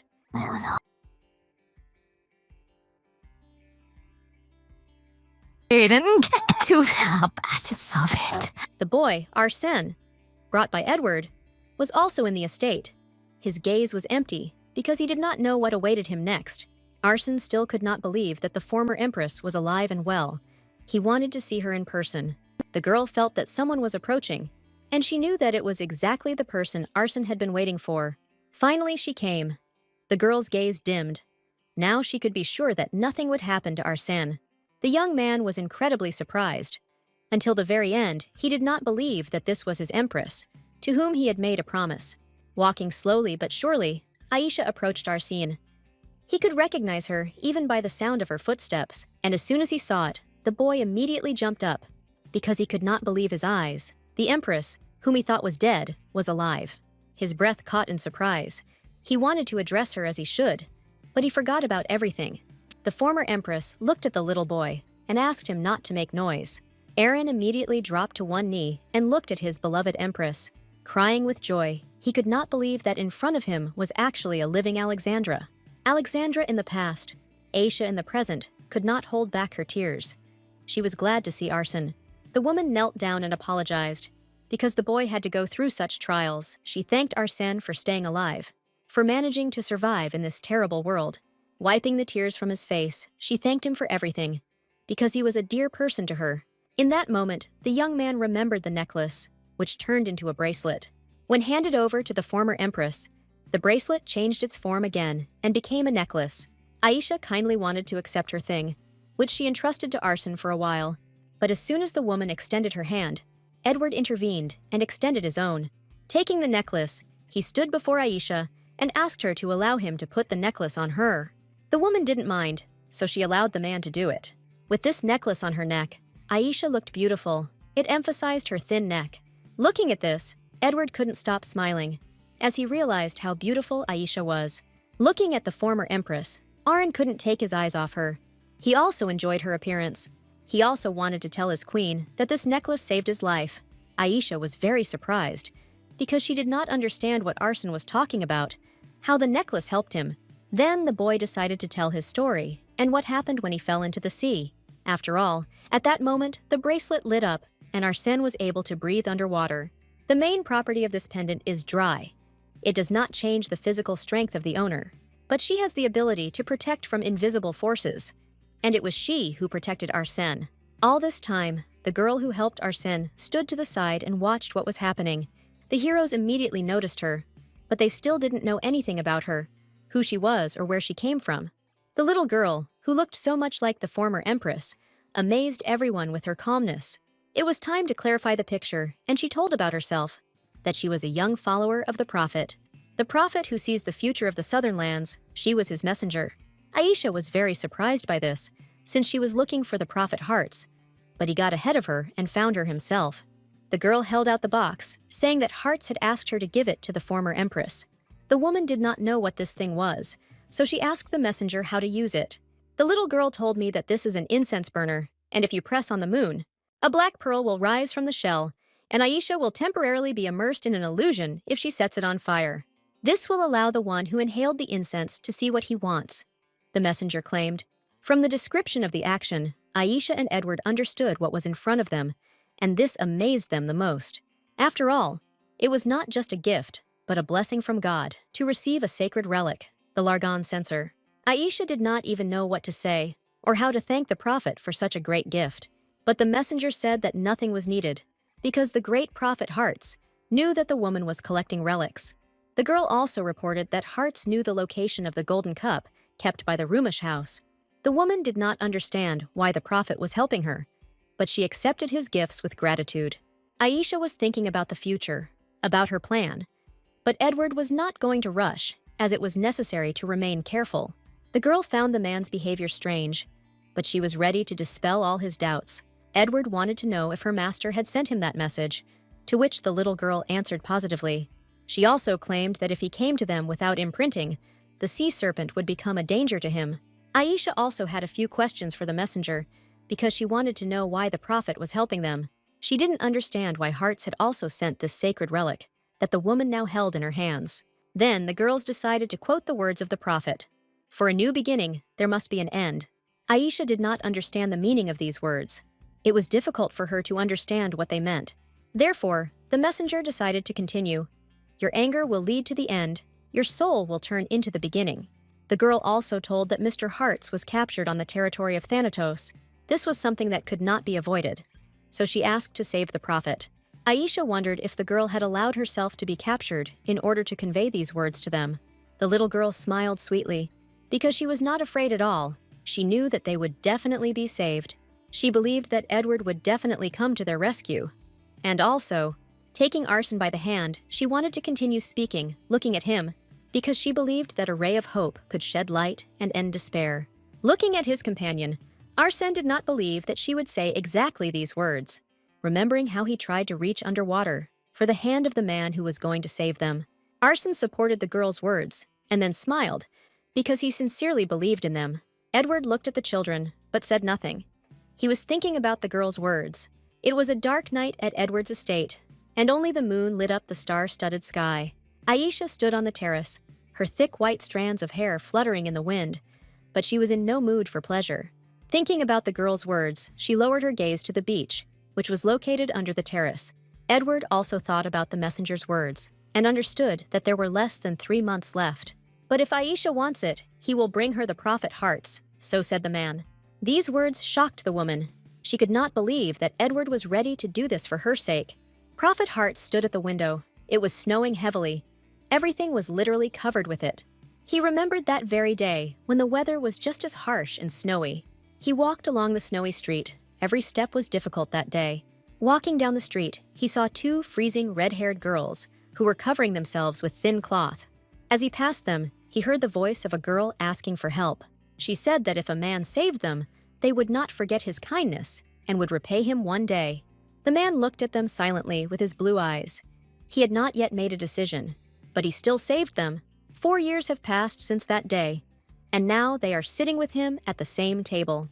The prophet did not like the fact that one of the girls claimed that they had found him, but she was not going to argue with the old man because she was convinced that she was right. Closing his eyes, the man realized that Manu could not be convinced, so he stopped talking about it. The man reminded Mana every time that she should never open the door to anyone when she was alone at home. The girl knew that the man was a prophet, so she wondered if he had seen a future where she was alone at home. But Mina interrupted them, causing everyone around to look at her, as she had something important to say. She wanted to know if it was time for them to come already. That was what interested her most. Hearts could not answer Mina's question, but Mana, on the contrary, confirmed her sister's words. Mina wondered why Hearts was so fearless, but regardless, she believed in him. These words touched the elder. He was glad that someone supported him and believed so sincerely. Mina remained calm. She obediently waited for a certain sound, and as soon as she heard it, she announced that the guests had arrived. The loud knocks on the door dispelled all the peace in the house. Now it was necessary to prepare for the test. The guards shouted and asked to open the door for Mr. Hearts, because it was an order from His Majesty. Hearts had no intention of backing down, so he confidently walked towards the door to meet him face to face. Mana was visibly worried. Even though she believed in the prophet, she didn't want him to have to go through all these trials. Mina knew this was inevitable, so she lowered her eyes and resigned herself to the prophet's decision. But the old man had already decided everything, so when he left the house, he informed the guards that he was waiting for them. Standing before Aisha, Edward told her that he could bring the prophet if she wished. The woman, with a look of incomprehension on her face, could not believe Edward's words. The man claimed that he could take care of this and solve all the issues. Coming closer, Edward wanted to say it again, because he was experiencing incredible feelings. And Hearts asked to save him, and not to go to Aisha personally. That's what the man thought. Julia was in thought. She did not know how to react to something like this, and also what decision she should make. Looking at the man's shoulder, she thought about the consequences of her previous request. Touching his shoulder, she remembered the pain Edward had experienced last time. The man understood what thoughts were going through the head of such a strong woman. Grabbing her hand tightly, he wanted to destroy all misunderstandings. He pulled her towards him to smell her beautiful body and enjoy the view. But Aisha did not understand the man's actions, nor the meaning of his words. Edward wondered if the woman would remove his hand when he touched her. At this question, Aisha blushed and looked away. Not wanting to show her emotions, she decided to push Edward away and let go of his hand, since she did not want to give in. The man was surprised by this behavior, because he thought that she already belonged to him. But Aisha was determined to go to Thanatos herself, so she told Edward about it. Standing in front of him, she had already decided everything, but she understood that she could not cope on her own, so she asked for help. The woman began to talk about payment for help, but Edward did not understand how and with what Aisha could repay him. But the woman claimed that she still had bills left by her grandfather. Edward found this an interesting proposition, but he had no intention of taking money from the girl. Aisha couldn't understand the reason for the refusal, so she wondered. Edward decided to remind him that when he took the former empress, he also took her life, and it was natural for him to take care of his own. These words made the former empress fall silent. She did not know how to respond to this. She lowered her head and said his name, as she wanted to say something important. She reminded him that he didn't have to love her. That was his promise. Edward had something to say as he wrapped his arms around her waist and pulled her towards him. He claimed that he remembered the promise, but asked never to refuse help again. His words touched the former empress so deeply that her gaze cleared. In his tight embrace, she didn't know what to say. So, with a sad look, she decided to hug him back. The next day, a richly decorated carriage was in a great hurry to get somewhere. The nanny was interested in where the young lady was rushing to, where she was going. But she needed to find Henrik Arpazio, so she replied that she needed to go to her father. Oliver, meanwhile, Edward's friend, was kneeling before his queen. Julia wanted her trusted friend to reveal the foreign minister's secret, and she didn't want to repeat it twice. Standing in front of him, Julia ordered him to tell everything. Oliver found himself in a difficult situation where he had to make a choice. Already at Edward's estate, Oliver sat with him at the same table. Noticing his friend's mood, the man wanted to know what caused it. Edward looked like he was about to tear the place apart. Oliver sighed heavily and decided to tell her that Her Majesty Julia had called him. The man wanted to know the reason for Oliver's rare visit, so he tried to find out everything. Placing the cup on the saucer, the commander of the guard decided to tell the truth. Having decided on this, Oliver began to point his finger at Edward and say that Julia wanted to know the secret. Edward began to smile, knowing that sooner or later it would happen. But Oliver claimed that the queen had threatened to send him to the mountains. Edward thought about his friend's words and still did not know what decision to make. Having thought of what to say, Edward decided to tell one of his secrets, which surprised his friend. This is how Oliver learned that Edward had deliberately given Julia a grade at the end of the semester. But the man was not happy with this. He was worried that his friend's secret could destroy them both. Edward didn't care about his friend's words, and while smoking a cigar, he continued to tell worthless secrets. With this kind of behavior, he was killing Oliver. There were no words, only emotions. But suddenly, the friend was attracted by the wound on Edward's neck. He asked if it hurt more, to which the man replied positively. This was followed by another question, because Oliver wanted to know why Edward smoked, since it was poison. The man thought for a moment. He could not immediately give a precise answer to this question. Remembering his conversation with Aisha, he did not understand why she forbade him to love herself. Edward closed his eyes and finally came up with a suitable answer to the question. He explained this by the fact that when he holds something in his mouth, his head feels empty. But the man realized his situation was more secret than he thought. Surprising his friend, Edward decided to remind Oliver that he once liked Julia. Oliver didn't like the fact that Edward started to voice his secret, so he stood up and started shouting. And so, when Edward continued speaking, his friend covered his mouth with his hands, silencing him. The man asked to keep this a secret, as he valued this secret very much. But Edward, sitting with a calm face, knew that his friend had come to tell him his secret, so he wanted to say a word too. After giving a loud speech, Oliver said that he believed in his friend. Edward was pleased to hear these words. Now he calmed down and could no longer worry about his secret. Keeping one secret after another, Oliver still had a hard time. The man understood his friend's situation. But first, he had to talk to his noble slave. Oliver started screaming in surprise, wanting to know since when Edward had been in such a relationship with a woman. But Edward said that it didn't matter, because if she had been happy there, he would never have brought her. Oliver didn't know how to react to these words, what to say at this moment. At the same time, Edward was wondering if it was still noisy outside because of the festival. Tasha and Lou had already dressed up Aisha and were praising her outfit to the fullest. The woman did not understand why they dressed her up like that and where they were going, so she asked questions. So Lou told me that there is a festival going on outside that will last for 5 days. The capital is so transformed during the festival, especially on the last night, when everyone lights candles in paper lanterns and releases them into the sky. Aisha was very interested to see the festival in another country, to find out if it was as noisy as it is described in books. Suddenly, Tasha noticed that their mistress had drooped, so she asked if Aisha really wanted to go. But Aisha unexpectedly smiled and said that she was ready to go. The day was drawing to a close, and something was already brewing in Edward's mansion. His identity was hidden under a cloak, as it was necessary to remain unnoticed. As he set out on his journey, Edward kept thinking about the wishes of the former empress. He remembered how she asked him to find the Iron Child. Her desires were very personal, but Edward hoped it would be something intimate. As he grabbed the door handle, he knew this would never happen. A very familiar voice called out to him, so Edward turned around.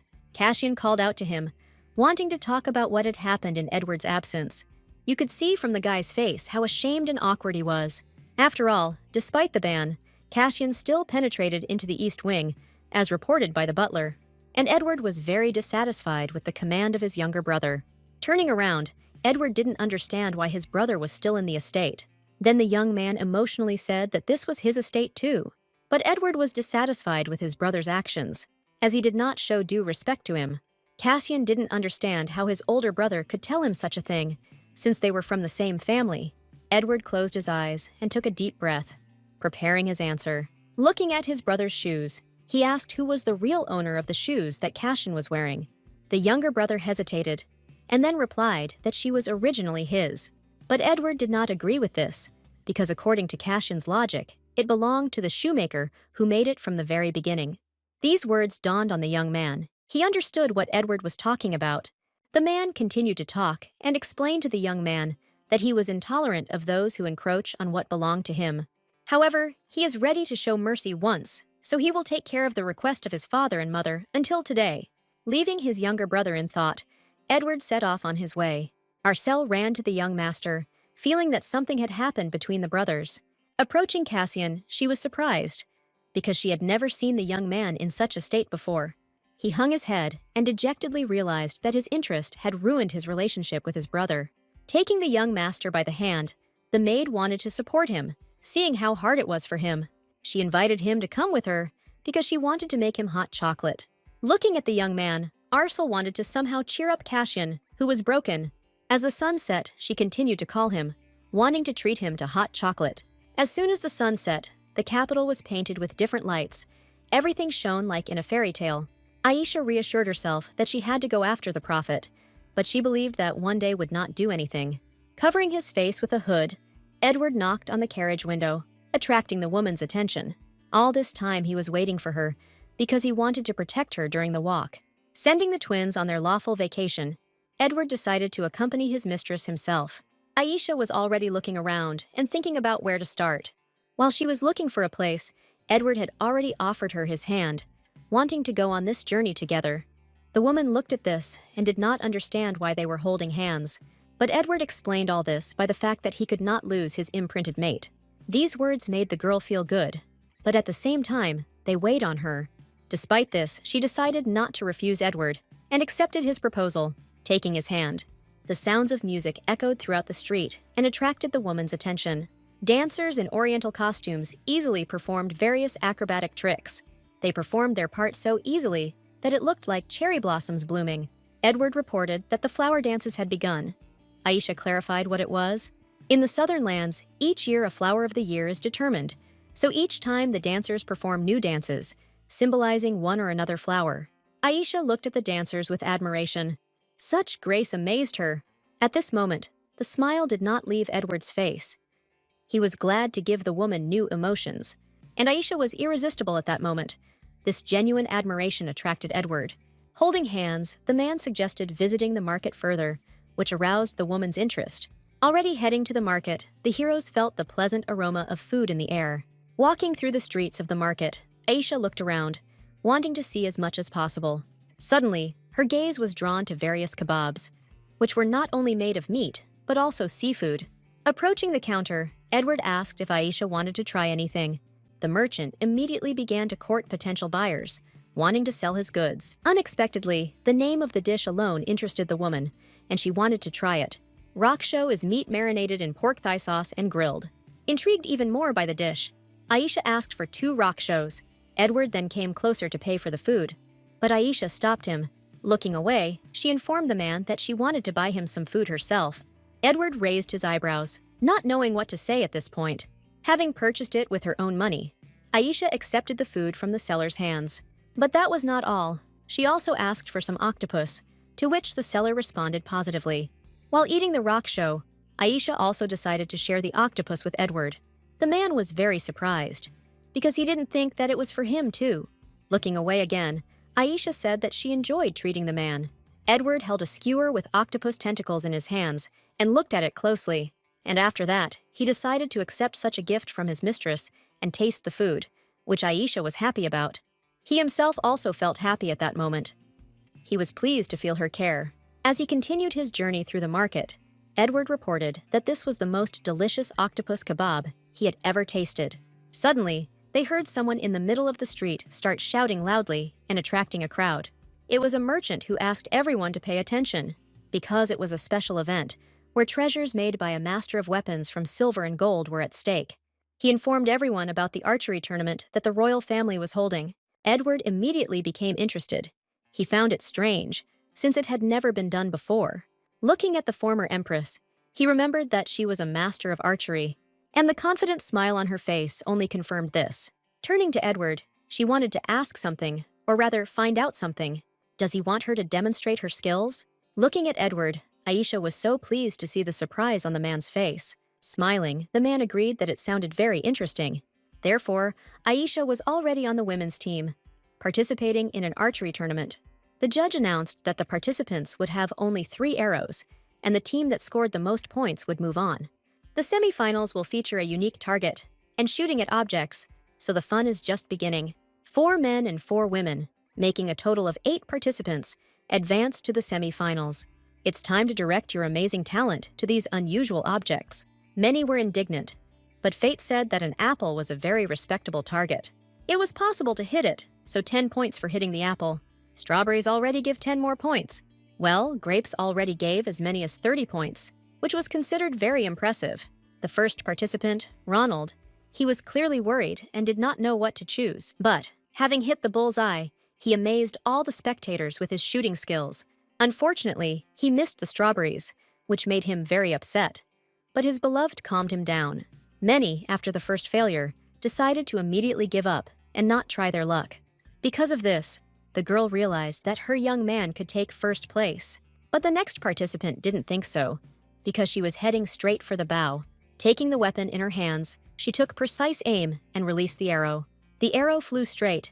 It was clear that the archer was experienced and confident, and Aisha saw this perfectly well, realizing that the girl would hit the target right on target. And so it was. The arrow hit the strawberry right in the center. The former empress understood that she had a good opponent in front of her. Many in the crowd appreciated her level of weapon proficiency, placing all bets on her. Nobody believed that anyone could hit the grape, so they already had an idea of the winner. Taking position, the girl pulled the bowstring and aimed directly at the smallest target. Releasing the arrow expertly, she was confident that she would hit the target straight on. It seemed as if the arrow was flying straight to the target, so precisely and evenly that there was no doubt. And the arrowhead is almost there, but flies past. He only touched the vineyard, leaving a mark on it. The arrow touched, but missed. The girl, scratching her head, was noticeably upset. She thought that she would cope with the task. The judge shouted loudly, looking for a skilled person who could still break the record. Aisha, in a quiet but confident voice, announced that she would participate. Holding the bow, she asked the god for victory, as she wanted to demonstrate her skills. Edward listened as people in the crowd discussed the girl who had volunteered. They saw her bandaged leg and immediately lost all hope, because what can a wounded woman do? Hearing these statements, Edward became noticeably angry, but continued to remain calm. Aisha had already pulled the bowstring and was looking only at the target. She was ready to reach it. By lowering the arrow, she believed that she would be able to achieve what she wanted. So she easily hit the strawberry right in the center.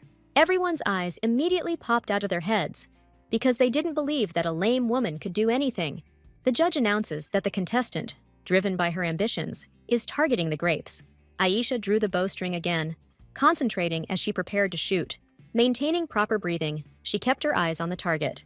With a slight movement of her hand, she released the arrow into flight, wanting to hit Edward. The arrow flew right on target, right into the middle of the grapes, and she achieves what she wants by cutting the grapes into 2 equal parts. Everyone admired this woman, and Edward was happy to see the skills of his precious mate. Aisha was still standing in front of the target, listening to the people rejoicing. She turned around and smiled, looking at Edward, who was standing in the crowd. The man smiled back, because there is nothing nicer than seeing your beloved woman happy. The judge announced that the lady who had amazed everyone in the final was giving up her place. In that case, Ronald is from the men's team, and the silver-haired woman from the women's team makes it to the finals. But while the judge was announcing the location of the final, the sky literally began to crack. Sensing something was wrong, the man immediately began asking questions, because he realized that monsters had struck the southern lands, and everyone was in great danger. Seeing the familiar picture, the former empress was horrified. The monsters attacked ordinary residents who were unable to defend themselves. In fear for their lives, they tried to escape from the monsters. But it was difficult to do so, as there were also flying monsters. The crowd carried Edward away, but in the hope of finding Aisha, he continued to shout her name. Aisha didn't just watch as the monsters killed civilians, so she took up her bow and prepared to attack. Edward saw how much courage there was in the woman at that moment. But the monster was not afraid either. He wanted to hit his target. Noticing this, Edward's pupils became smaller. He was afraid, because he could lose his precious mate. Approaching the woman, he tried to snatch the weapon from her hands. Aisha tried to shoot, but Edward pushed her away, causing the arrow to fly past.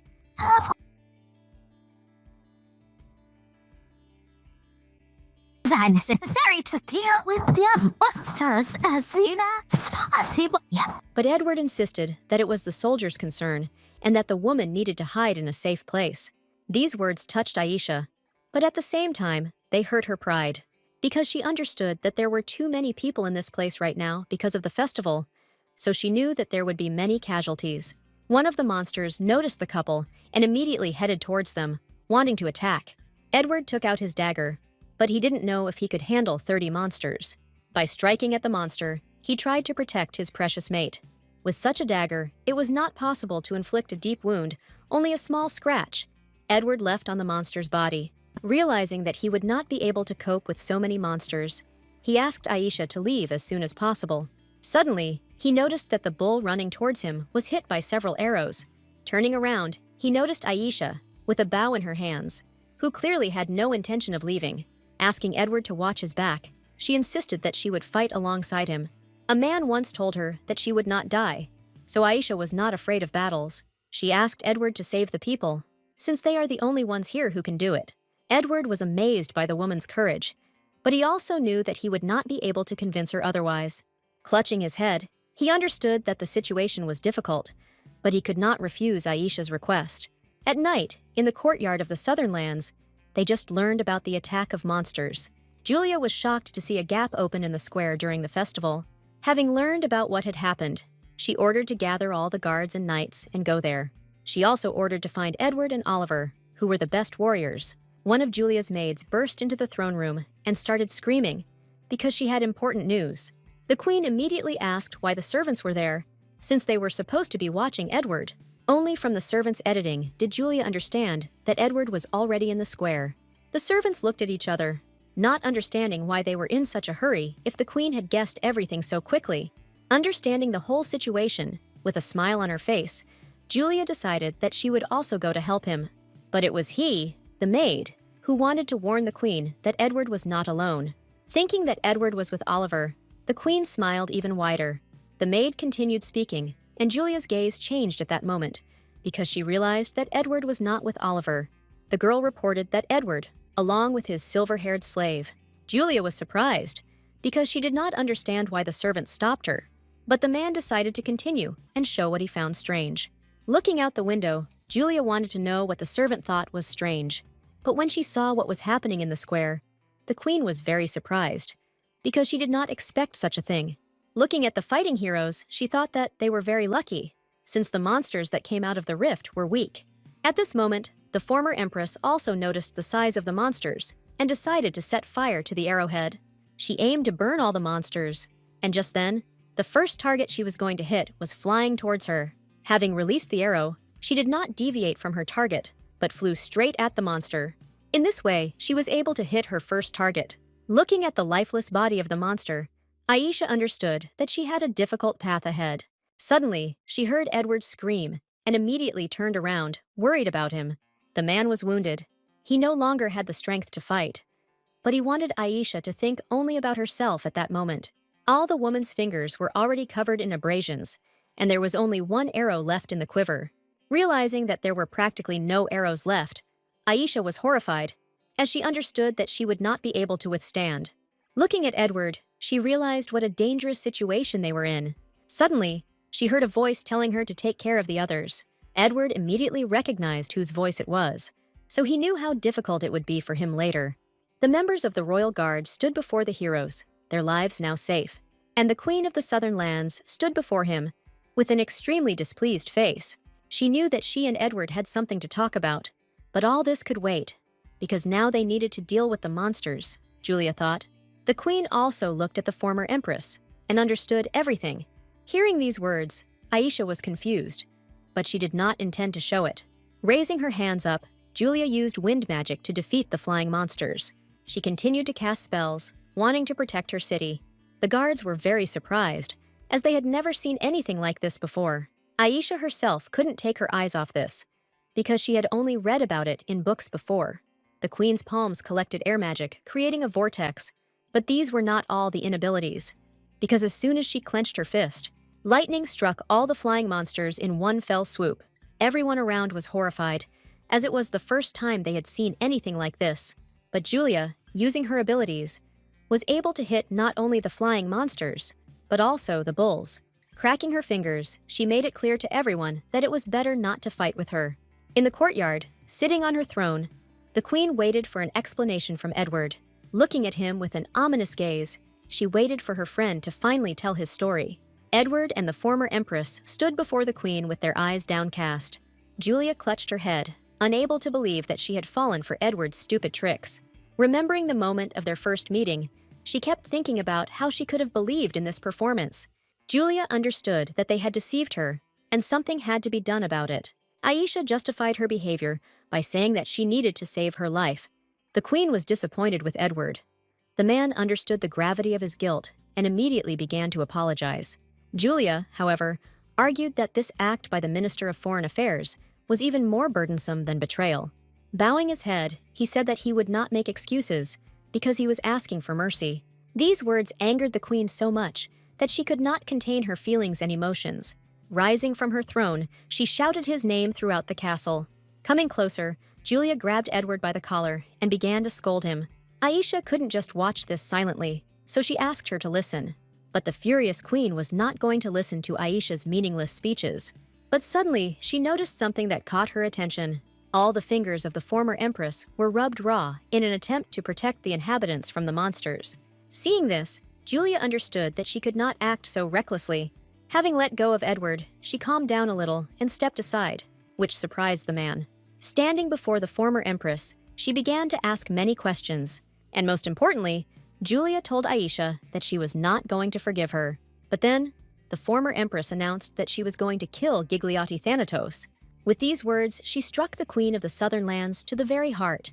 It was for this very reason that Aisha asked to extend her hand. Julia refused to believe it, as she considered it madness. This time, she wasn't going to take anyone's word for it, so she demanded solid evidence. But Aisha claimed that she had many reasons for this. The queen of the southern lands decided to remind the former empress who she is.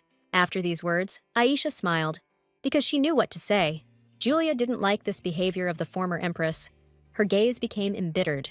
And then, Aisha said that she was the eldest daughter of the Sunset family, who was forcibly married to Gigliotti Thanatos, having lost her entire family and loved ones at the hands of her husband, the emperor, the empress, Alexandra V Sunset, and now, having renounced her past and her name, in the name of taking revenge. Looking straight into Julia's eyes, she said her new name, Arenrosia. Now this is who she is, and this is exactly what Aisha wanted to convey to the queen. Julia found the story sad, but the former empress had no evidence to support her belief. Aisha knew she needed to provide evidence, so she asked for one thing. She asked to wait 2 days, and after this time, the former empress would be able to provide all the necessary evidence. And since everything has been revealed, now she is like a mouse in a mousetrap. The queen of the southern lands had nothing to say in response. She really had nothing to lose by waiting. Therefore, restraining her feelings and emotions, she still decided to agree. Now the heroes were free and headed to Edward's mansion. As they left the palace, they passed the square they had recently defended. Looking out the carriage window, Aisha was very worried. Noticing this, Edward decided to distract her with conversation. He also decided to ask for the woman's hand. Aisha didn't understand why Edward suddenly needed her hand. But now, without any hesitation, she was ready to accept help from a man who every time stirred her heart and soul. Looking at the woman's hand, Edward wondered if the woman was in pain. Aisha was in pain all this time, but she did not show it because she saw no point in it. But Edward didn't understand this, because he would have found out anyway. Looking at his wound, he was convinced that he would soon be okay. Aisha was made to blush by such care. She was not used to such an attitude, so this time, she decided to be bolder and get closer to Edward. Looking at the woman's actions, Edward did not understand what she was doing. But Aisha believed that Edward had imprinted her precisely for such situations. So, after offering to heal each other, she boldly kissed him. The ship sailed across the sea and was already approaching the southern lands. Looking at her native land, the pregnant woman felt a sense of nostalgia. She thanked the Lord for allowing her to reach her homeland safely. Her husband was very caring and asked about the woman's well-being many times, but the wife understood that most likely her husband was very nervous. She was pleased to know that she would soon return to her old home and meet her family. Marie had not been to her native land for about 5 years, so she understood that this trip would be exciting. Smiling, she showed with her whole appearance how happy she was. Reminding her husband that she was brave and courageous, Marie assured him that everything would be okay. She also thought it was better to finish things before they went to meet the child. The husband understood that his wife was right, so he calmed down and began to smile. Looking already at the castle of the southern lands, they resolutely went to meet the old faces. Aisha was not looking forward to the arrival of her proof, so she often went out onto the terrace. Looking at the port, the woman convinced herself that everything would be fine. Suddenly, someone called Aisha, and she turned around to see who it was. It was Arsel. She came to inform that the lady was expected. The maid also conveyed the words of the guest, whom Aisha should definitely recognize. After these words, the former empress understood everything. Her proof had arrived. When Aisha left for the meeting, she wanted Arsel to call Edward. Afterwards, they both headed to the guest room, where their guest was waiting for them. Aisha was very worried, as her fate would soon be decided. Upon entering the room, Aisha immediately saw a pregnant woman with a man standing next to her. Marie was incredibly happy to see the former empress. Tears of joy appeared in her eyes. Putting her finger to her mouth, the former empress asked to be called Erin Rosia. Coming closer, Marie inquired about the new name of the former empress. But Aisha first wanted to know how Marie was feeling, because they had covered a long distance. Marie convinced the woman that she was very strong and only in her 8th month. Laughing, the woman told how the baby kicked hard, which is why she decided it was a boy. Aisha also greeted Marie's husband, Tanzer, who was genuinely happy to see the former empress. The former empress was happy to meet her old friends, and the smile never left her face. Tanzer felt some guilt because he couldn't protect Alexandra.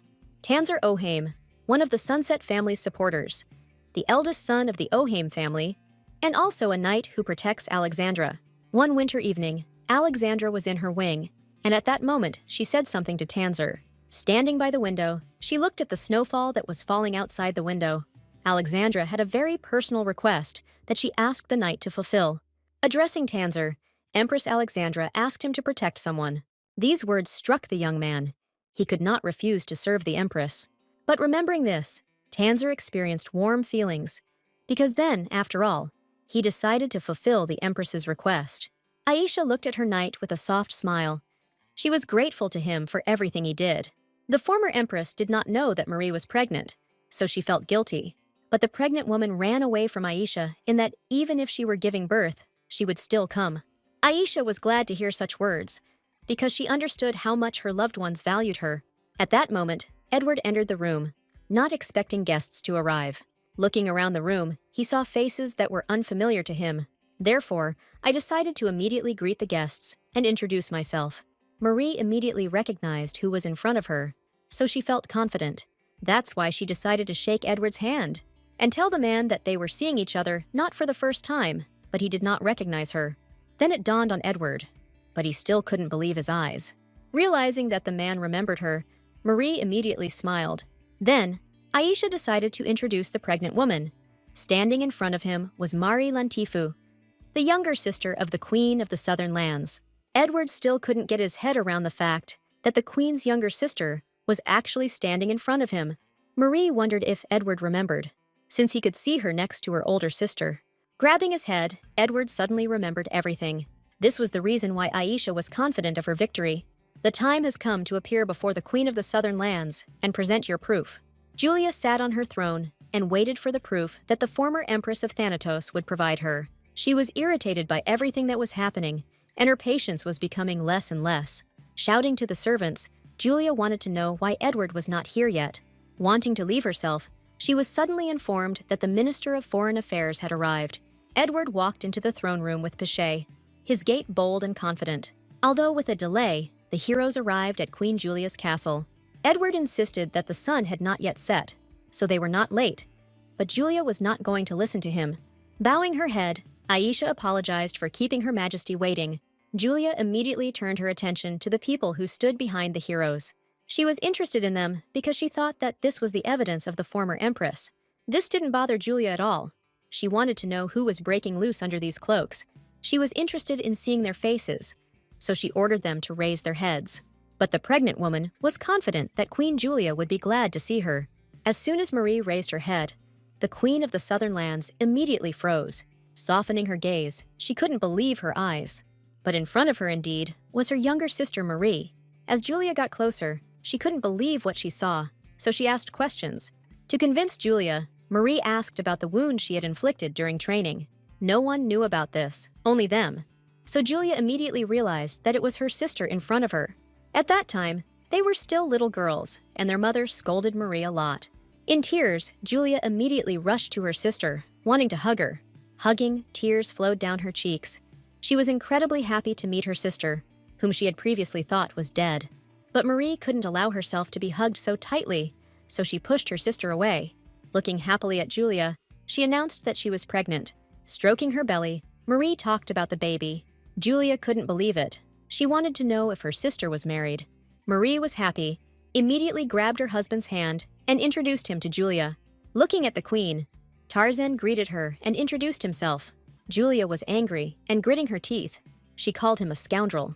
Taking him by the collar, she wanted to make the guy understand that he had made a mistake. Marie tried to stop her sister, but Julia could not contain her anger because her sister was defamed. But she still decided to listen to her sister's words, so she let the man go. The pregnant woman asked if her husband was okay, to which Tarzan replied positively. Turning her head away, Julia apologized and justified her actions by excitement. Marie had no intention of accepting the apology and immediately began yelling at her sister, who kept attacking everyone who was nearby. These words touched Julia. She did not expect to hear such a thing from her sister. Julia claimed that she would always protect her family and her people. From these words, Marie only confirmed that her sister was more suitable for the role of queen than anyone else. It was for this reason that Marie's parents sent her to Thanatos, and not her. Julia grabbed her sister by the shoulders and wanted to know if these words were true, but Marie only confirmed them. She said that initially they were going to send Julia to Thanatos, not her. Julia was stunned by these words. She couldn't believe them. Marie understood all the reasons, and there was no point in talking about it now. But Julia didn't want to leave the topic. She was overcome with guilt. The pregnant woman had not seen her sister for so long, and their entire dialogue was built on shouting. Marie didn't want this, so she asked him to stop, and also to stop being rude to her husband. She knew that the queen stood before her, but this man meant a lot to her. Bowing her head, Marie wanted to tell something else. Taking Aisha's hands, the pregnant woman thanked her, as the former empress had saved Marie and protected her. A princess from another country who studied at the academy was the weak link. Everyone bullied her. She suffered abuse and humiliation. Such was the fate of Marie in Thanatos. The imperial family, who had taken her prisoner, showed no interest in her. Everyone was talking about her, hating her, and humiliating her, reminding her of who she was. After all, many believed that she was now no different from a slave. In essence, her life was worse than that of a low-ranking noble. While she was trembling alone, suddenly a ray of light fell upon the poor thing. The first person who decided to get close to her was Lady Alexandra, the daughter of nobles of the Empire in the Ice. Alexandra turned to Marie for help, wanting to learn the language of the southern lands. After all, she heard that the ancient language was known only to members of the royal family. Marie didn't know how to interpret this attention from the honorary daughter of a count, and also her knowledge of the ancient language was poor. She did not devote her attention to it. Alexandra was puzzled by this, but not upset, because she decided to suggest that Mira learn the language together. The princess of the southern lands did not expect to hear such words from the daughter of a nobleman. For the first time, she was treated so kindly and caringly. The smile given at that moment touched Mira's heart. So, the girls became friends at the academy, and Mira thought that all the bullying was over. But one day, in the library, the princess of the southern lands heard others whispering. Thanks to this, the girl learned that Alexandra would become the crown princess. These words made Mira feel sick, because she thought that with Alexandra's departure, the bullying would start again. And one fine day, the rumors were confirmed. Alexandra left the academy. Looking at the empty desk, Mira felt lonely, because her only friend had left her. And as soon as Alexandra left, the bullying resumed. The poor foreigner was mocked by everyone and their dog. Mira couldn't stand it anymore. She wanted to escape from Thanatos. That night, she went to visit Alexandra. Having met her friend, Alexandra immediately apologized. because she left the academy without saying a word. Having met her friend, Mira could not bear it. Tears rolled down her cheeks, and the most important thing was that she couldn't understand why her eyes were filled with tears. Covering her eyes with her palms, the girl could not stop them. Alexandra, at that moment, decided to simply, silently, hug her friend. Hugging her crying friend, Alexandra asked where Mira wanted to go. Mira didn't expect such a question, so she didn't know how to answer it. But Alexandra claimed that she could help if Mira had a place she wanted to go. Timidly, Mira decided to say that she wanted to go to Manhwa because she has a lot of good childhood memories from that place. The crown princess agreed to fulfill this request, only on one condition, that Mira would write to her from time to time. Mira was stunned by such kindness of her friend. She could not believe that her wish would actually come true. Alexandra also said that she would find a reliable messenger in Maku, so they could contact each other, albeit not often. The nobleman's daughter asked to wait 3 months, since she could only accompany Mira if she was a princess. By that time, Mira will be of legal age and will be able to legally enter the country. So Mira found happiness in Mach together with Tarzan. Holding her husband's hand, the woman insisted that there was no place for her in this kingdom. After all, she has more memories from life outside her country. Julia couldn't believe these words. They hurt her heart. Mira also claimed that if it weren't for Aisha, she would never have returned to the southern lands. The queen did not want to believe these words. She thought that her sister was saying something like this, since she did not know how long Julia had been looking for her. Looking away, Mira didn't believe that Julia was looking for her at all. Julia was absolutely not prepared to hear something like this from her own sister. But Mira, while at the academy, wrote many letters to her sister, to which Julia never responded, as she was busy with state affairs. The older sister simply turned away from Mira, which made things even more difficult for her. Julia remembered everything, how she received letters, and how she did not answer them. Realizing her mistake, she was unable to utter a word. Standing in front of her little sister, Julia knew she had nothing to say. Mira understood that all this was already in the past, so she reassured her sister. But the woman asked for one thing, not to point the sword at the man who became her savior. After all, it was the former Empress of Thanatos who saved her at the moment when she was feeling ill. This was the only reason why, after so many years of playing hide-and-seek, she returned to her home. All his rights as a member of the royal family, as well as compensation for the damage to the princess, who was given to a foreign country. Mira dedicated all this to Aisha in gratitude for her help. To do this, she came such a long way, despite her situation. Julia really felt guilty. She understood that she could not help but fulfill her sister's request. The night was almost over, and the sun was showing its first rays. Mira was pleased to see her sister and talk to her all night. But she had said everything she wanted, so she was already getting ready to return to Manhwa. She explained her actions by the fact that she was about to meet her child. Mira wanted him to be born in Makkah. Julia understood her sister's desire, but she was so sad to let her go. Mira smiled. She wanted to leave good memories of this meeting. After these words, everyone left the throne room and went outside. Aisha also wanted to talk to Mira a little, since she hadn't seen her for a long time. In gratitude, Aisha was ready to do everything for her old friend. But Mira asked for one thing, to bless the name for their child.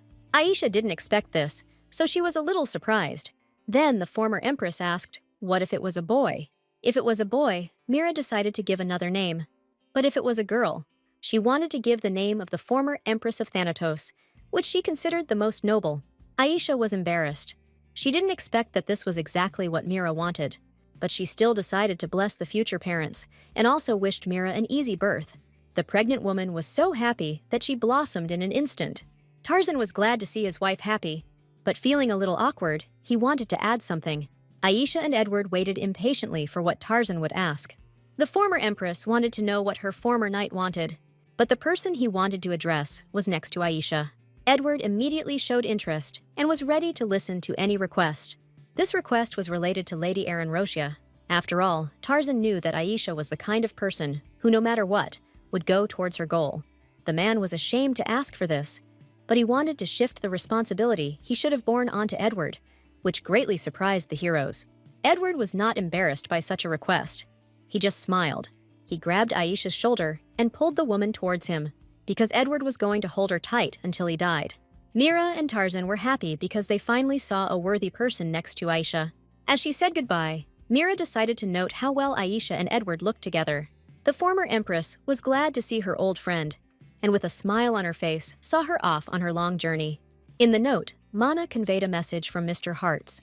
In the depths of the Cassian forest, under the stump of a tree struck by lightning, there will be the king's grave, and the golden cup is buried there. That's what the note said. Sitting at her desk, Aisha thought about how she needed to find a place famous for its cassia trees.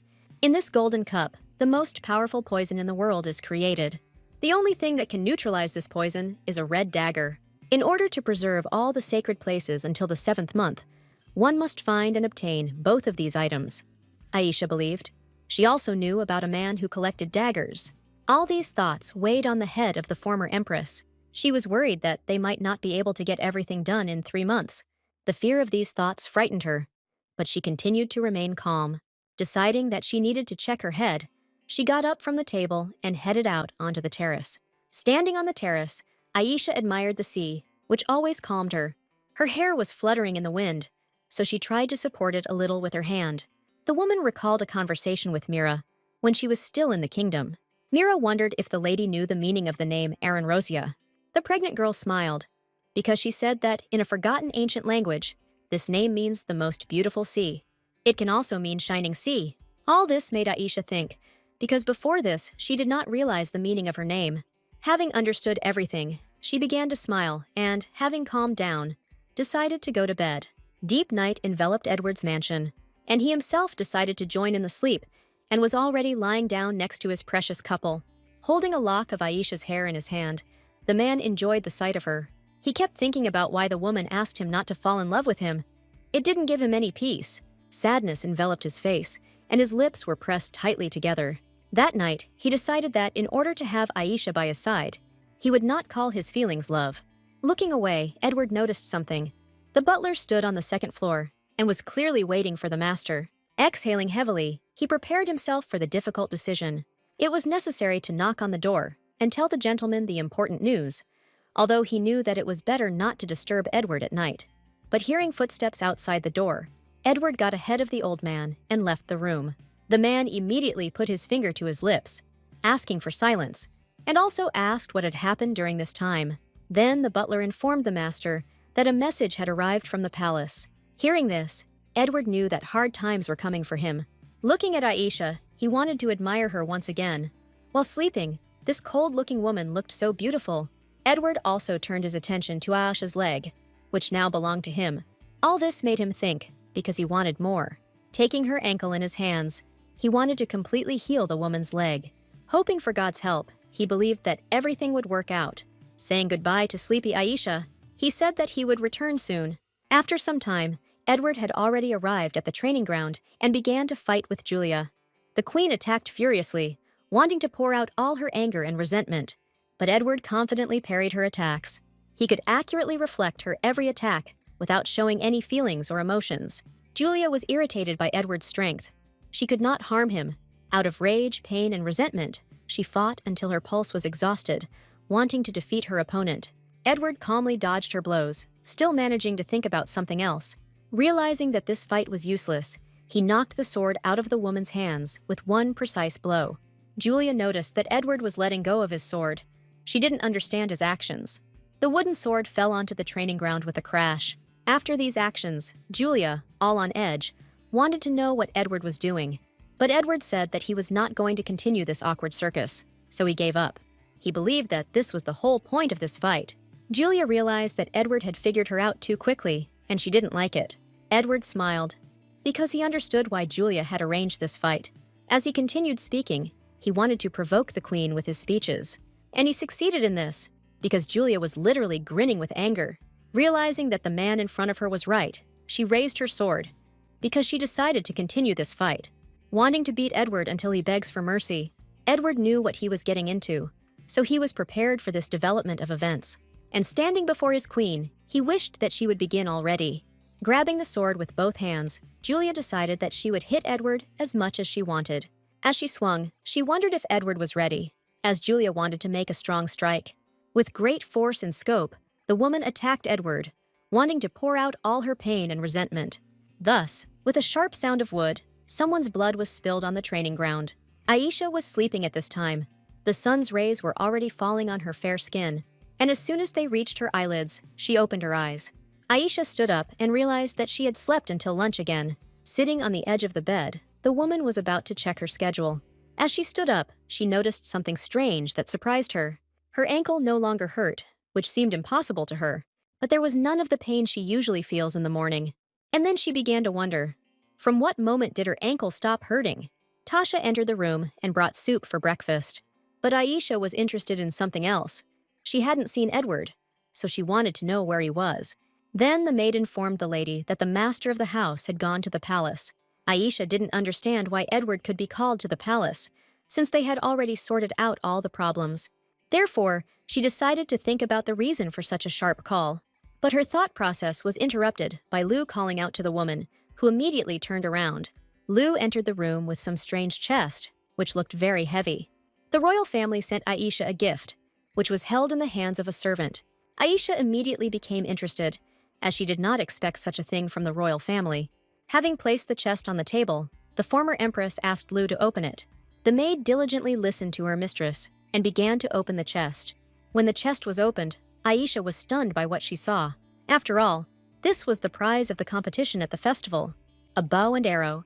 Taking the arrows in her hands, Aisha immediately noticed the pink tip with a black sheen and realized that they were made in Laxion. But that was not all. Lu noticed that there was another letter in the chest, so she handed it to her mistress. Taking the letter in her hands, Aisha wanted to know what Queen Julia had written. Queen Julia thanked Aisha for her courage that day. Reading the queen's words, the woman became more and more convinced of her wisdom. Aisha didn't think that Julia would express her consent to cooperate in this way. This news made the heroine happy, so she immediately smiled. Tasha remembered that today was the last day of the festival.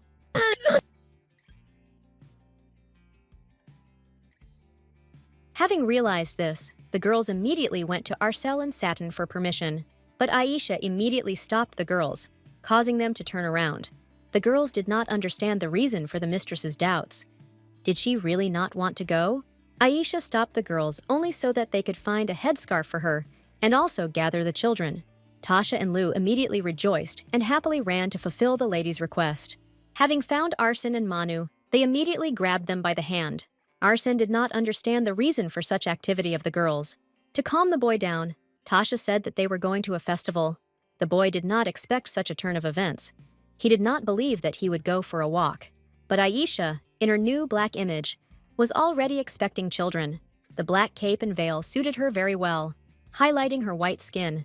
Arsen was very surprised by the new image of his mistress.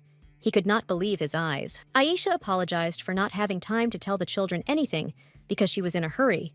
The boy was glad to see his mistress in such a form, and was even a little embarrassed. The former empress noticed that the boy was dumbfounded, so she wondered what had happened to him. But Arsène saw the lady in black for the first time, so he was struck by her image. The girls immediately informed the boy that their mistress looked good in both black and white. At that moment, Cassian suddenly burst into the room. Surprising Aisha, no one knew what he wanted. Cassian glared at the girl, growling that she had lied to him. But the heroine responded to this only with silence, which only angered the man even more. He did not understand why Aisha pretended not to speak the official language. The girl thought that if they did not contact each other, there would be less trouble. But despite the fact that she did not answer Cassian, the hero still brought a lot of trouble. Ignoring the man's bewilderment, Aisha reminded him that he had been the first to treat her rudely, and then, having finished the dialogue, she left the building. When the heroine was about to get into the carriage, Cassian called out to her, asking her to wait. The man, confused, touched his neck and asked his interlocutor if she was going to go for a walk. The hero said that he would go with her and protect her, because the girl needed an escort in any case. Suddenly, their dialogue was interrupted by a smiling red-haired guy who promised to take care of Mrs. Aisha, which upset Cassian. The girl sternly addressed the man, saying that he should not use her to attract his brother's attention. Turning around, the heroine got into the carriage and ordered Jorge to go. Aisha's action angered Cassian again. The wooden sword fell to the floor with a crash, and the girl who fell to the floor, trying to catch her breath, called her opponent a monster. The heavily breathing heroine said that she had invited a doctor and advised her rival to start treating him and leave. Wiping his face with his palm, he replied that the girl had really thought everything through. and then wondered if she really wanted to beat the man to the point that he would need a doctor's help. Looking at the hero from under her eyebrows, the interlocutor told him to put away his arrogance, because if he made a mistake again, she would beat him again. The man noted that Her Majesty needed to train her endurance, but the girl again told Edward to shut up. Lost in thought, the heroine turned to him, asking if she could trust the character. After a few seconds of silence, Edward refused the request, shocking Her Majesty. The angry girl called him shameless, because she gave the hero a chance, but he continued in a calm tone that neither he nor Renaso could be trusted. The character asked her to trust no one but herself. Turning around, the girl said that she had not expected less eloquence. However, the heroine herself has the right to decide who to believe and who not to believe, and she believes Edward. Her Majesty continued that no matter how blind a man might be to women, the girl was confident that he would not betray his country. Thinking about the heroine's words, Edward grinned contentedly. Recalling the image imprinted in his memory, the thought flashed through his head that this could already be called love. Aisha, along with Arsen and the girls, found themselves at the festival in a crowd of strangers. For the boy, it was something incredible. His big blue eyes expressed genuine surprise. The heroine told him that they had come to the market. Noticing the strangers, Arsen asked what they were eating. The girl explained that it was octopus shashlik and suggested that he try it, but this shocked the boy. He shouted that it was a child of the sea and only a monster could kill it, but Aisha objected. One of her companions, looking at the sky, said that it was time, while the second continued her thought, saying that they needed to go look at the sky lanterns. Having taken their place in line for tickets, the heroes realized that it was already too long. Aisha said that their turn might not come. However, her companions asked her to trust them, because before the start, there are always people who want to sell or exchange their tickets. Having escaped, they asked to wait here. But Aisha was worried that the heroes would get lost in such a huge crowd. Suddenly, Hana took her hand. The girl asked Aisha to buy 3 flowers, which surprised her. Trying to explain her wish, Hana pointed to the people who were floating flowers down the river. She said those who were unable to take part in the lantern ceremony wrote their wishes on flowers and threw them into the water, which, surprisingly, never returned to shore. Coming closer to the embankment, Aisha saw many inflorescences and then asked the girl what flowers she should buy. Hana quickly made her way through the crowd, and the heroine, who couldn't keep up with her, asked her to go slower. When they arrived, they saw a little boy asking them to buy flowers from him.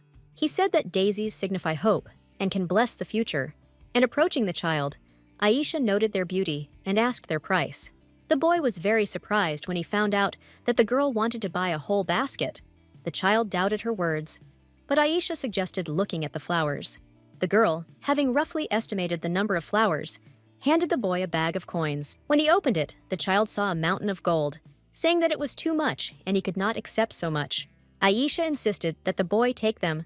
The heroine called him a precious child that she was lucky enough to meet. The touched child shed a tear, sincerely thanking the lady unknown to him. Hana didn't expect Aisha to buy them all, but she thought it would be nice to put them in the room. Having met with her companions, the heroine heard that they had only managed to get 2 tickets to the ceremony. However, Hana convinced them that everything was fine, because the characters bought a lot of flowers to replace the lantern ceremony for her and her sisters. Aisha realized that the girl had known from the start that there wouldn't be enough tickets. Soon, her companions ran up to her, saying that they were going to launch flowers into the water and also wishing her a good time. The heroine thought that she needed to enjoy the moment, because the children had already been through a lot. A carriage with temple servants carrying sky lanterns appeared on the street. At that moment, everyone prayed sincerely, filling it with their deepest desires, letting go so that the lantern reaches the sky and the deity of all beginnings. Suddenly, their companions ran up to the heroes, shouting if anyone had seen Hana. The girls reported that she suddenly disappeared into the crowd, which shocked Aisha and Arsène. The heroine suggested splitting up and meeting at the same place in 20 minutes, and everyone agreed to her suggestion. The characters rushed to search, calling out to Hana from the crowd. Noticing something on the ground, Arsène called Aisha, and together they discovered chamomile petals under their feet. A trail of them led into a dark alley. Coming closer, the heroes heard someone screaming in it, which made them very wary. Looking closer, Aisha saw 2 bandits beating up Cassian, with Hana and the boy selling flowers sitting behind them. Coming out of the nook, Aisha ordered the robbers to stop. Seeing her, Cassian shouted to call his brother here quickly. Having approached the heroine, The bandits asked her who she was, but in response, they received only silence. One of them swung at Aisha, intending to hit her, screaming that she didn't understand what she was interfering with. The girl had already closed her eyes, intending to accept her fate, but nothing happened. As it turned out, Jorge, who suddenly appeared here, held back the bandit's hand. Having dealt with them, the man stood next to Aisha, glad that he was not late. The girl didn't understand how Jorge found out that they were there. As it turned out, Arsene told him everything. Approaching the boy who was selling flowers, Aisha asked him what had happened. He said that when he was walking back, he fell and scattered all the coins. And suddenly, those bandits appeared, intending to take them away. Then Cassian and Hana appeared and helped the boy. Seeing Aisha's stern gaze on himself, the first one decided to justify himself, saying that he was just passing by and helped a child in danger. The boy himself interrupted him, apologizing, and sincerely thanked Cassian for saving him. And then he gave away the chamomile prepared for the ceremony. Aisha wondered if Hana had disappeared to save that boy. However, her thoughts were interrupted by the girl herself, who suggested returning to the mansion. Upon arrival there, everyone was shocked by Cassian's appearance and sent for a doctor. The maid Asriel asked if the young master was in much pain. However, Aisha said that she could go and that the girl would manage on her own. Left alone, Cassian asked her if she wanted to ask anything. Aisha assumed that the guy had been following them at the festival, which surprised him greatly. Cassian asked the other brother, not understanding whether his brother hadn't told him anything about him. The girl remembered Edward's words that his younger brother should be ignored. So she replied that he hadn't told her anything, which surprised her interlocutor. Thinking she had offended him, Aisha said that they needed to change the atmosphere before Cassian became completely depressed. Putting a white handkerchief on his face, the girl said that she had heard that the hero had been ill in his youth, but that his condition had improved.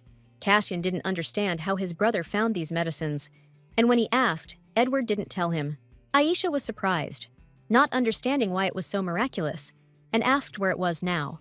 Cassian said that it was in another room, but the medicine was liquid, the color of which resembled blood. Aisha thought for a moment and smirked, realizing that Edward was only pretending not to love his brother, but was giving his blood to treat him. Cassian looked at the girl, saying that she was similar to his brother in her facial expression and gaze.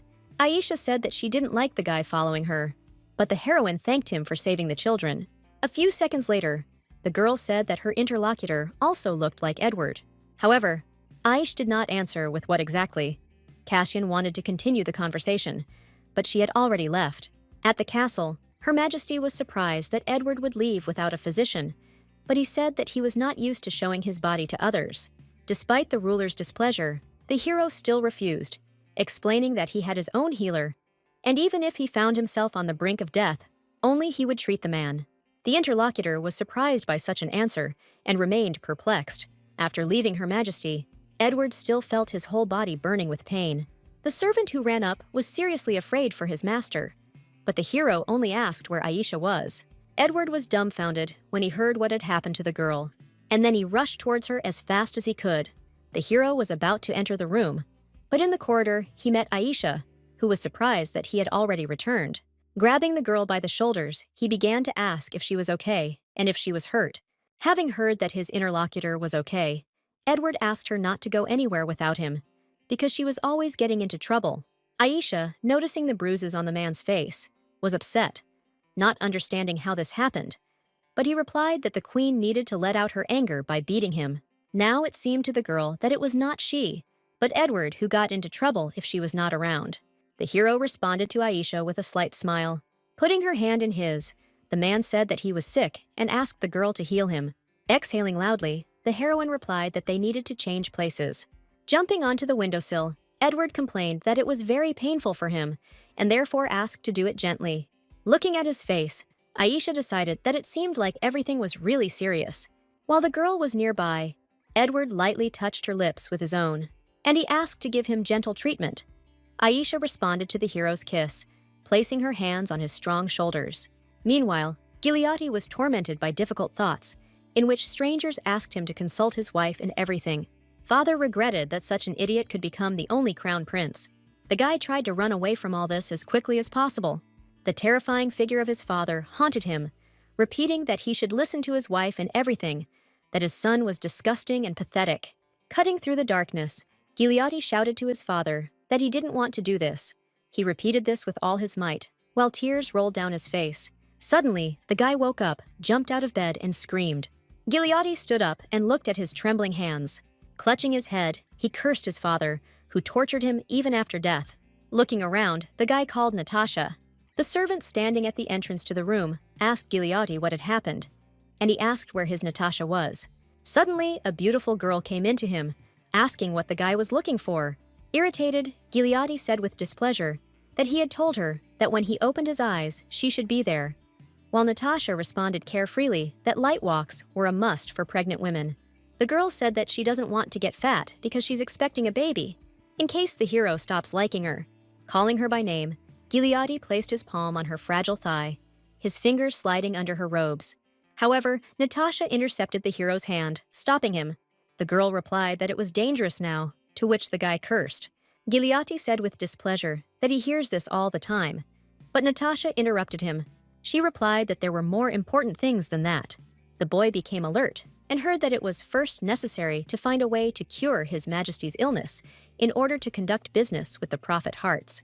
Meanwhile, in the western tower of Thanatos, the man was thinking about the fact that he would have to spend another 2.5 months in this place. However, deciding that now was not the time to get lost in his thoughts, he moved on and approached the door. Suddenly, 2 young men burst into it, not understanding how the man ended up right there. The latter replied that, thanks to prophecy, it was easy to know when they would arrive. Looking menacingly at those who entered, the hero said that he would get there himself, and if they showed him rude behavior, he would darken their future with shame. The stunned guards froze, dumbfounded, but the man still walked past them.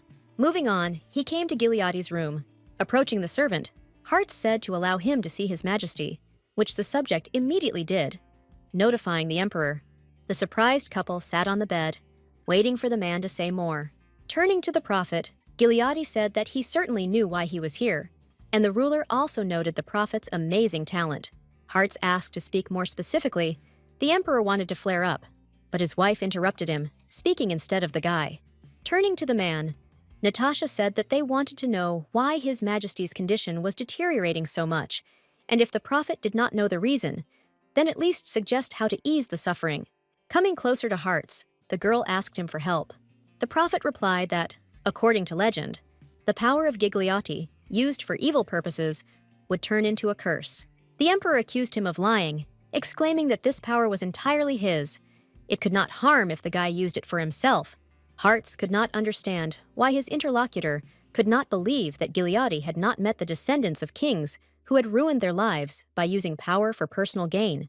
His Majesty shook slightly, while Natasha and the prophet's gaze was fixed on him. The girl turned to the man again, asking if there was a way to ease the emperor's condition. Natasha sincerely asked the prophet to save the ruler. Placing her hands on her stomach, she told Hearts not to leave this child in despair without a father.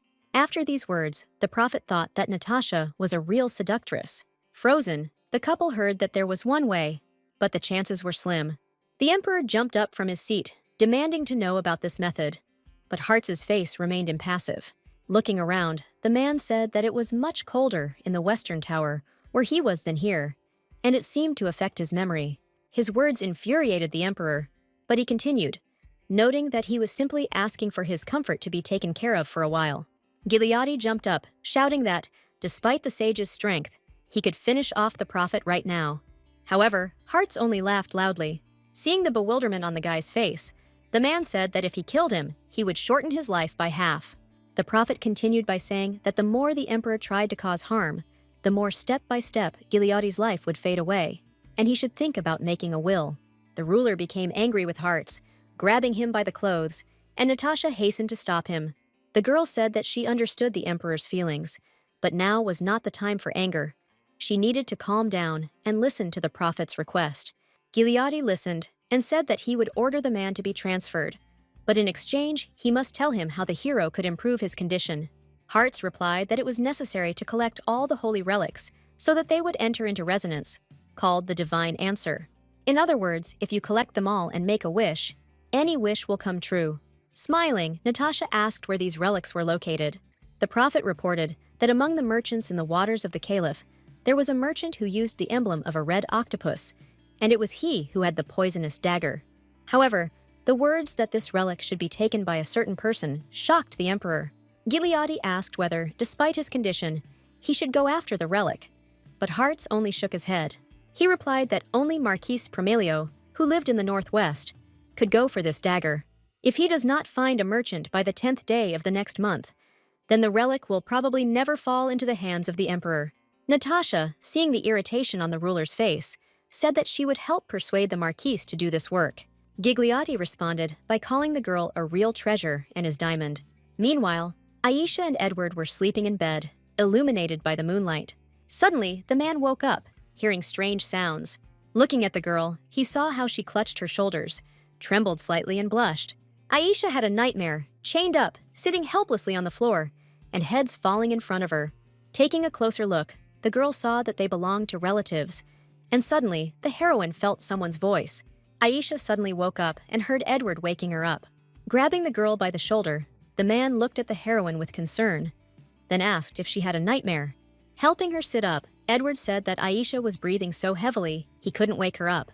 The man asked if the girl was okay, when suddenly he saw tears rolling down her cheeks. When Edward heard that Aisha had seen the death of her loved ones in her dream, he froze. The girl kept crying, saying that while they were dying, she could do nothing. Shaking, the heroine only said the name Gigliotti, while a stunned Edward looked at her. Repeating this name over and over again, Aisha scratched her skin with her nails.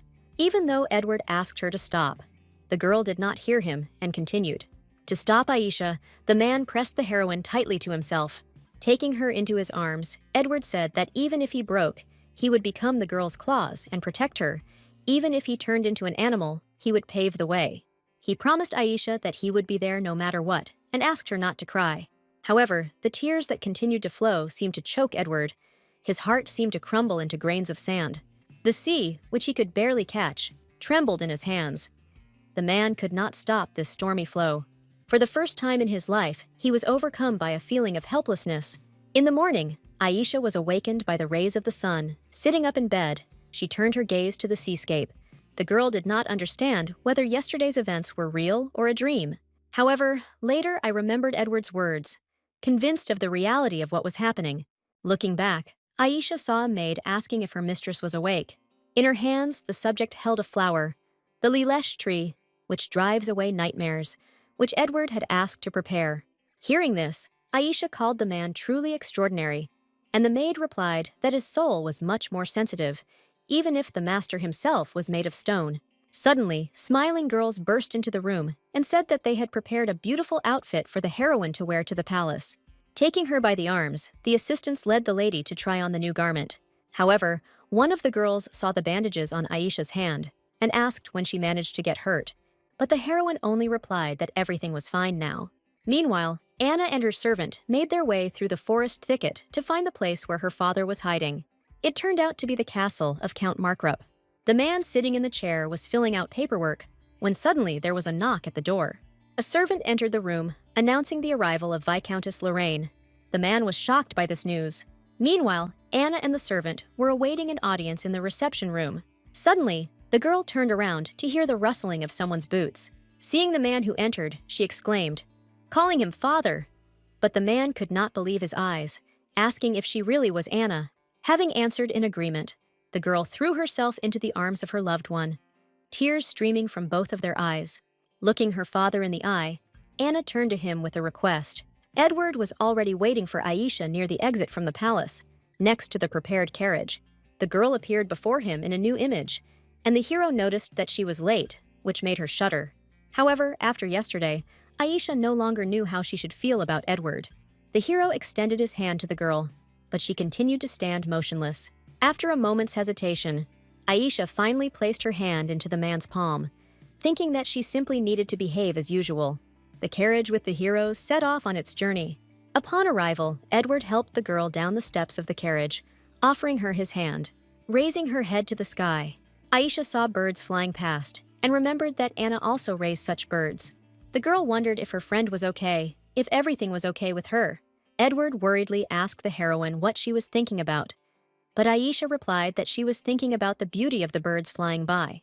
However, in her head, she said that despite her appearance, Anna was not a timid person, and the girl still could not help with her experiences. Sitting in her father's waiting room, the Viscountess told him that she was looking for Uncle Henrik. The man asked Anna if she was talking about Henrik Arpazio, whom he knew, to which the girl answered in the affirmative. After thinking for a moment, the father said that while Markrup was absent from the castle, he was temporarily taking care of business on behalf of a friend. The man suggested that his daughter wait for the Count to go to Henrik together, because he was not the easiest person. However, Anna shook her head, saying that she was in a hurry, and asked her father to tell her where her uncle lived. At the same time, in the palace of Amora, Aisha informed the ruler that there were only 2 families left that could pose a threat to the Gigliotti in Thanatos. The conversation was about Marquis Promelio and Duke Gertium. Aisha said that now that the Sunset family has fallen, the emperor's greatest fear is Marquis Promelio. He was prepared to confront the ruler, but it remained a mystery to Her Majesty why such an influential man had not yet been killed. Aisha replied that the emperor could use his ability to hit people within a radius of 2 to 3 kilometers, and that for this to happen, the victim had to be seen in person. However, even so, he cannot kill the enemy on the spot, only plant the root of the disease in him. The girl added that, in her opinion, the fact that the Herdiums, the imperial dogs, are also a thing of the past. After saying that, now was the time to try to persuade the Duke. However, the ruler did not understand how to do this. Aisha replied that during his reign, Gigliotti had killed the former Duke of Gertium and his brothers, which almost led to the downfall of the family.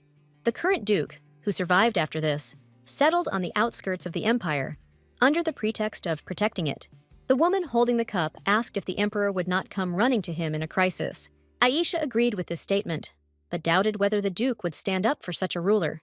The Empress understood the girl's plan, but wondered what they would need from Promelio. Anna, through the snowstorm, knocked on the impregnable walls of the fortress. The girl screamed through the closed gate, asking if anyone was there, screaming that she knew Uncle Henrik was there. Suddenly, a man unknown to Anna came out of the fortress, which caused her great surprise. The man asked the heroine what family she was from. Anna was confused.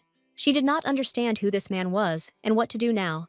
Despite the fact that the girl had never seen anyone with such a cold look, the heroine did not allow herself to succumb to despondency. Anna introduced herself, saying that she needed to see Henrik Arpazio, and if the stranger told him that the daughter of Viscount Lautrane had arrived, the Duke would understand. Turning around, the man walked forward, calling the girl to follow him. While passing by a certain room, Anna heard strange sounds coming from behind the door. The girl asked the stranger to wait, stopped him, and asked what all this meant. Despite the increasing screams, the man remained silent. Anna drew his attention back to herself, asking if he really couldn't hear anything. Suddenly, the door to the room swung open, and the girl's uncle came out, not understanding what she was doing there. Anna was very happy to see Uncle Henrik, and was about to say something, but he interrupted her. The hero said that he was sorry that they had not seen each other for a long time, but now was not the best time, since he was a little out of his mind. Anna asked what the screams were now. Henrik answered her that his second daughter was preparing to give birth, but the water broke much earlier. The son-in-law, who went to get a midwife, was unable to return due to a snowstorm and was seriously injured. The girl became worried and asked if the maids could do anything to help. The uncle replied that his wife had brought a maid, but she was still just a child. Suddenly, Anna's companion asked if they had prepared plenty of hot water and clean towels. Riwalda continued, saying that it would be nice to give the mother something she could hold and that would give her strength. Even though the woman was not a midwife, she had been present at the birth. The heroine turned to the man and offered to help his daughter give birth. Anna, saying that hands alone were not enough, also offered her help. Aisha revealed the further plan of action, saying that they would lure Promelio to their side. The heroes had already thrown the bait, but everything might not be as easy as they thought. While the girls discussed the plan, Edward was fingering a strand of Aisha's hair. The ruler said that if her interlocutors wanted to destroy Thanatos, then wouldn't it be better to use military force rather than persuasion and lure? Aisha replied that all she wanted was the fall of the imperial family, but not the disappearance of the empire. The empress objected, asking that she wanted the complete destruction of Thanatos, while her interlocutor only wanted Gigliotti's death. Aisha replied that the fall of the empire would continue as a matter of course, because the country could not remain the same without a ruler. However, if the empire falls, it will be the people of Thanatos who suffer, not the fallen imperial family. The girl continued, saying that the queen, who knows how to love her country and people more than anyone else, should understand that Aisha wanted to start a rebellion. By this time, Edward had already managed to braid a braid from the girl's strands. However, he will be able to carry out his plans only if he helps the heroine. Edward replied that if this was the girl's third wish, then he was ready to listen. In the evening, standing opposite the window, the queen thought over everything that had been said. In that dialogue, the ruler said that rebellion is not a way to minimize damage. There must be some kind of plan. Aisha replied that the queen probably knew the legend about the holy relic. The girl was going to bet on it. The heroine wanted to wish for all supernatural abilities to disappear. But this is just a legend.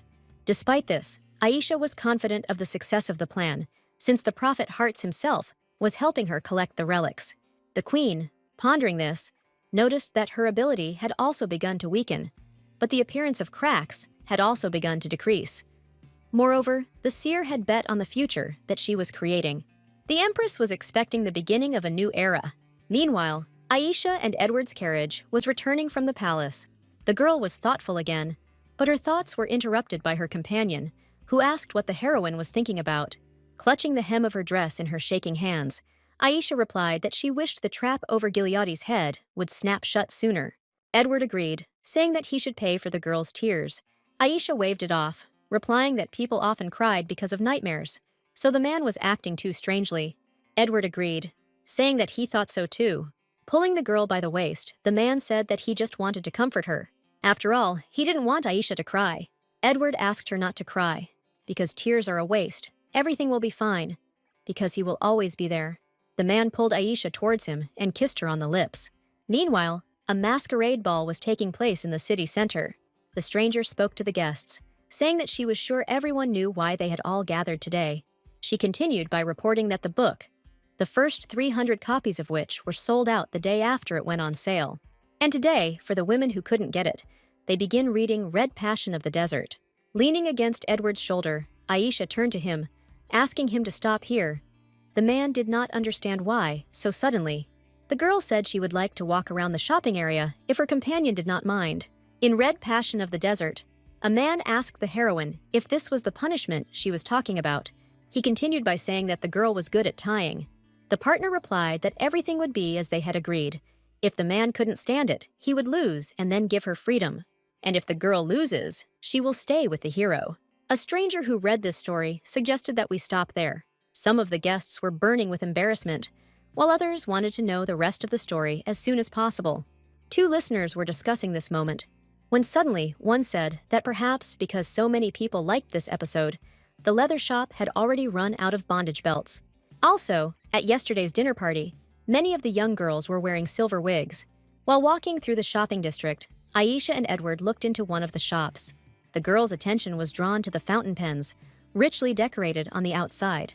However, the heroine was tense because of Edward's intense gaze on her. Frozen, Aisha asked if she couldn't look around here herself. The man agreed, saying that if the girl promised to buy him a gift, then he would wait outside. Aisha agreed, asking Edward, who smiled stupidly, not to follow her. The girl was about to leave for Thanatos soon, and she wanted to express her gratitude to all the people she was grateful to. The heroine chose gifts for almost everyone, but she wondered what to give the twins and Jorge. Having finished choosing, Aisha left the shop. Edward immediately asked to receive his gift first. However, the companion turned around, telling him to be patient until the morning, because if the man wanted to get it, then he had to be ready to cooperate. The next day, Aisha hosted a tea party, to which she invited Edward and his brother, Cassian. The younger brother stood motionless, hugging himself by the shoulders, and the girl looked with displeasure at the man who was trying to object. Edward folded his arms and said he didn't remember inviting Cassian. Tension hung over the table as Aisha invited her guests to sit down and begin eating. Cassian began to eat, but suddenly froze. He caught Edward's displeased gaze as he sat tensely opposite him. The man asked the younger one if he was not going to leave. The latter replied that he was leaving this evening. To ease the awkwardness, Aisha said that she had heard that Cassian was diligently practicing with the spear. The guy replied that he had achieved success thanks to his health and the medication he was taking, which greatly embarrassed Edward. Aisha, remembering the prepared gift, called the maid to hand it to Cassian. The hero did not expect this, and even asked again if this present was really for him, to which the girl responded with consent. The guy opened the box, wanting to quickly see what was hidden behind the packaging. Inside were high-quality training gloves, which made Cassian very happy. But Aisha set several conditions when giving the gift for a reason. The first was to never say that everything was originally his. The second was to thank her brother for the medicines he gave her. However, the conditions were not only for the guy, but also for Edward. The girl asked not to criticize or reject Cassian's gratitude, and also to treat his words with understanding. Aisha said she now has no brother to thank or apologize to, so she would like the heroes to make it a habit. Suddenly, Cassian jumped up from the table, turning to his brother. He burst into tears and said that even though he was saying this too late, the boy was grateful to Edward. Cassian continued, saying that he was very inexperienced and therefore did not know how to express his thoughts. But he himself had never tried to force himself on his brother. Crying, the hero asked Edward not to hate him too much. Suddenly, the man interrupted his younger brother's words, saying that he understood what he wanted to say. And he also said that he didn't intend to hate him. Having thanked Edward, Cassian ran away, covering his flushed and tear-stained face with his hand. The man's cheeks were also slightly flushed, but he saw a smile on Aisha's face. Edward noted that the girl seemed to be having a lot of fun, and that she probably found it funny to put people in an awkward position. However, Aisha, as promised, handed the man a box with a gift. Taking the object in his hand, the hero said that now the girl would not be able to take it, which caused bewilderment in his interlocutor. Aisha didn't understand. She had managed to take away so much from the man. He replied that she had taken so much that he couldn't even remember. The girl told the wary Edward that she would not take anything away, so he could open the gift without any worries. The box contained a pocket watch, which the hero really liked. There was a grateful smile on his face. Meanwhile, in the northwest of Thanatos, a traveler on horseback was breaking through a snowstorm. The man was in a great hurry, and there was very little time left. And despite the fact that the horse was almost exhausted, the hero drove it forward. Akin's is a terrible disease that causes the petrification of body parts. A year earlier, Marquis Promelio lost his wife to it, and his second daughter also became ill. Not long ago, a man received a letter ordering him to go to the waters of the Khalifa before the 10th of the next month and pick up a dagger from a merchant that had a red octopus engraved on it. The stranger promised to give a bag of Tulesh powder as a gift in gratitude for fulfilling the request. The letter was a secret order from the emperor, and the plant was the only cure for the disease. Despite the fact that the Marquis did not like the ruler's actions, he was ready to do this for the sake of his daughter and the people. Suddenly, a strange noise was heard. It turned out that the horse of one of the crew members was exhausted and fell from exhaustion. So, the travelers decided to make a stop. In addition to the emperor's order, the Marquis received another letter. The sender is unknown, but each time the message contained the necessary information. The shortage of Teulashi is the work of Natasha Rowanti, who used all possible tricks to limit its sale, and the emperor is in her power. The author of the letter wrote that remembering the day when the senior Marquis of Promelio left this world, his father laid flowers symbolizing their family on the coffin. The yellow lily guarded by 2 swords has already withered, but the sender is still alive. This branch and the crossed weapons were the symbols of the Sunset family. On the day of the funeral of the senior Marquis, Duke Sunset placed yellow lilies on the coffin. Only the Promelio brothers and Her Majesty the Empress knew about it. The sender of the letter was Aisha, who promised a quick meeting, saying that she was looking forward to this day. In Edward's castle, a maid entered the girl's room and wished her good morning. Asriel suggested that the lady tie up her hair to make it more comfortable. The maid ended the conversation, saying that the trip promised to be long. Aisha replied that the journey would take a whole month, since it was not the season now. Asriel, hearing this, said that her preparations would not take much time, which greatly surprised the girl. The maid continued, saying that loyalty to her mistress was unwavering, so she asked permission to go with Aisha on the trip. The lady replied that she must understand that the road would not be easy. However, for Asriel, the main thing was not to become a burden to her mistress. Coming closer, Aisha took her subject's hands in hers, and she said that she hoped the journey would go without difficulties. The queen arrived at the castle courtyard and informed Edward that she would do her utmost to bring the flute and the golden cup. The Temple of Amos, the owners of the sacred relics, owes a great debt to Her Majesty. If she plays her cards right, everything may turn out to be much simpler than she thought. Edward asked the woman if she hadn't said that she wouldn't set foot in Thanatos, and the queen replied that she didn't want to go there, not because of fear, but because it was dirty. Moreover, she would have been happy to watch the fall of the imperial family. After these words, the queen gave the command forward, and her detachment moved away from the castle. At this point, Aisha approached the entrance, delighting Edward with her appearance. While the heroes were discussing their plan of action, a servant approached them, wiping away the tears with a handkerchief. He wished everyone a safe arrival, holding a rag to his face. Aisha looked at the man with a kind look, while one of the twins cried behind her. Edward said it was time to go, and the girl followed him, waving goodbye. The twins cried bitterly, not wanting to part with their mistress. Thus began Edward and Aisha's journey to Thanatos. Suddenly, the girl turned to the hero, saying that she didn't know what to do if something went wrong. Edward replied that Aisha had taken everything upon herself again, although he was always ready to help in any of her affairs. The man firmly promised that he would protect the girl until the very end, no matter what the outcome of this dangerous plan would be. Aisha looked at the hero with fascination, hearing that he would be next to her, and each of her entourage was trying in their own way. Edward asked the girl how about relying on her friends. The girl agreed, saying that she would do so. Aisha thought that she should stop thinking negatively. That is why, even at this moment, there are people waiting for news from the heroine and doing their job. Anna held the newborn in her arms, wondering if he wanted to sleep. Her uncle, however, wanted to play with his granddaughter, coming closer and looking at the child. However, the girl's mother said that the baby starts to cry loudly when her grandfather touches her with his beard, and he thought that he needed to immediately remove the facial hair. The girl thanked Lady Anne for her care during the birth, and for looking after the child. Continuing, she said that she was in great debt to the Viscountess and Rivalda.